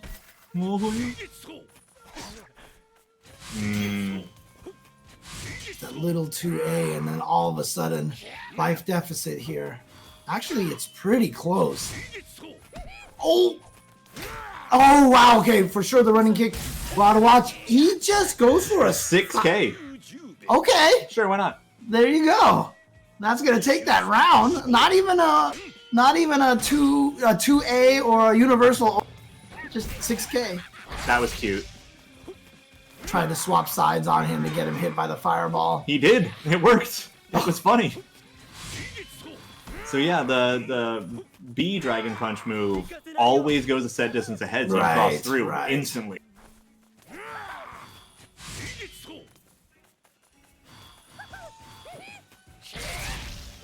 Oof. Yep. Nope. And then that 2C from Jubei. So much damage for a low hit like that. Yep. Can't deflect it. Recoil's good. Big damage. 2 hits. You can't dodge it. Well, we gotta activate the burst because it's And now that's or bad. never. Oh! Yeah, and he's trying to bait it. He's trying to dash up and block just to see. Okay, he gets the throw. How's he gonna Oh, he just missed. Oh, and then he went for the empty Ethan. I think it was Space Detective that we saw do that earlier on stream and it worked, but there it is right there. Andy OCR is going to book himself a spot in the losers semifinals. You can watch and follow along the brackets at smash.gg/Ronin Rumble 17. Again, this is Ronin Rumble 17. 17th Ronin Rumble. Good job to Jeff and team, Jeff the Hero and team. For the Ronins. Yes, for the Ronins, for continuing running this. And again, people don't realize, like, people see it and like, oh, that's cool, he runs it every week. No, it's a lot of dedication. It's a lot of commitment. And a lot of times you don't realize how many, they're the unsung heroes, the guys who run events like this, Or any event, right? Really. I was about to say, even a local like Wednesday Night Fights or NLBC, two of the biggest events, right? These guys have to do it every day. They end at like 3 a.m. and guess what? They don't get to go home. They have to clean up, and there's just all these events everywhere, all the locals, all the TOs, and even all the online TOs like Jeff the Hero right now, doing some amazing work here for the communities. If you want to join this community, again, this is a really strong community here. A lot of really solid people, a lot of great players, a lot of just friendly folk here. Join their Discord at Ronin Rumble. I'll take that. I'll take that, Angel Freak. Okay, yeah, I'll Yeah, take that I'll too. take I'll take that too.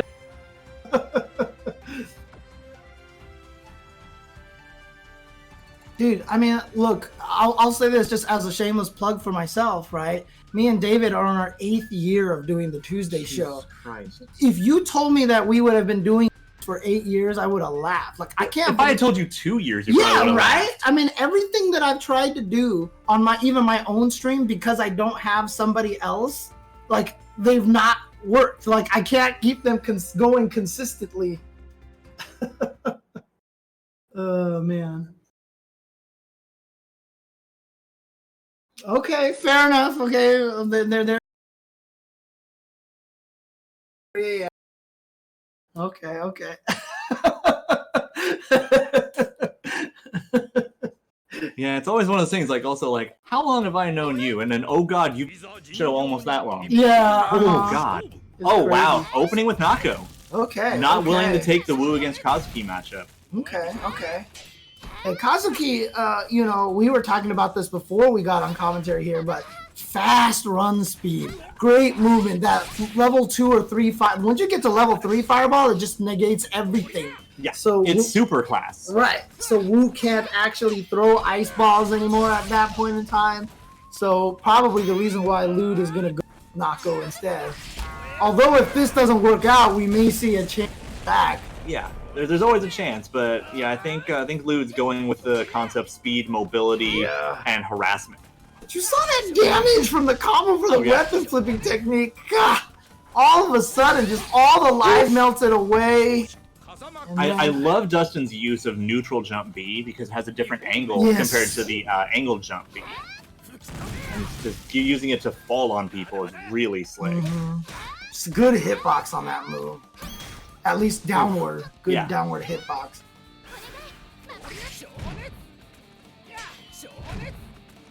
Deflect cancel to that fireball and gets the. Did you see that? It almost looks like a teleport dash into Kazuki. He's pretty quick. He runs so Yeah, fast. I think he's the 3rd fastest run speed. Like, maybe? Cheeky and then who? Nako. Oh, okay. Nako's way up there. But, like, his point is, his speed is way high. It's really good. Ooh, wake up dodge. Oh, punish that. Yep. Ooh, Not but close he enough. drops. Yeah, not close enough for the fire. Yeah, you got to be really cognizant of what ranges you're at because some of his buttons just have different amounts of hit stun for what's useful. Okay, Ooh, burst from are you- Dustin. Interesting. He wants this now. He does not want to go to round 3. Might have been a bad Yeah, decision. because that wasn't even a big punish he was bursting. Right. Okay, now it's worth it. Yeah, now that you got the opponent to spend theirs. But Loot Stairs is going to take it That's the anyway. round. So, yeah. But now neither of them have Rage available. So I think that in a lot of ways that benefits Kazuki more because he has the potential to do long combos. At least the bird doesn't fall to the ground with a sad chirp whenever it gets hit. That's not my fault. She still has karma to pay off for the launch of KOF 14, so. That's fair. And maybe for CVS 1. And CVS 1. Why is she always so much better in every other game that she's in? Well, at least she wasn't top tier in SNK Heroines. Other characters took that from her. Okay. Oh! Okay, but very high up for that jumpy. Ooh, hot pants. Ooh, big damage. Yeah, level 2 fireball. Give him that combo extension. Look how much health is just and then gone. took the safety of the running Steve for the damage and knockdown, rather than worrying about if you get close enough for the running V and a DP. He's just running face first into that beak. You should kind of be dead if you ran face first into a bird flying at you at that speed. I mean, if they can survive heavy slash, they can survive a bird. Fair, okay. Alright, yeah, Dustin remembering to go back to the room. If you guys are wondering why they always go back, switch characters, it's just a online a network safety issue, network basically. safety, especially with viewers in the lobby, such as us. So what's Loot Stairs gonna do? Yep, there's the woo. Yep, there we go. It's too That bad. almost rhymed. What did you say? Oh, Lude and the bird? No. What's Lude gonna do? Oh. Oh, yep, there's the woo. Yeah, it does rhyme. That's right. I had the syllables off earlier. I made some adjustments. Fair enough. It's too bad when you hit her with a weapon flipping technique, she doesn't lose the bird. Because then you could call it flipping the bird.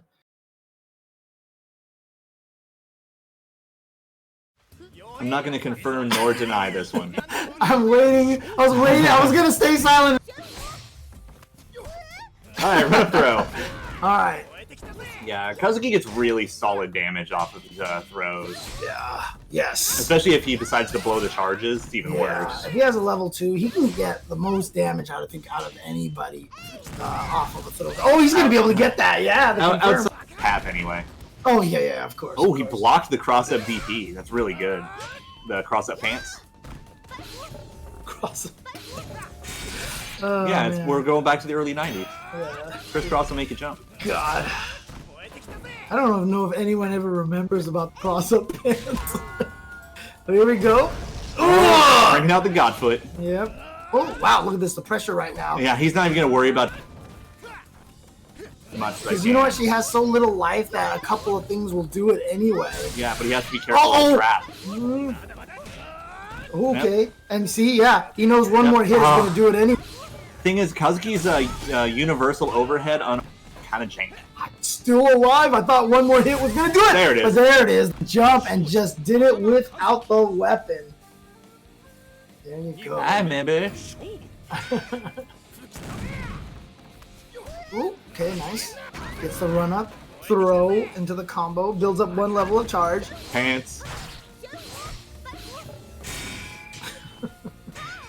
Oh gosh.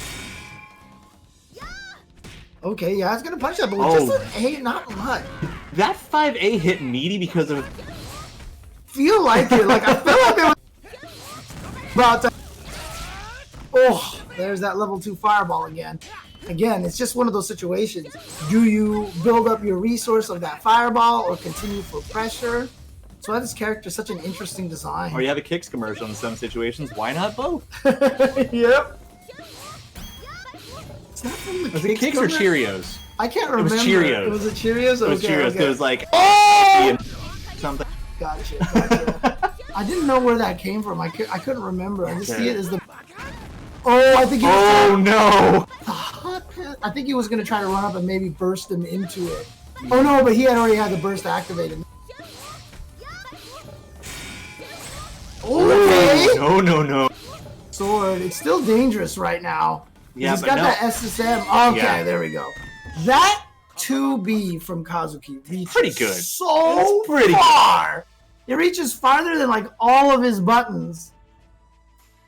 Yeah, no, Kazuki has a really good set of B normals. Yeah. Like his running B is solid, and it's his only deflecting or recoiling running attack. Yes, yeah. His 2B has mad range. His jump B has really good range and priority as an air-to-air. He doesn't have great like downward hitting jump attacks, right? Well, I mean like diagonally 45-degree. Yeah, angles. kick. Yeah. Yeah, 2B is really good. You know, there are some throw combos where you do 2B into whatever you're doing because it guarantees the hit stun distance.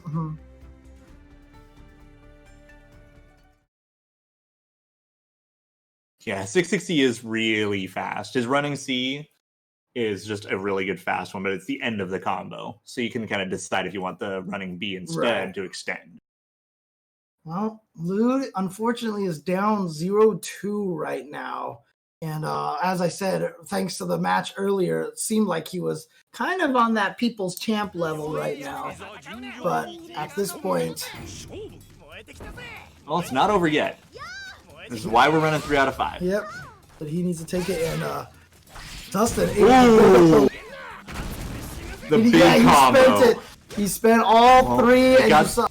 Run B got the big combo. Right, and remember, Wu is another one of the characters with a very, very high health rating, basically, which means she takes extra damage. Yeah, 110% of all damage base is what she'll take instead. So, yeah, she melts fast. Oh, just outside the trap, throws him in there. Goes And for Godfoot. the weapon flip. Didn't go for the SSM. Yeah. Wasn't sure yet. Well, it wasn't gonna kill, and Right, it's better exactly. to do this to save the SSM for Oh! later. Didn't quite. Wasn't fast enough to jump. Nice punish. Here we I go. could Can't literally get the pull weapon. this out on Vision Man. Oh, but the run picks up the weapon. Here we go. Now a chance here. Okay. That was the level 1 fireball. It reflected into the second hit. Right. That was why I didn't get. But the thing, that jump, that was such a slow jump from Wu, but Dustin didn't have... Oh, there we go! On deck. I mean, shouldn't this power him up, technically? I mean, isn't he like a fire god or something? No. Now, little do you know that actually just threw him into a tree. That's where the damage came. Oh, okay, gotcha. YOLO. Yep. Low invul, just like Basara's. It has to get started first, but it has the low invul. And it's fast. Oh, okay. That was a bold move. Yeah, he was waiting for any button press. Oh, he picked up. I don't even know if that was supposed to be a weapon pickup. I think he was just trying to punch him, and he was close enough to the weapon that picked it up. No, I mean at that health value, it might as well just pick it up because it's not like he's gonna kill. I suppose so. Oh, the pants! Are we gonna see a reverse come? So. Thought aborted. Thought aborted. Loon Stairs taking one game. Your train of thought hit a penny on the track. Yeah, pretty much. Are we gonna see the come? Never mind. Yeah. Should probably stop repeating that. Yeah, that's probably true. Oh man. Everybody in the chat is giving me lewd stares right now. You're not wrong.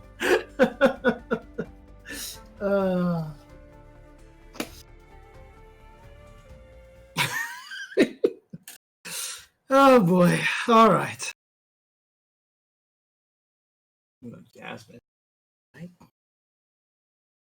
Shout outs to everybody on the front page of Twitch. Thanks for joining in and hanging out, watching some high level Samurai Showdown play here. Very new entry into the fighting scene. Really enjoyable game, kind of a melting pot of game. Great beginner game for people trying to get into fighting games. Teaches you all of the right mental strategies and ideas behind fighting games. If you want to get into fighting games, this is a good place to start, and Ronin Rumble is a good community to start with. So if you guys want to get into fighting games and get show, I would definitely recommend following this channel, joining their Discord, and playing Sam Show. and playing some Sam Show. Dustin, though, look at this with a solid round 1 to go to match point. Match point. All right, good start for Dustin. Gonna use that opportunity to charge up. Backs off. Was thinking about charging level 2, but knew that Lude was gonna throw another fireball. There we go, level 3. So now if he can get one fireball combos, about 70% of your life. Well, Or just a raw level 3. Okay. And that's one of the things. Oh, okay, here we go. Now we're in SSM range right here. She can get a trap up. She was definitely going to go for that. Actually, now even just a weapon flip might even take it. If she had the rage on, that is. Yeah. But if not, I mean, we're at a point where, like, C is going to be almost enough. Oh, but he blocked anyway because he was scared. He was scared that he might have landed. No, you have to fight Wu like that, because also if you're wrong and they, like, block and, like, push you back by any way, you're in trouble.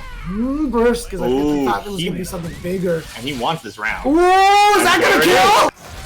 Oh, there it is! Dustin taking it with the Isen combo. And Kazuki is always just so dang proud of himself whenever he lands anything. Like, yeah! Go! Guys, can we get some Dark Side Uus in the chat, please? And Lute's unfortunately for our intrepid hero upstairs, that is the end of his tournament. He goes home in 5th place. Dustin moves on for the rematch with Andy OCR. He was the one who sent Andy OCR to losers against each other again. But before we do that, we're going to be jumping back to the winner's side of the bracket. And we are going to be going to Lord Jimmy Bones and Didi Mokov.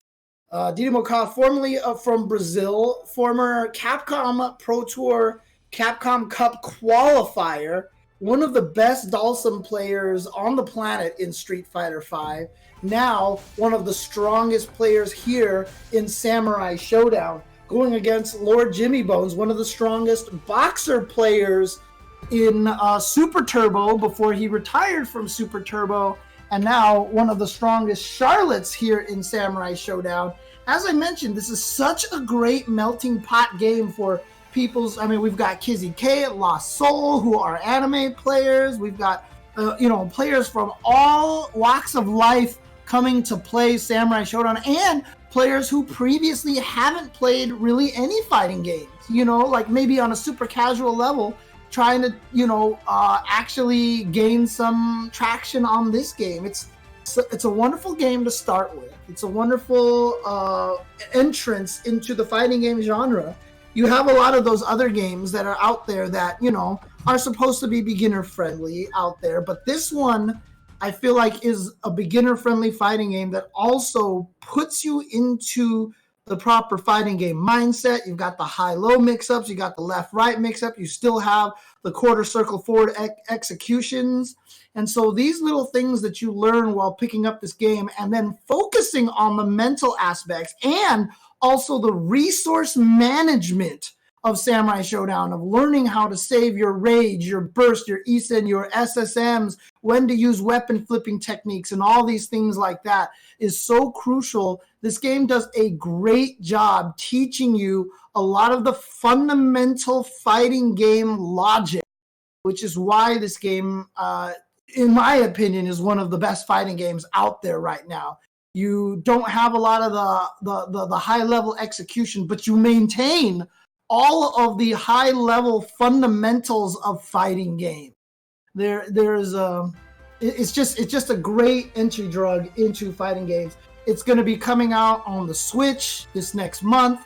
The PC version's probably not far behind. But also, just as a reminder to everybody, the winner of this tournament is also qualified into an invitational in China. Thanks to SNK, the winner of this tournament will be paid to fly to China to compete in an invitational run by SNK. Shoutouts to them and shoutouts to Victrix. So there's a lot on the line here, players. They want to win this for a free trip to China. Just super, super exciting. We are going on to the winner's side of the bracket. Again, this is to get into grand finals. It is going to be Lord Jimmy Bones versus Didymokov. Charlotte versus Kazuki. Okay. Didymokov has been playing Shizumaru for pretty much this entire tournament, but going with Kazuki this time. Perhaps wanting to use the speed to be able to fight against Charlotte's strong defensive positioning. You know, I think Shizumaru, I know, has like really good Charlotte, but we'll see how well this pick for Didymokov works.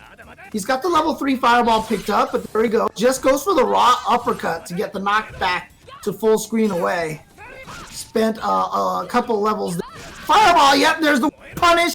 Big damage. So Didymokov down in life, and there you see, like, that's one advantage that I feel like Shizu has in this matchup, is that Shizu has a very high jump.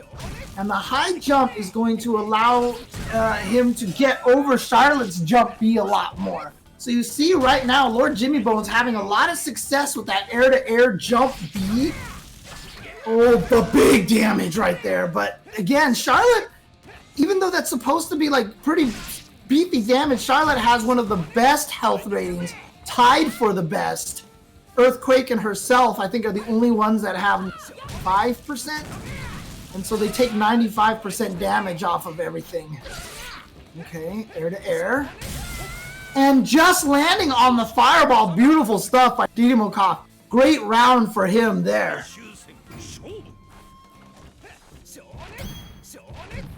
Right. Ooh. Thought that would be within range to get that jumping. A little too. Made it over the fireball with the empty jump. Gets the run and the throw combo. Okay, back to the zoning more. Didymokov trying to get something going just by throwing some fireballs. Went for the level, I think that was 2 or 3. Tried to basically get in there, but Lord Jimmy Bones had decided to jump right over there.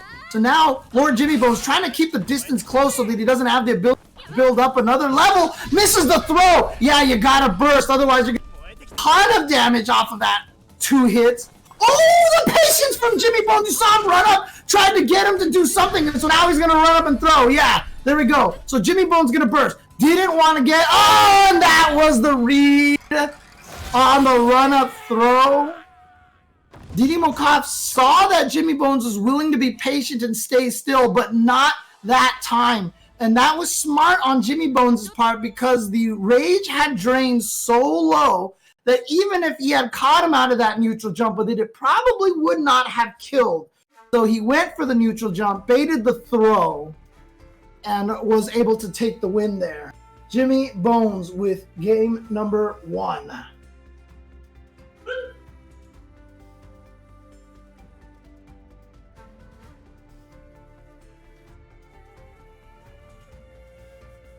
Right.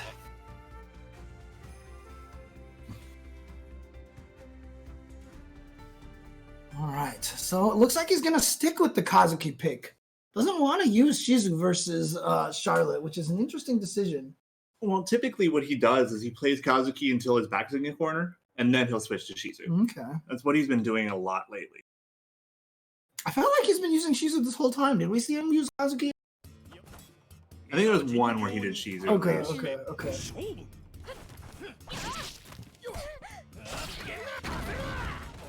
And shout outs to a lot of the names I see in the chat as well. See Lost Soul in there, who was, as I mentioned earlier, one of the best Guilty Gear players, probably the strongest in the country, and also probably the best Shiki in the country right now.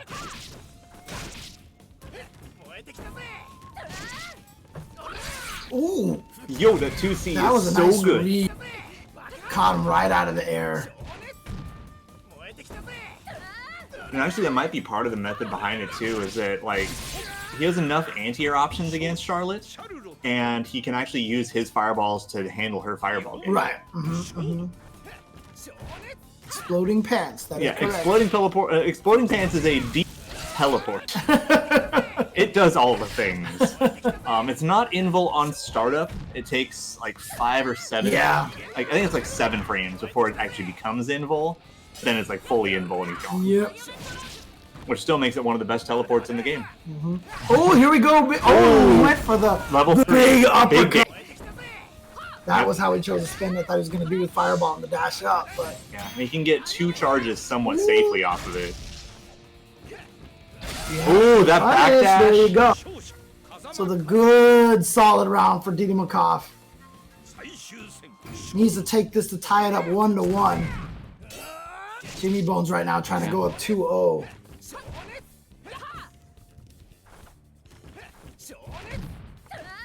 Oof. Okay. Charge. Yeah, you see the careful approach, the run block from Didymokov. Charlotte doesn't have the best of ranges with like the C's, but that B is still a Yeah, problem. B and A are both still amazing pokes in like any situation. Yep. And she still has, that incredible set of kicks on top of all that. Whoa. Oh, she said nope. Yeah. Go Oh, boy. first this. Okay. Big damage. Oh. That's gonna hurt. Now that's what I call big damage. That's a bold move. I guess it's just to not have to deal with block. Oh my! The confirm into the kill. Didymokov taking that by just throwing the Hail Mary fireball, saw it connect, and of course you are plus like 7 billion off of that fireball, so he just reacted, got the ESIN. Yeah, I think like it's literally plus 28 at worst on hit. Like it's like literally it's bonkers. Right. That was like near full screen. But the beautiful part about that is that, obviously that sounds amazing, but it requires those 2 charges. And so that's Kazuki. That's the whole thing. And I like the fact that they made it so that when you charge up that fireball, you are rewarded for it heftily. You get a good old reward off of that. Level 2 and level 3 version moves are really strong. Yeah. And it's great. I love it. Great. So we got the clip for that. Yes. Yes, and honestly, great confirmed by Didymokov too, as well on that. So. As far as we know, no, the level 2 fireball cannot combo into SSM in any situation that anybody's found thus far. Okay. Because SSM is still like 35 startup or something. So like you'd have to get it late meaty and hope for the best, and it's like if it ever works, it's impractical. All right, here we go. Yeah, I see all the Brazilians in the chat right now. They're give the shout outs to Didymokov right here. Of course. SNK is international. We love everyone. I gotta see if I can remember some of my my Brazilian fighting game dialogue lingo. Gotta wait for, Brazilian. I gotta wait for a Portuguese. Sorry, Thank you. Portuguese. But I mean, they might not use the same lingo in. So, Yes, that's good Brazilian fair. fighting game lingo. Getting all these technicalities here. I'm gonna give you a hard time on everything. Got the level 2 fireball if you can. Oh, he's got level 3. Oh, he yeah, is on level deck. 3. Oh, Ooh, yes! the 2C. The Why not? blast! I got the Actually didn't do as much It's damage. also level 2. That's why. Oh, okay. Oh, and that was the level. The oof dude. Yeah. And plus, obviously, Charlotte just takes less damage. But here we go, 7 seconds left! Oh, he tried to charge up. Run up, slide from Jimmy Bones. You gotta be really careful about charging up at like a jump distance, basically. Then anything can hit you on reaction. That's why a large part of his game plan is getting the charge. Yep. Oh, just trying to go for those 2 H's. Trying to connect with one of those. Well, the thing about that 2C is that first off, it's an amazing anti-air, but it also is airborne. It actually avoids lows, and it recoils. You can recoil cancel it. That was amazing. Big fireball! Why not not? Jimmy Bones? Yeah, especially since you've got the level 2. Oh, landed on the tail. Uh-oh. Again, not a lot of cross-ups in this game, so just not going to be able to catch at that range with that jump attack. Oh, again the 2! And the hitting with the fireball out of the air. Oh, wow, the full uppercut. Ooh, Okay, anything will shift. There it is! The hot pants to defeat. I'm gonna see if I get this right. To defeat the Farofa uppercut right there. Thing is, though, is that was a good idea on Jimmy Bones' part because he knew anything would ship him out.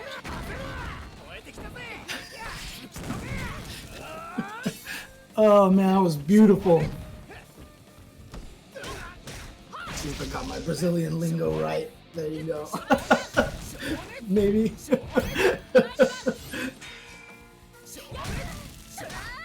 All right.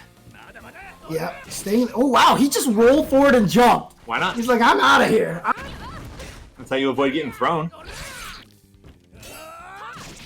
Okay, yeah, there's that 2V for the Ooh, punk. more 2C Yeah, anti-airs. he's just going. Good. He's just going for it too. I mean, it's not even Stop necessarily anti-air. He's hitting him on the way up for his jump. Well, here's the thing. Stop him. Right. Keep Yeah, lifting. exactly. It's not his fault you're not stopping it. It's a good button. Throws up a brick. It's good. No. Oh.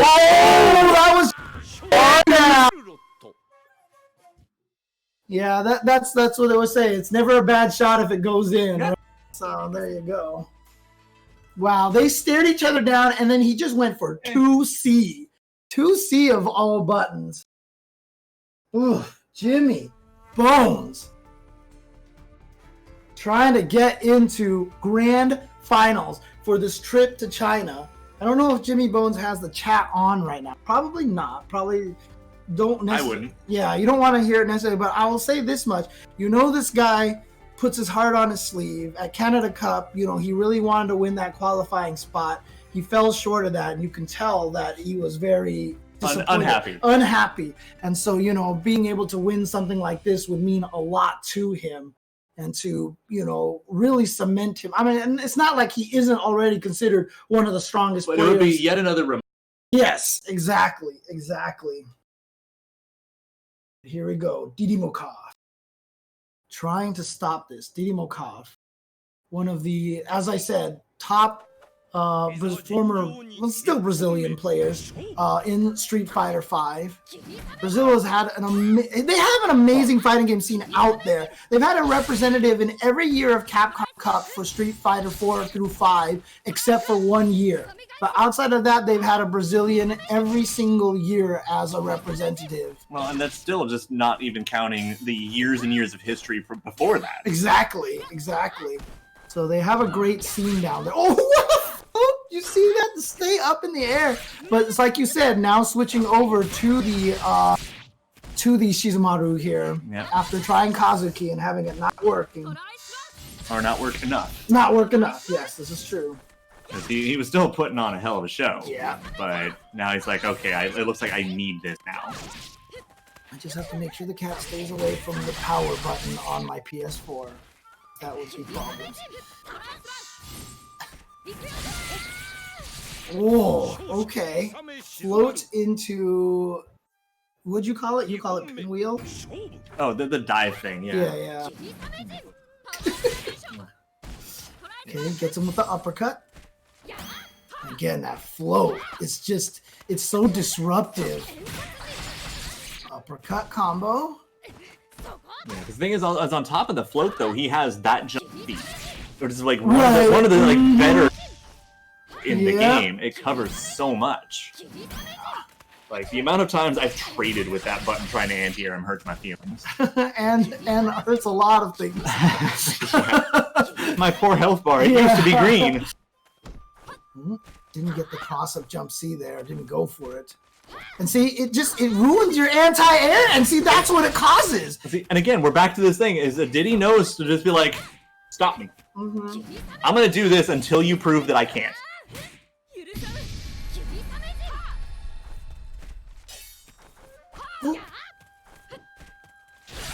Oh! what? Patience and read and timing. Of course, that's still early on. Yeah, that was pattern recognition. Is what that was. mhm. He made it too obvious when he was going to unfloat. But still a life deficit, which is a problem here. But, wait, but no burst. He just ran out of it. Still enough to kill. Smart from Didymokov to know that that was probably going to run out right there, just to go for the uppercut instead of the weapon flipping. Shout out to Diddy actually hitting Return to Room. I never remember that.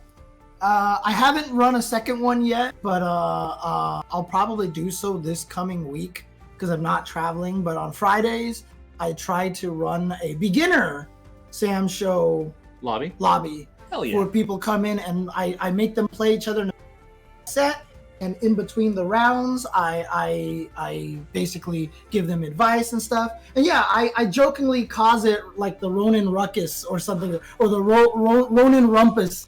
Because I do want to team up with Jeff for sure. So, but yeah, the last time we had a player come in, The Squire Square Down. the Squire Square, the last time, and this is on Twitch.tv/JChenzor, by the way. But the last time we had one player come in, and at the start was making all the fighting game mistakes, and by the end of just that session, had improved drastically. Fantastic. It was really, really awesome to see. So. Definitely keep an eye out for that. I'll try to run one again this Friday. Hey, in all fairness, a lot of Ronin are hobos, so you can't use that Yeah, one. I know, right? That's actually what they are.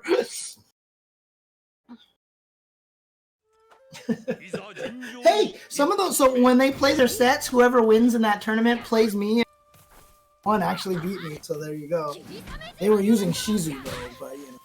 Good character, but it's not like he's like super easy to use, so... Excuses. Nope, not at all. Man, I still suck with Shizu, so I just don't play him. Mm-hmm. He's not That's like fair. he's not like completely brain dead. It's not Teppen Ryu glue eating basically. Right? Yeah. Or launch Genjiro. Yes, launch Genjiro. Oof. Oh god, more run throws. Didymokov is getting a read that Jimmy is playing patient and is willing to take throws. Oh, thank you, Corey. Thank you, Jeff, and thank you, Angela, and thank you. Much appreciated. Oh yeah. Oh. That was yeah, there we go. I'd like to see. There's a lot of situations where she can still reach. And he's starting to warm up to that, it looks like. Launch Genjiro was not fine. No. Oh, no uppercut, no anti-air. Oh, There but you see, go. the reason why that works is the same reason why Ibuki jump into kunai release works. You jump, you think you can run under them, you hold, then the thing hits so early that you walk into it Yep. and die. I have won way too many rounds off of that. But you've also lost to it a lot too. Yes, it's true. It's true. I remember you hating on Ibuki and Kami dive kicks. Oh, For yeah. exactly those reasons. It just looks like a jump, and I just walk into that for free every time. So you gotta be careful about walking into cross-ups, especially because Charlotte has such a shallow jump arc. Dude, Charlotte is not even my waifu. I just think she's really good. It's funny, I picked her because I thought she was top tier, and like nobody else was playing her in our circle, so I was like, alright, I'll be the player. And Which then, is the right answer. Yeah, so, and then she turned out to be amazing, so I just think like She's traditionally been pretty good no matter Oh what. yeah. So, no, I was happy that someone wanted to. Having access to one of the best cross-ups in Samurai Showdown in every game is such a benefit. Uh-oh, that one missed. Oh, that was so nice, but they didn't get the combo. And a little too far. Oof. 10 seconds left on the clock. Oh, a dodge on the throw! Uppercut. What a read by Lord Jimmy Bones, and now 5 seconds left. He's gonna try to turn around. He crossed up, but it did no damage. Oh! Predict a backdash. Yeah. All right. Or something, or maybe just a poke. a poke to stop him from running up. So a lot of times you'll see that when someone activates it, people aren't willing to try to send the random pokes.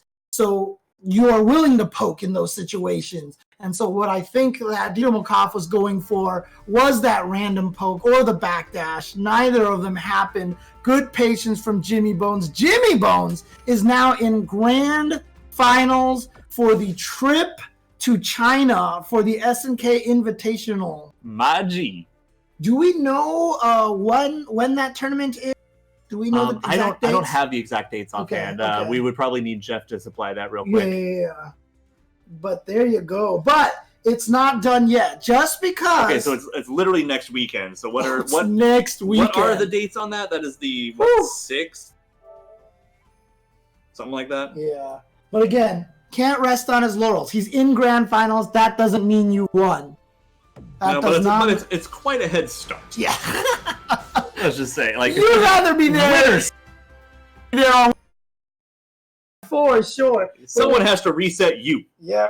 But we're running back down to loser semis now, which is where Andy, OCR, and Dustin are you going to have the rematch. Again, Dustin was the one who sent in the losers. Oops. One moment. Oops, did you lose us, Jeff? Are we back? Okay. What part did we cut out at some point or something? Or did you guys hear all the stuff we were saying at this point? We're just choppy. Oh, okay. Got it. Too easy. Well, okay. we're back in there. All right, Dustin. The run back. Dustin versus Andy OCR. Let's see if Andy OCR. I mean, again, one of the strongest players. He's already qualified for the Samurai Showdown, the SNK World Tour, etc., etc. But taken down by Dustin. Let's see if he can make the adjustments. Well, my question is that, is Dustin going to win or is Andy going to dust him off? Dust off? Because he's dust on. Right, yeah. I got that. I'm the worst. Dustin. No one swings like Dustin. No one. Dude, I've been thinking that the whole time. Really? I just can't remember enough of the lyrics to justify it. Don't get me to start singing that because I will do the whole LeFou voice. Wait, what is happening here? Do people see it stuck on the stream as well? Yeah, we're frozen. We're frozen over here. Okay, so it's not just us this time. Jubei, look, dude, it totally looks like one of those SNK art where they're just chilling, right? Yeah, and then Jubei just looks up like, "What are you doing?" Those old, what is it, Shinkuro, right? Or Shinkuro art where they're all just hanging out, at the beach and whatever. No, I literally have the Fatal Fury Shinkuro beach poster in my room. I'm sure you do. It's like one of my favorite wall scrolls I've ever been able to find. Yeah. But they were just chilling there, like Kazuki's just sleeping. He's like, doo-doo-doo. Yeah, no, there's another Shinkuro picture. I'm pretty sure it was a Shinkuro of the agent team beating up the U.S. sports team to take their KOF invite. And it's got Ramon doing a flying backflip off of the top deck. It's the best picture. Dude. I love. There was that. I had the little video of the artwork at the North American Regional Finals with all the guys in the line. Yeah, Narf with all the guys in the line. The Street Fighter V characters, and they're just like pushing on each other. And I love those pictures. Yeah, no, it looks like they're just chilling with each other. Anytime where you get fighting characters remembering that they're people, kind of thing. Right, yeah. Where they're just hanging out, or like some of the famous ones where they're just sitting there all eating food together and stuff. I love those pictures. And Terry getting everyone loaded into the car. Those are just so great. Okay, we in there. All right, here we go. We got the great banana battle. Back to Tree Jubei versus Banana Kazuki. Looking a little bruise around the ankles. Right. Oh, running CY. Oh, so good. We got the level 1 fireball eating through Jubei's fireball. Felt good.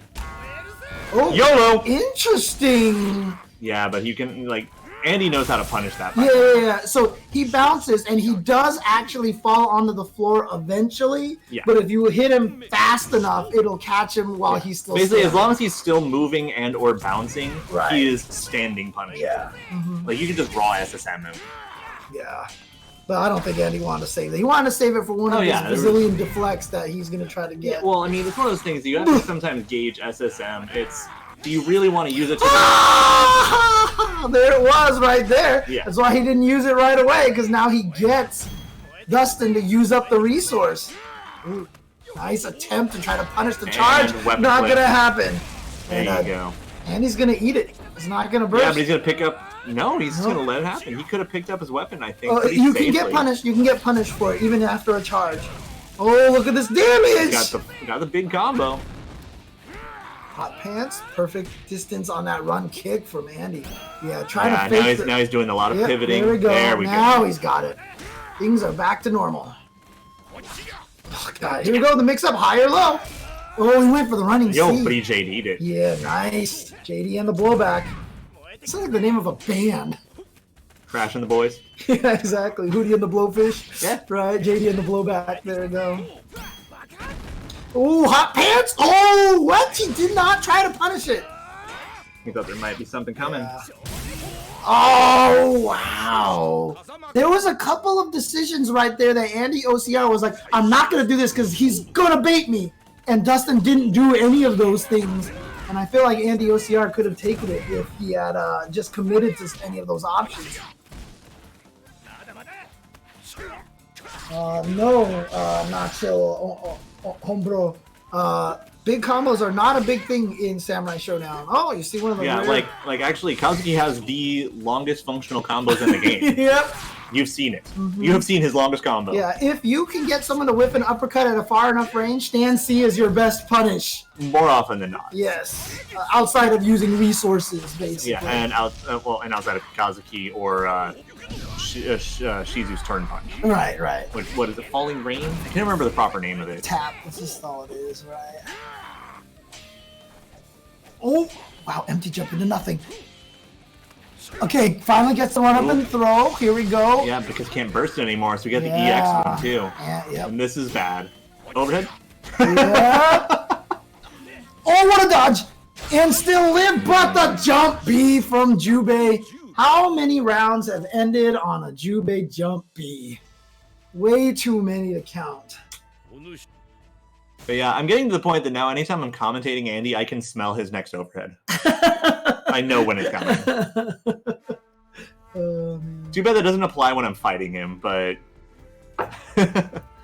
And also, shout-outs to everybody who is Andy. Andy is not in New York City. Anyway, unless he's there for NEC right now. Is he out in that area for NEC, perhaps? But he's SoCal. But thanks again for everybody for the follows. Make sure you do follow this for watching the high-level Sam Show action. Ronin Rumble. This is Ronin Rumble 17, so there's been 16 that have come before that. XVII. And there's definitely going to be a lot more coming after that, so keep in touch with it. And again, keep in touch with the community. A lot of great stuff going on here with the Sam Show community. And shout outs and thanks to SNK for the game, for their support, and for their continued support of the game for the foreseeable future. We've got new DLC characters coming every month. Which is, I feel like I've barely learned the last one when the new DLC comes out. And in fact, we're actually at the end of this month, so which one's No, we're at the beginning of this month. You're right, it's already December! Ah! Yeah, so like 2 to 3 weeks, we get one food. Oh, I'm so excited. Oh, dude, he better carve his face into the pillar if he doesn't. It's a nice pillar now, so it'd be a shame to damage it, Dude, but I'm so psyched. I hope he carves his face. And then after that, we're getting Nina. Like, dude! So good. Okay, there's the universal overhead. And then the run slide. Yep, just keeping the high-low game into the throw. So there you go. You're worried about high-low into the so throw. You gonna do wake up fireball? Ooh, okay. Oh, you mean the I'm on the ground fireball. Right, yeah. The anti-Oki fireball. Anti-Oki, yeah. Anti-Oki, get your gun. Dude. Yeah, exactly. Thank you. I was really hoping you'd take that one.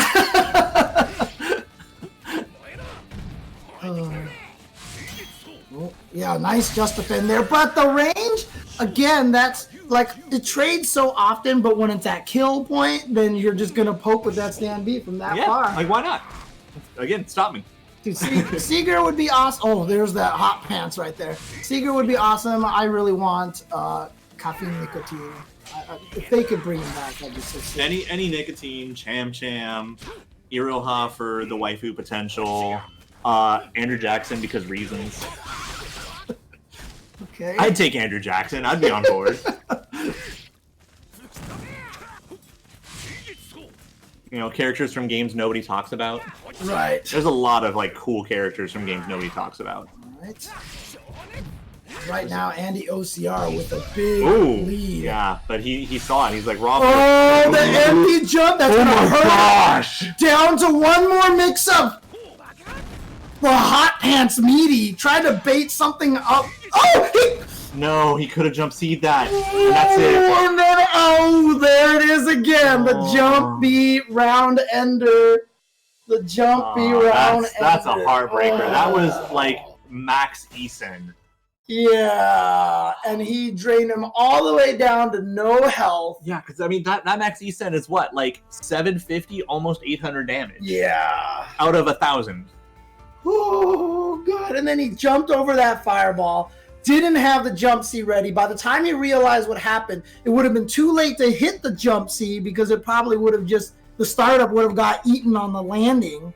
And then he landed and then just tried to do hot pants to bait Andy OCR to hitting a button and sticking a hand into it. But none of that panned out. And then Andy OCR took it with, as I said, how many rounds have ended with that jump B? Jubei's jump B is clearly one of the best buttons in the game. Oh, like, it's just how it is. Yeah, so, but it's always been that way, yeah, you know? So, I mean, you're just going to have to accept that rounds are going to end because it's a good button. Right.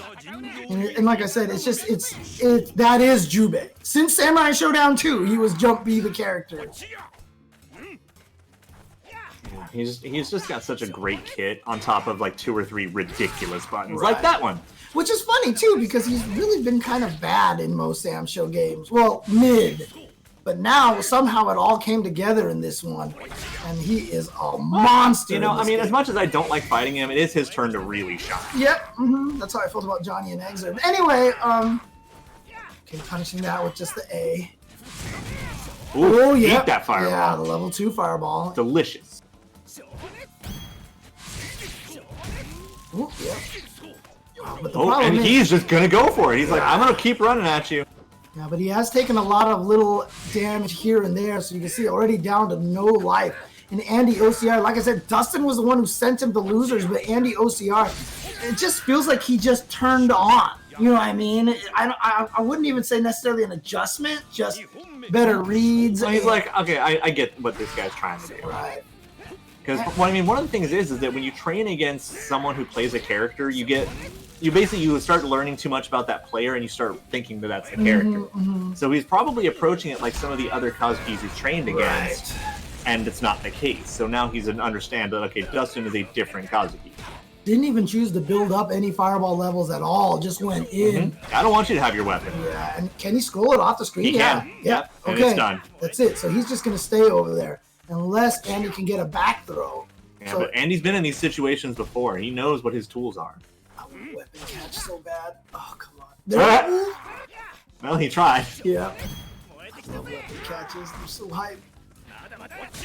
Oh, because he can get to his got his weapon back. Yeah, but he has lost a lot of health trying to do that. Yep. Yeah, pulled it out. Yeah. Good work. Yeah, the problem is once you get to that level, you take chip damage from all the blades because you're not blocking. There's no more recoil because you're not doing blade on blade action here. So you have to block it with your own damn skin, and so you are taking damage the whole time. You can die by chip as well. Block with your face. Ooh, nice jump in. Yeah, it wasn't quite deep enough to combo though. Yeah. But you know, he could tell. That's why he didn't try anything on the ground. Oh god, he is going in, and Andy with the read of a 2C to stop the run. He has realized that Dustin is super aggressive now. Okay. And a punish off of the 2C, yeah. But Andy's establishing a game right now. Right. That deflects deflex situation now. Yeah. Next time he 2Cs, he's gonna counter off You it. just tried it right there. It looked Yeah, like. whiffed. Yeah, well, it got bursted right Yeah. there. Oh! No meter charge for you. And he tried to hit it. Oh, can he get him? No. Oh, yeah, that's right. Oh, he went for the end. We've seen, that's like the 4th or 5th empty jump into Eason I've seen today. It seems to be a common trigger point at this time. So now the meta is going to be empty jump into run up throw. Wasn't that what it was like week 1? I don't know. There was a little bit of empty jump around the road. Really? Okay. Fair enough. Shout outs again to everybody who's following in the chat. Thank you guys. Keep track here of the Ronin Rumble 17 Samurai Showdown. And additionally, though, thanks to all our competitors. Oh, this has been a yeah. hell of a show. Yeah, These matches have been exactly. fantastic. Super good stuff. And, you know, I apologize. Well, actually, hang on a second. What are they doing over here? Okay, there we go. But we yeah. are now entering losers finals. I believe? Yeah, I mean, and all that talking and thanking everybody, you know, obviously shout outs to Andy OCR for advancing and getting past Dustin there. And shout outs to Dustin as well. He played amazing. Yeah. Like I said, he sent Andy OCR to losers, played amazing. Got all the way to losers semifinals. Couldn't quite capture that again. And it's hard because I've always said this. Once you lose a match in a double elimination bracket, you think about it. You think about it all the time, right? You're always thinking about like, God, I could have did this. I could have did this. When you won, you're like, whew, who do I have to fight next? Right? And so the loser, when you come into the run back, has already thought about it. And you're like, oh, God, what did I do to win? Shoot, what did I do to win? And then it's tough. The run back is always one of the hardest matches. I've lost so many run backs. And here we are. Diddy's already like, nope, I need to play Shizu against you. I just watched you beat a Kazuki. I fought you with my Kazuki. No, this is a Shizu time. Like, this is kind of a run back from like Wednesday night fights this week. Yeah, I mean, we talked about, you know, after he loses a couple and then back to the wall. That's already happened in other events. Nope. Yep. He's like, nope, we're going straight to Shizu. Yeah. Thank you, Romance. Thank you, JBZ. Appreciate it in the chat. Oh, yeah, confirmed it. Ow! Did off that 2C. Ow, that did so much damage, but still not enough to kill. Yeah, that 2C has like a millennia of hits done between its hits. Okay, punish, I think. I think that was a punish. Yeah, only minus 13, but still punishable. Well, this is Shizu we're talking about. So. Well, Andy's so good at running under and just having the autocorrect do the work for him. It's because he also remains so active. Like, he will just run in at things. So, Right. like, it's almost like he was just confirming that the run was worth it. He's like, alright, cool. Now, the run was going to happen there anyway. He's like, Oh, God, caught him before he could jump. And that's what one of the biggest powers of that run C is it catches people on the way up really well. it hits all the things. Yeah. I feel like it should hit higher. But anyways, okay. Oh, no, cancel. Not sure what happened there, unless he missed the run. He caught Anti-air! and it's still not enough to kill, but look at this. Yeah, you're... Danger! God, when I saw that, I thought he was going to get it. I don't think he knew what side Didymokov landed on after that. But man, as soon as I saw that universal overhead, I thought that was going to be Eason. I think he expected that to get blocked. Right, yeah, I agree. But that's kind of those situations where you kind of want to option select it. Like, as soon as you block it, do the buttons, right? Because that way, if it whiffs, you hit him. Oh. Whew.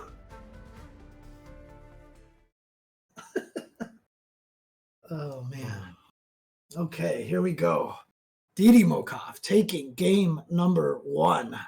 Trying to get into grand finals. Again, this is a trip to China. SNK is throwing in $1,000 for travel and lodging and entrance into the Invitational that's going to take place in China next weekend. And even if that's not enough, Ronin Rumble will throw in an extra $200 as well. So that trip will definitely be covered. When you go over there, make sure you get all the Neuromen, please. And all the other yummy Chinese foods. Oh man, I'm so jealous.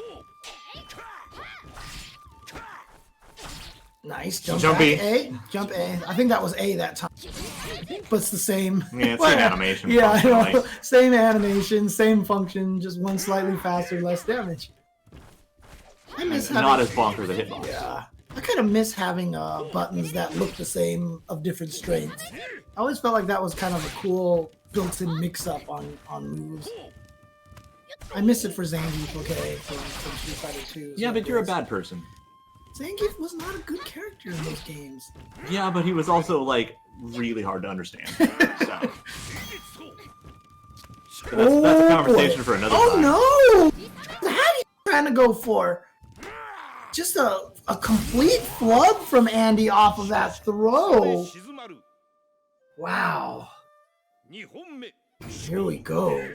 Diddy Mokov trying to go up too. Oh, no! You got caught out of the air.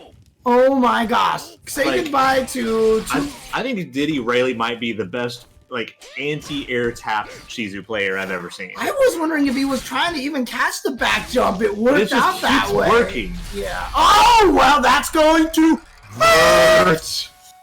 Ow, ow, ow.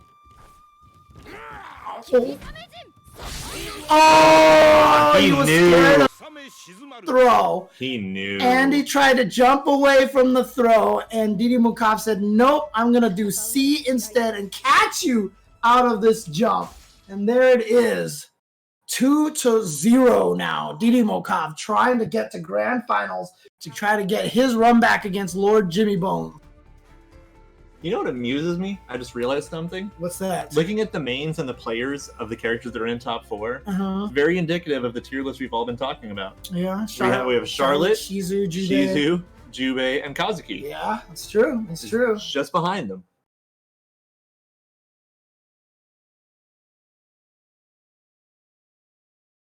Didi Mokov and Hehemokov? Are you guys siblings? I mean, it's hard for me to say because Didi is actually a younger brother in Chinese, but I doubt that has any relation to Portuguese at all. Right. Oh, that's his girlfriend. Oh, okay, there you go. Fair enough, fair enough.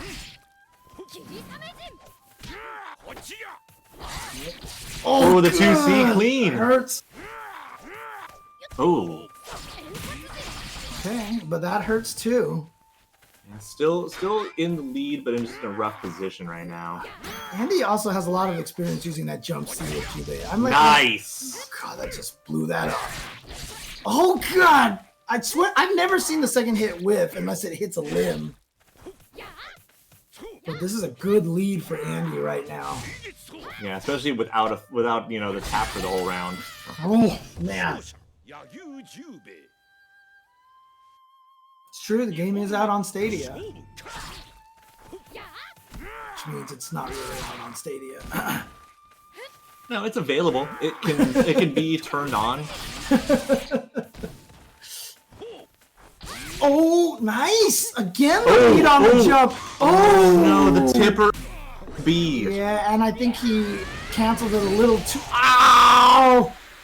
Listen to the splatter. Raindrops are falling on my head. As long as I play this game, that SSM is still so rad. It's so nasty, dude. It's like the sound design and everything just works so well. Again, Didymokov has read Andy's jump back so many times and has either gotten the run C or the jump C air to air. Didymokov has been reading Andy's jumps like a book so far.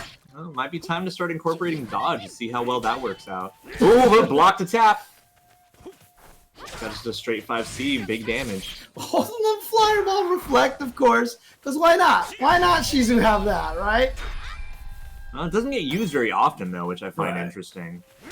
But... Oh, wow, that active frames, baby. Oh, he missed! That should do it right there. Yeah, and I love, you can see a lot of the newer viewers who haven't watched a lot of Sam's show, because they're just like, that an instant kill? Why did those things do so much damage? No, just 80%. Just 80%. No big It's not an deal. instant kill. Just 80%. That's all. And only a couple of characters can combo into him. Right. Because then it's an instant kill. But there you go. Andy OCR taking his first game. Yeah. So now it is 1-2. 1-2. But again, that is one of the things that is so about Samurai. Visceral about Samurai Showdown is that factor that you could never feel safe. That one thing can turn it. And then you pucker. Yeah, but the best thing about it is those things that are designed to do that damage they're not like abusable. Yeah. Like you have to like they're functionally not very good, and you get one. Right. Mm-hmm, Period. mm-hmm. Yeah, per game. Not even per round, but per game. So it seems like it might be messed up, but it's actually really well balanced. I really enjoy it. Yeah, I love the fact that they're just slow enough to not necessarily be practical, but just fast enough to still be viable. Yep. Like, that's the range they're at. Oof. Ooh, still got it. Speaking of range, man, I thought that was going to get blocked on that uppercut. Oh, again! Nice. He is just not caring about the tap anymore. And that's one of the nice things about that universal overhead. I feel like it also has a decent amount of active frames as well. Or it just might even just be the... freaking good. Not angrily too good on your part, I'm sure. Oh man. I can bite my tongue. Yeah, I saw the. Like, the vein in my forehead. If you're an anime character, would have been on your head. Oh no, that would definitely be the like cross vein. Yeah. Pure rage. Yeah. It's a pretty good move. The lines of disgust, the stink lines coming off your head. I would have probably just stared at you and had the menacing thing Yeah, going across. exactly. But look at this round right now The for Rumble. Dimokov. What a good round. Oh, that should do it right there. Yeah. Okay. Because whiffing a throw, by the way, is a full second. That is a 60 frame whiff. Like, Oh, nice jumping. I mean, it might be like 56 or something. See, but this is basically. not a good start for Andy, but looking very good for Dimokov. That Gets was the nice. throw, yeah. That was good on his part, though. Oh! To throw a little poke. That was smart, but not fast enough. But you know what? It's still safe on block. Oh, that's going to be Easton punish. Okay, the timer has drained. Almost a tie now. Yeah, but look at that damage right there. Oh, this time it's not going to work. This time, the tap defeats the universal overhead, and Dimokov is going to grand finals. Oh no, you're dangerous. As a little additional note on that, that tap has a bunch of invul once you've charged it long enough. Yeah. So it just straight dodged all the active frames and just said nope. Wow. There you go. Kudos to Andy OCR. Absolutely. Putting on a fantastic show. All right, let's Congratulations. let Jeff talk for a little bit here. Yo, what's up? That, oh Nuts to my Diddy. god. It's congratulations. What Yeah, he's is running the even stream, he can happening do right now? I'm whatever gonna he disconnect. wants, These guys aren't guys. hearing me. Alright, there we go. Guys, this is Jeff the Hero, and I just want to say thank you all so much. I look like a nerd. I want to say thank you all so much to each and every single one of you out there just watching, letting this thing happen. I just want to give a shout out to my staff who has been here. Big shout outs to Rui, who was doing commentary with me earlier, James Chen, Olaf. You guys are really making it be a big part of here. Of course, we have Ricky in the background, who's been doing all the stream clips, has been catfishing me on my Twitter account. Everyone, big shout outs to Ricky. Of course, Kiom, who is off in Colorado somewhere, sitting on top of a mountain, doing the brackets and making sure that this tournament is ran super, super well. Thank you guys so, so much. And obviously, the biggest guys to thank are you. You, the guys at home, thank you all so much. We started this off as just like, I was on that bed waking up from a nightmare. I'm like, oh my god, what if I ran online tournaments? And about 7 months ago, I just first started Ronin Rumble right there, just like some random idea. It picked up steam over and over again. And then suddenly we're getting sponsored by like Red Bull, and then Victrix has been like giving support. And now we are on the front page of Twitch. And none of this will be possible without you guys showing up each and every single week, giving us the support that we needed to show that Samurai Showdown is honestly one of the best goddamn games on the planet. Thank you all so much. If you want to check it out, you guys, hey, I love y'all. Oh, y'all gonna make me cry. Just stop. Y'all suck. Get out of here. Smash.gg/Ronin Rumble 18 if you want to sign up for our last week. We're going to be giving away that stick over there. Thanks to Victrix. I got a few things to shell out. First of all, hold on. I have a cat. Hold on. Oh boy. I know, Simba. Everyone, this is Simba. He's a cat. Look at him. That's all I have to say. Cool. Alright. So we have some other things to do as well, just to show out. Let's take a look at the Victrix video.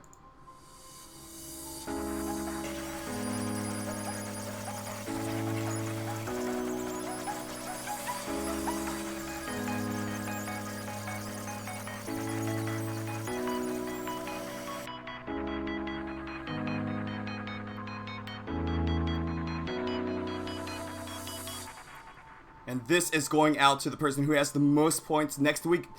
Diddy Mokov is in second place with Andy OCR in first place, but just barely by some points. But in third place, we also have Space Detective. So just want to give a shout out to our guy, Lord Jimmy Bones, in grand finals right now. Twitch.tv/Lord Jimmy Bones. Check him out, please. He's been doing this intermediate level online lobby. Big shout outs to Sonic Soul for getting second place at NEC. And it's also his birthday today. Happy birthday. We also have... Oh, well, that's not it.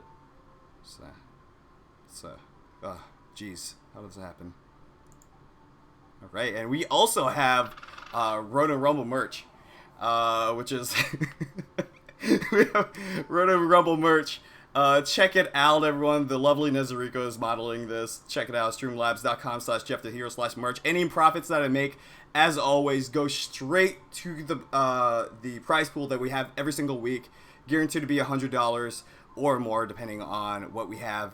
And, oh God, I feel like I need to talk more, but I bet you guys just want to see some grand finals. Who wants to see some grand finals? Who thinks that Lord Jimmy Bones is going to win? Let's get a 1 in the chat. Who thinks Diddy Mokov is going to win? Let's get a 2 in the chat. Ooh, baby. You're not Diddy Mokov. Yeah, no, what? We're going to get right back to our guy, James Chen and Olaf. Thank you all very much once again. You guys made this possible. This is all you. This is a big win for the community. Thank you all so much. And we're back. All right. Can you guys hear us? Making sure that we're on the mic, ready to go. Loud noises. For the grand finals. Let me know if you guys in the chat, if you guys can hear me. Loud and clear. Gotcha. Okay. Fabulous. Here we go. So we are sitting here in the lobby getting ready to go. For our amazing grand finals for Ronin Rumble 17. That's right. It's going to be Diddy Mokov versus Lord Jimmy Bones. And want to remind everybody that since Lord Jimmy Bones made it through the winner's side bracket, Diddy Mokov has to win 2 sets of 3 out of 5. In order to be eliminated from a double elimination tournament, you have to bracket. So if you make it into grand finals on the winner's side, you have to lose a set to get sent to loser's bracket, and then you can be eliminated. So Diddy Mokov's working on an uphill battle right now, but you know these are some of the best in the business. And I mean, in the fighting game community, we have seen so many loser's bracket runs that end in a victory. So definitely not safe yet. Like, for I'm Jimmy literally Bones. trying to think about the last time I watched like a major of a game I loved and watch someone win from winners. Right. It's hard. It's hard.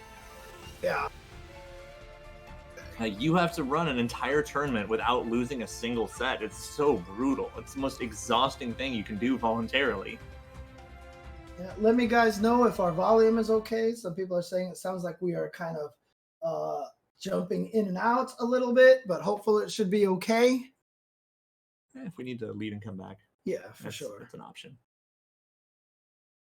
I have a cat sleeping on my lap. It's fantastic. I know. She's been there the whole time, dude. Almost. Yeah, it's amazing.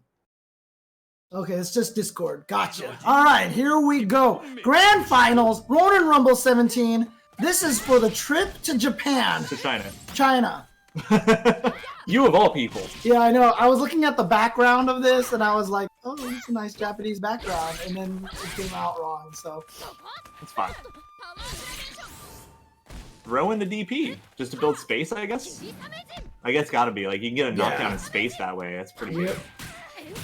Oh yeah, from 2C into DP, it's a lot of good damage for confirm. Yeah, because Shizu's 2C is actually 3 hits, and the first 2 hits are cancelable, so you can do whatever you want. Yeah, but the first hit pause is long enough to let you confirm. You can do whatever you want. Yeah, exactly. You can do whatever you like. Alright. Oh, no anti-air. A little too late, perhaps. Or the other way around, wanted to confirm float. Right. And that is nice, though, because even if he's next to you and floats, you can actually still get him with the uppercut, but this is gonna hurt. And it's gonna kill! That's the end, yeah. There you So again, go. Shizu's weapon flip is very, very strong. And like friendly reminder, Charlotte has enhanced defense. She takes less damage than almost every other character. 95, That's still killed in gut scaling. Yeah. 95. Shizu, that boy hurts. Oh, got hit nice, on the float. and a too, and hit on the ground for the maximum juggle, or for the maximum hits. Yeah, the final hit of that move does all the damage. Right. So if you clip him out. Oh, no. Oh God! Ow! That was max charge. Ow, and you can see how much damage that did. And again, it was on the 95 health proration character. God, look at this.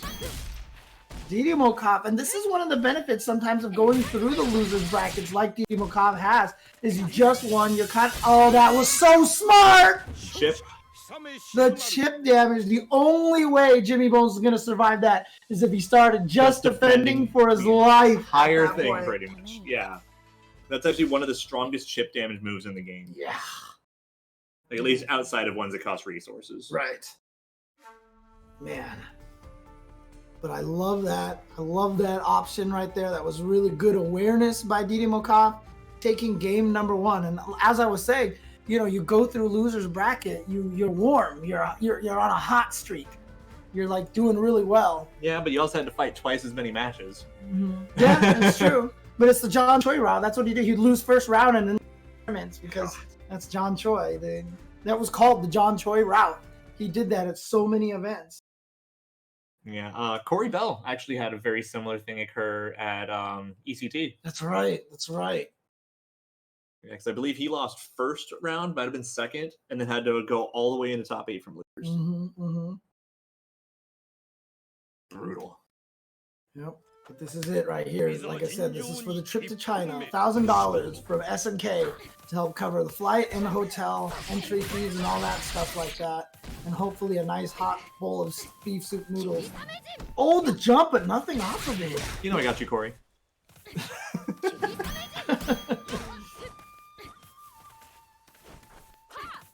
Okay, now we're back to our patient game. Back to throwing shade from a screen away over there. Oh, whoa. I thought that was going to be an upper. Can never be sure sometimes. Yeah, because like I said, we don't see it a lot, but you can. Oh, that actually got him. Oh, I thought Shizu was too small for without the micro dash. Yeah, I wasn't sure. But we don't see it a lot. But Shizu, while floating, can actually go left and right too. But like I said, for some reason I don't see a lot of players use that. Well, we did see it a fair amount earlier against Kazu. Did we? It's just like not every matchup is as viable. Right. But just the awareness that it is an option, so that you can float away from shots. I keep laughing every time I see the buried deer in the back. That's gonna be a big punish. Yeah, there you go. Just being a loaf. The deer. I know they're trying to make it look like it's. It looks like it's standing in a pit. It's a deer loaf. It's a big loaf of bread with horns. Your cats do it all the time. Yo, yeah, cat loaves are It's the the best. loaf. Yeah. Yes, that's right. It was James Chen and Olaf. I am world-renowned Tetris commentator James Chen. Oh yeah, that's how it works. Exactly. I think more people have seen me as a Tetris commentator than anything. But Well, remember there was also the time you did GDQ, yeah, that's true. and it took us a while before people actually started calling you out on it. Because I kept denying it at first. Yeah. Oh, Oh man, This is again, not looking very good. Jimmy Bones here, but I mean he has the first round, so right Yeah. now is just data gathering, you know, for the round because you're probably but gonna this also means that there's a level 5 tap coming.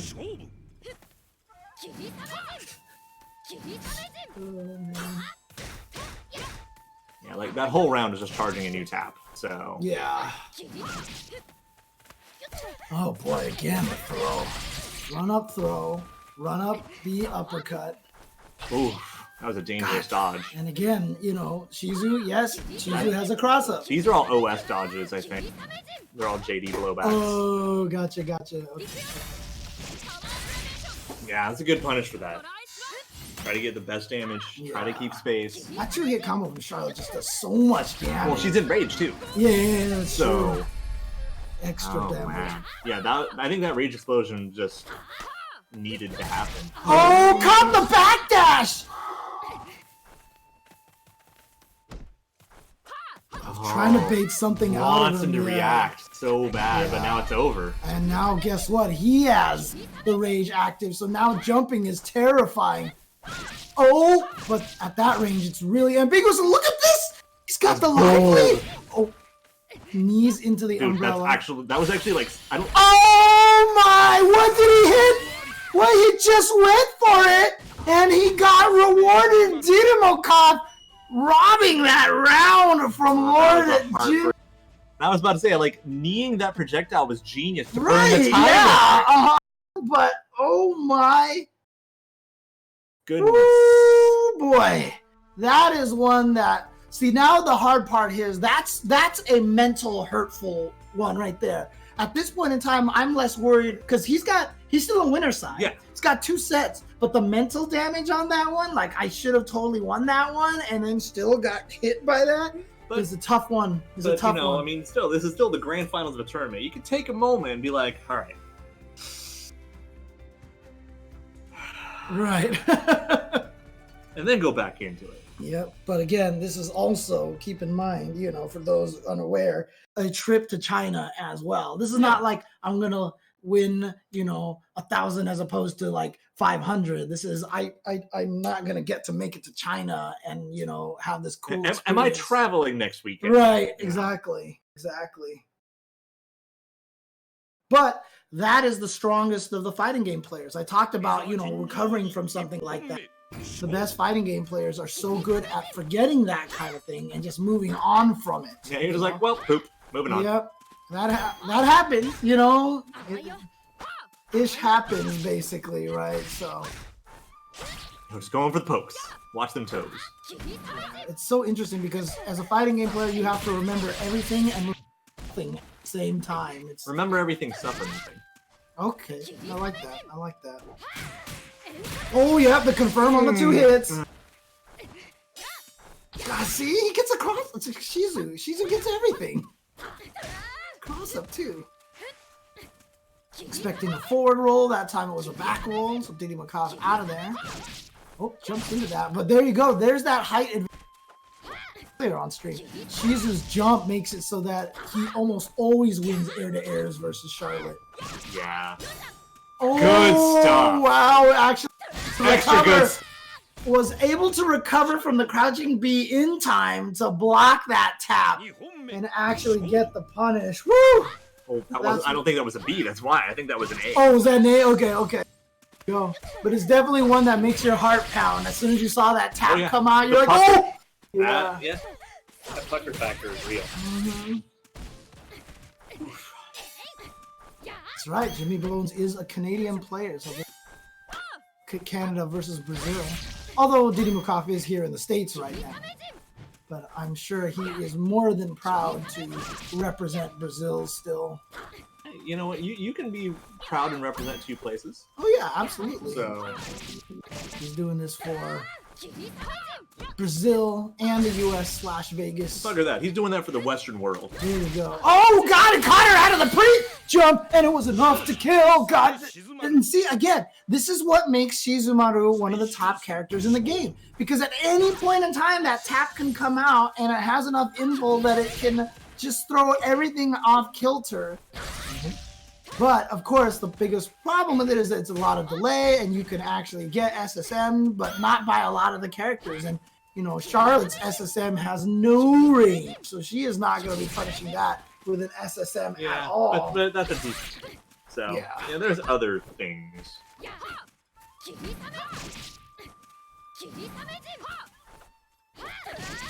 Okay. But don't forget, this is reset point here for Didymokov right now. If Didymokov takes this, he resets the bracket. And they will both be in the loser's side. Oh, what a deflect! You're dead. Okay. Didn't react with his rage burst in time. Saw the deflect, was like, what? And then as soon as you get stabbed, that's the end of that. So you don't even have the startup of that. Wait, what did he deflect? I thought he deflected a C. I could be wrong. Because he couldn't have bursted if that was the case. I don't know. Now I'm missing it. Okay. But there you go. Reset has occurred.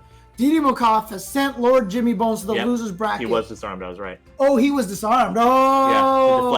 Yeah, I saw sword fly off. Gotcha. Yeah, on running B as well. You're right. You're right.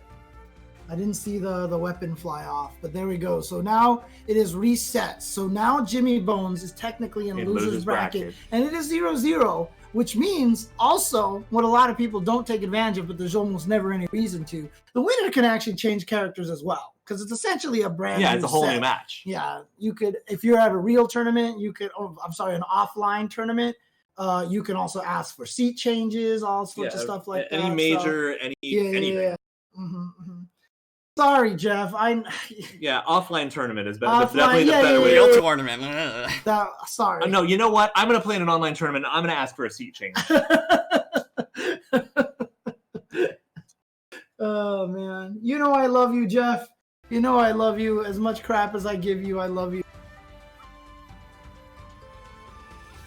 Yeah, Jimmy probably taking a break right now, which I don't blame him. Yeah, absolutely should.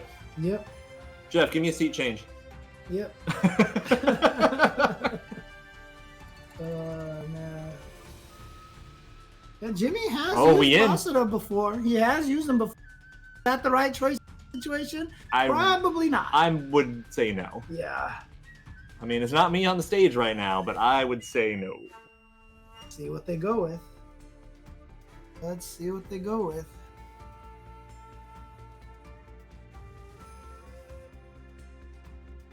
See a lot of people in the chat cheering for Jimmy here. Mr. Jimmy Bones. Charlotte it is. Yep. That's what I would have guessed. That's what I expected. I miss announcers like that in games. You can feel the calm before the storm. Start of the round. Now that's what I call big damage. Yeah, with that being said, though, I do like this announcer because he's like never there or he's really excited. Yeah. And it's always been that way. Yeah. Oh, home court advantage here for Jimmy Bones. I do miss the guys in the background running and throwing bombs at food, though.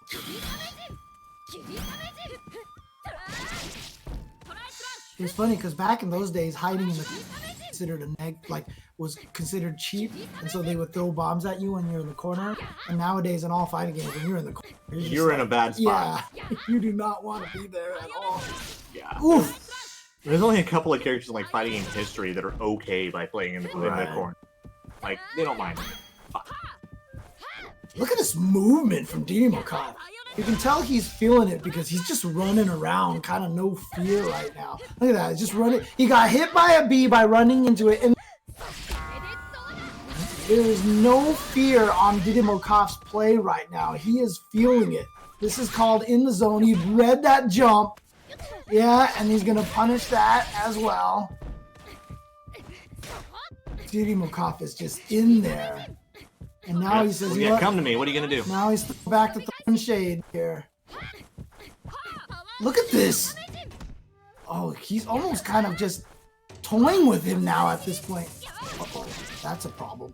Oh, he could have been He needs a dead. stab. He needs a big stab for the chip. I think Dynamokov is feeling himself a little too hard. Okay. Try to just defend it, maybe, and miss? Or maybe reflect it. No, yeah, or deflected, but that's bad right there. I think Dynamokov started feeling himself a little too much at the end there. With all those back dashes and trying to be cute.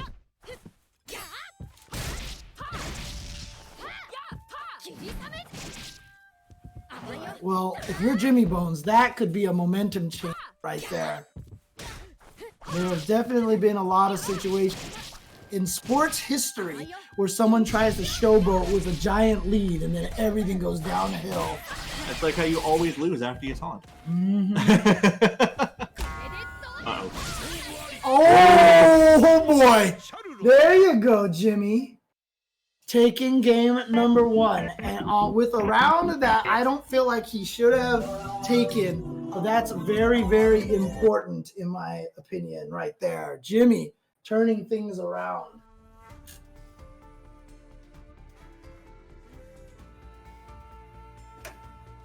Let's see if that was the momentum change that he needs.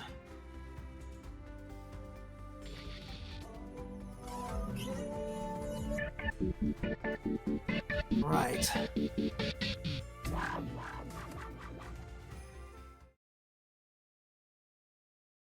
And now, it's 1-0, Lord Jimmy Bones. See if he can turn this around. Keep it going. I mean, I'm perfectly fine with this being a 2v3 set. Like, let's just go the distance. All right, here we go. Just right away. Just running in and getting the throw. Good block. Ooh, okay. No instant overheads for you. And that's the thing. Shizu can actually do some good damage off that. 2C is low, right? Yeah. Yeah. Or wait, which one? 2C Oh. Shizu? I don't even remember which one that is. Yes. The three Definitely hitter, a low. the three hitter, Definitely. So there is Man, that. like, my brain's getting fuzzy. How do these guys do it? Yeah, I know, right? It happens. Honestly, especially on commentary, it happens all the time. You second guess yourself a lot. Nice bird. Oh, the light fireball. It's even making like jump battle. Ooh, a little early on that, but maybe was trying to predict a jump air to air or something like that. But Dynamokov kind of back in. Oh, was able off of the 2K in time to block that. I'm not gonna lie, I would not have blocked that. I would have walked forward into it. The cross out. Dang.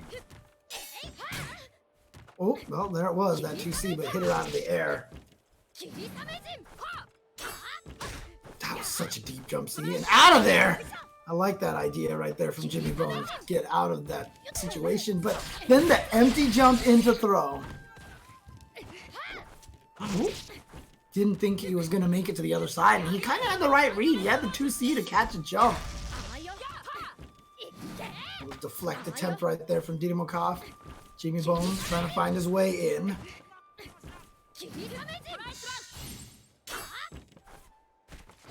Just floating around. Yeah, this is a tricky match. I do think Charlotte versus Shizu is a pretty even match, but it's hard to chase this guy down. Yeah, and all he's doing is just building more resources over time, like that. Oh my! Yeah, every second you let Shizu live is a second you're like gambling later. Ah, And that's the problem, is that Charlotte tends to not kill people quickly. right. And you saw the damage off of that tap, the confirm off of the 2C, 2 hits in a tap like that.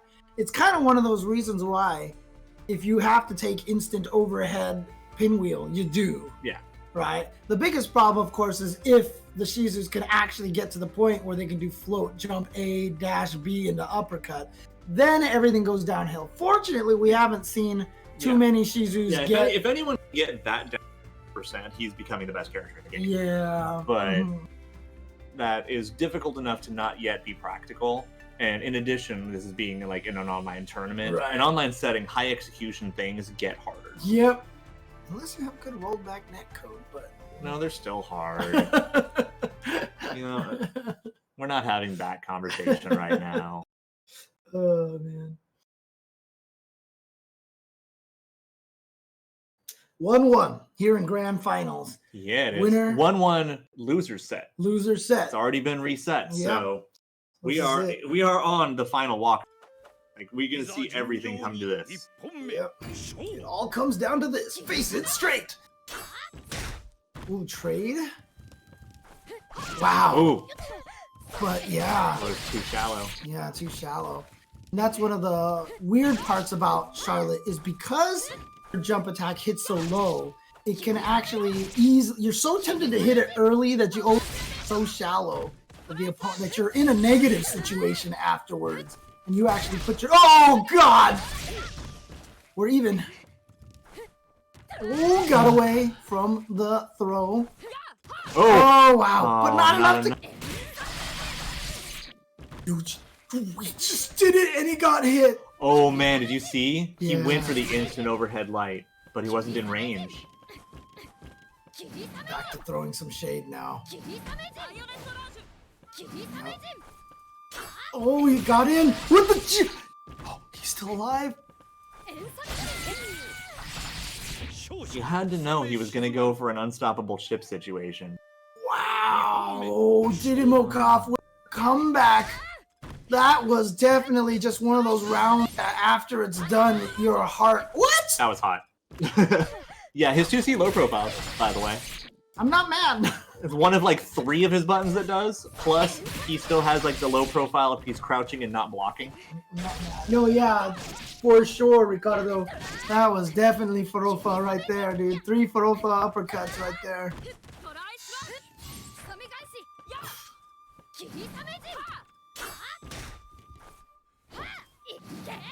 He's never sure he can challenge. Yeah. He's in Jimmy's head right now. Oh no. Every time. He has been reading the situations Jimmy wants to backdash. That was a chip kill. Yeah, you're right. You can see the color of the fan up. Chip. Yep. 2-1, and Didimokov has rattled off 2 quick games. And like I said, right now, there was that one game. Remember, I said that the key was to see if Jimmy could get out of his own head after that one game. And unfortunately, I feel like after not this previous game, but the game before that, I feel like it kind of got into his head a little bit more. Just from years and years of playing in tournaments and watching tournaments, I've seen this. Mm-hmm. I've seen this. This is not just, he's being outplayed. This is the player is not sure what to do right now. Yeah, his brain's a little, and he's struggling more against himself than his own opponent. Right, and if he's listening to this right now, if he does have this on, he 100% can overcome this. He just needs to calm down, make sure he just plays the game as he normally plays, and don't think about the consequences. Don't think about the situations. You ask yourself, and I loathe to bring up his name just because I don't want to keep associating him with it. But Flo is known for the float, the choke. And one of the reasons why is because he thinks about the externals of a tournament every time he gets into like grand finals or in meaningful situations. You think about, this is to win the trip to, this is the, everything's on the line. Yeah. Players are so good at just bubbling themselves. It's like, oh, cool, I got another match. Yep, exactly. And that's one of the things that you want to learn to do. So let's see if Jimmy can do this. Just play your game, Jimmy. Play your game. Don't second guess yourself. However, Didimokov on the opposite side, you can tell that was right there. But you can tell Didimokov is feeling he has the rhythm of the match pinned down right now. Yeah, he's got a couple of things that are like, this is, again, it's going to keep working, so I'm going to do it every time. Oh, what a float! And the punish into weapon flip. That might have been the most perfect anti-DP float I've seen in a long time. He did so much damage, and he read the jump back again there. That's what he was doing to Andy. He has been taking it and doing it to Jimmy Bones as well. Oh my goodness. Oh, and there we go. Tournament point for Didymokov to get the spot for the Invitational, the $1,000 to travel to China. Jimmy Bones got to find a way to make this comeback. And again, reading that jump. Oh, but the backdash against that 2C is not. Oh, the empty jump in the throw. Here we go. He can still do this. He's still in an okay position. He's feeling it, dude. This is Braille. He's feeling it. He's reading it like... He's so scared to challenge the jumping because he's been wrong like once or twice, and it's prevented him from taking the other 20 opportunities. Right. Oh, now he's just running into umbrellas. Oh, okay, burst, yep. Okay. There's gonna be some Hail Mary play. Because if he got stabbed, that burst wouldn't have been able to happen. Oh, and the final bait from Didymokov. The flow after you saw the wall jump, you read the wall jump, and you're like, okay, I baited out the wall jump, and then he still had the float to be able to avoid the Isen. Didymokov is your Ronin Rumble 17 champion. Congratulations. That was outstanding. Amazing stuff right there. And just like I said before we started the grand finals, think to yourself, man, you got to win 2 sets and the other guy only has to win 1. That's so lopsided, but you just never know what happens. Never know what happens when you can get into another player's head or if you just start feeling it. No, and it's again like, you know, you can slip up early in a tournament, but if you'd have the fortitude to make it all the way to losers finals, you know, that says a lot about your skill. And again, your resolve, too. Yeah, you have to sit through so much. But Diddy played amazingly. Lord Jimmy Bones played amazingly. Yes. Don't everyone. Yeah. But, you know, I do want to give the opportunity. Lord Jimmy Bones sent Didymokov into losers in winners final. He played super well, but like I said, after he won the winners finals, I mean, I saw him in chat. He was very excited about it, and that's why I was kind of, well, we still got a long ways to go. And it's one of those things that as a player, you'll work on. So I'm not worried about Jimmy Bones. Let's just put it that way. He'll come back. He'll be stronger for this. He'll be stronger. This will make him a stronger player, 100%. So, but again, like you said, shout outs to everybody else who was in this chat. Shout outs to, Andy OCR, obviously, Dustin, Space Detective, Lude Stairs, the People's Champion Tournament, Zook and Kochori. All of them played amazingly well. Even all didn't make it into the top 8. Just so many good players everywhere. Shout outs to the entire Ronin Rumble community, Discord. Shout outs to the organizers. Thank you so much for making this event happen. Exactly. So, okay, hang on a second. I'm going to make it so I can hear Jeff the Hero. Talk, Jeff. Hey. Hello. Ooh. I should be able to hear you right now. Ooh. Here, do I have you muted? Where's my Discord window?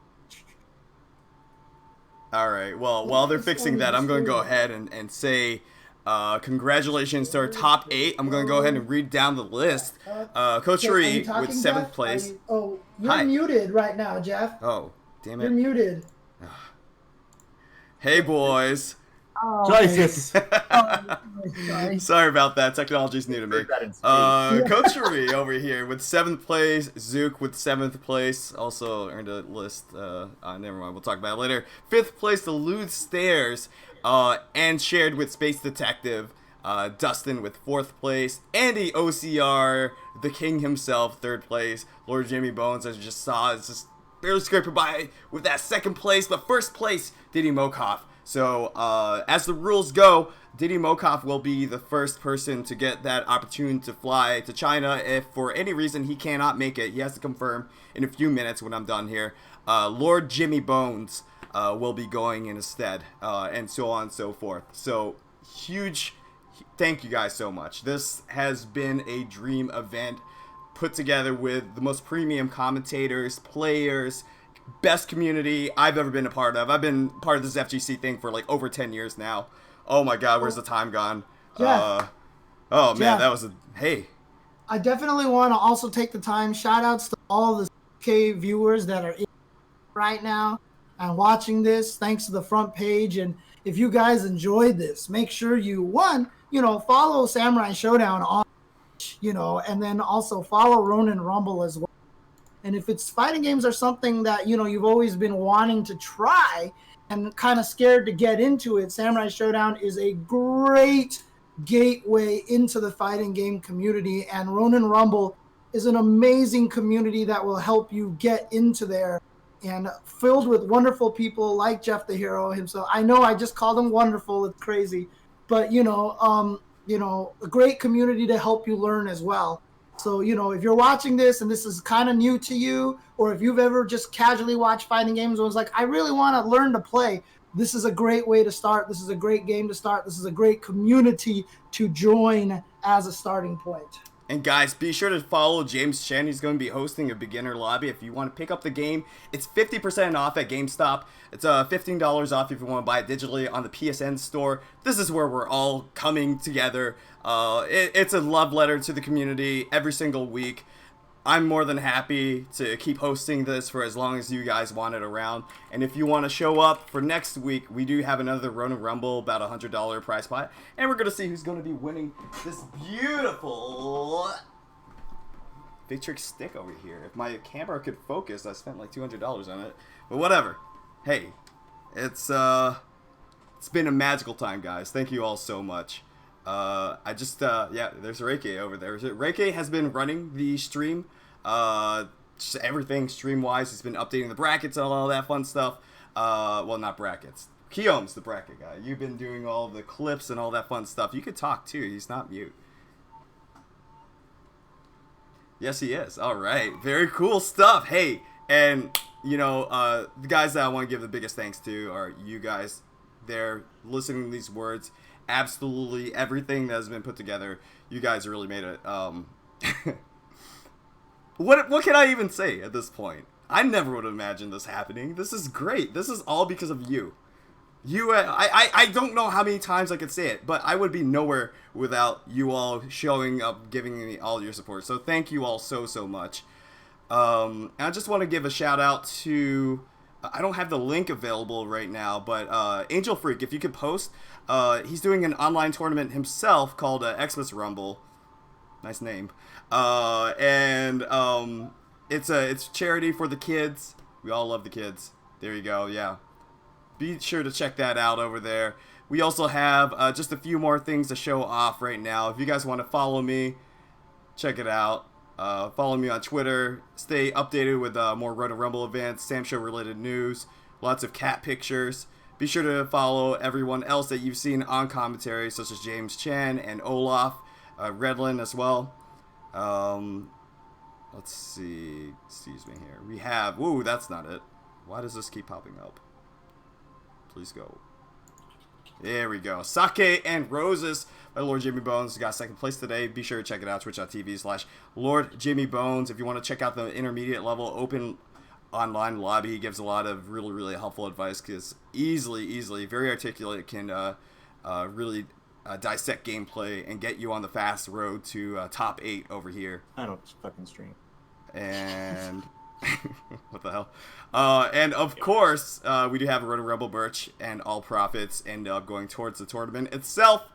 Big shout outs to Nezarico for modeling this for me. Thank you so much, Nezarico, once again. Check her out on Twitter. Very nice girl. She's super friendly, and feel free to ask her about modeling and stuff. I'm not sure. She's funny. Check her out. Streamlabs.com/JeffTheHero/merch if you want to buy one of these. And one last time, we do have Ronin. Oops, this isn't it. We do have. I made it disappear. Sad life. There it is.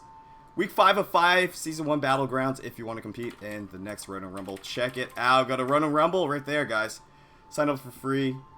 And it is the last week for the Battlegrounds. Like I said, whoever wins this with the most amount of points will be continuing onwards. Ignore the pool commentators and all that stuff. That's just from this week. And, God, I think that might be it. James, Olaf, you guys have anything to say before we sign off here? No, just play Sam Show. That's Play Sam all Show. I've got. Follow James. Play Sam Show. Support SNK. Support Ronin Rumble. Thanks, everyone.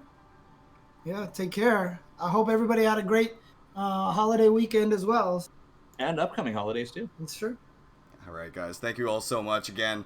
We're going to go ahead and raid someone as per usual. Dark Side. No. Let's see. Sincerely Lynn. Really, really good friend of mine. And she deserves a little bit of love here. So thank you all so much yet again. I don't know what else to say.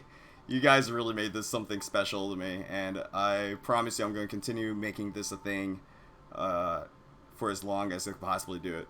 Thank you again, everyone. Have a good night. Good night. I will see you all later. Take care. Bye-bye. Bye. Right now.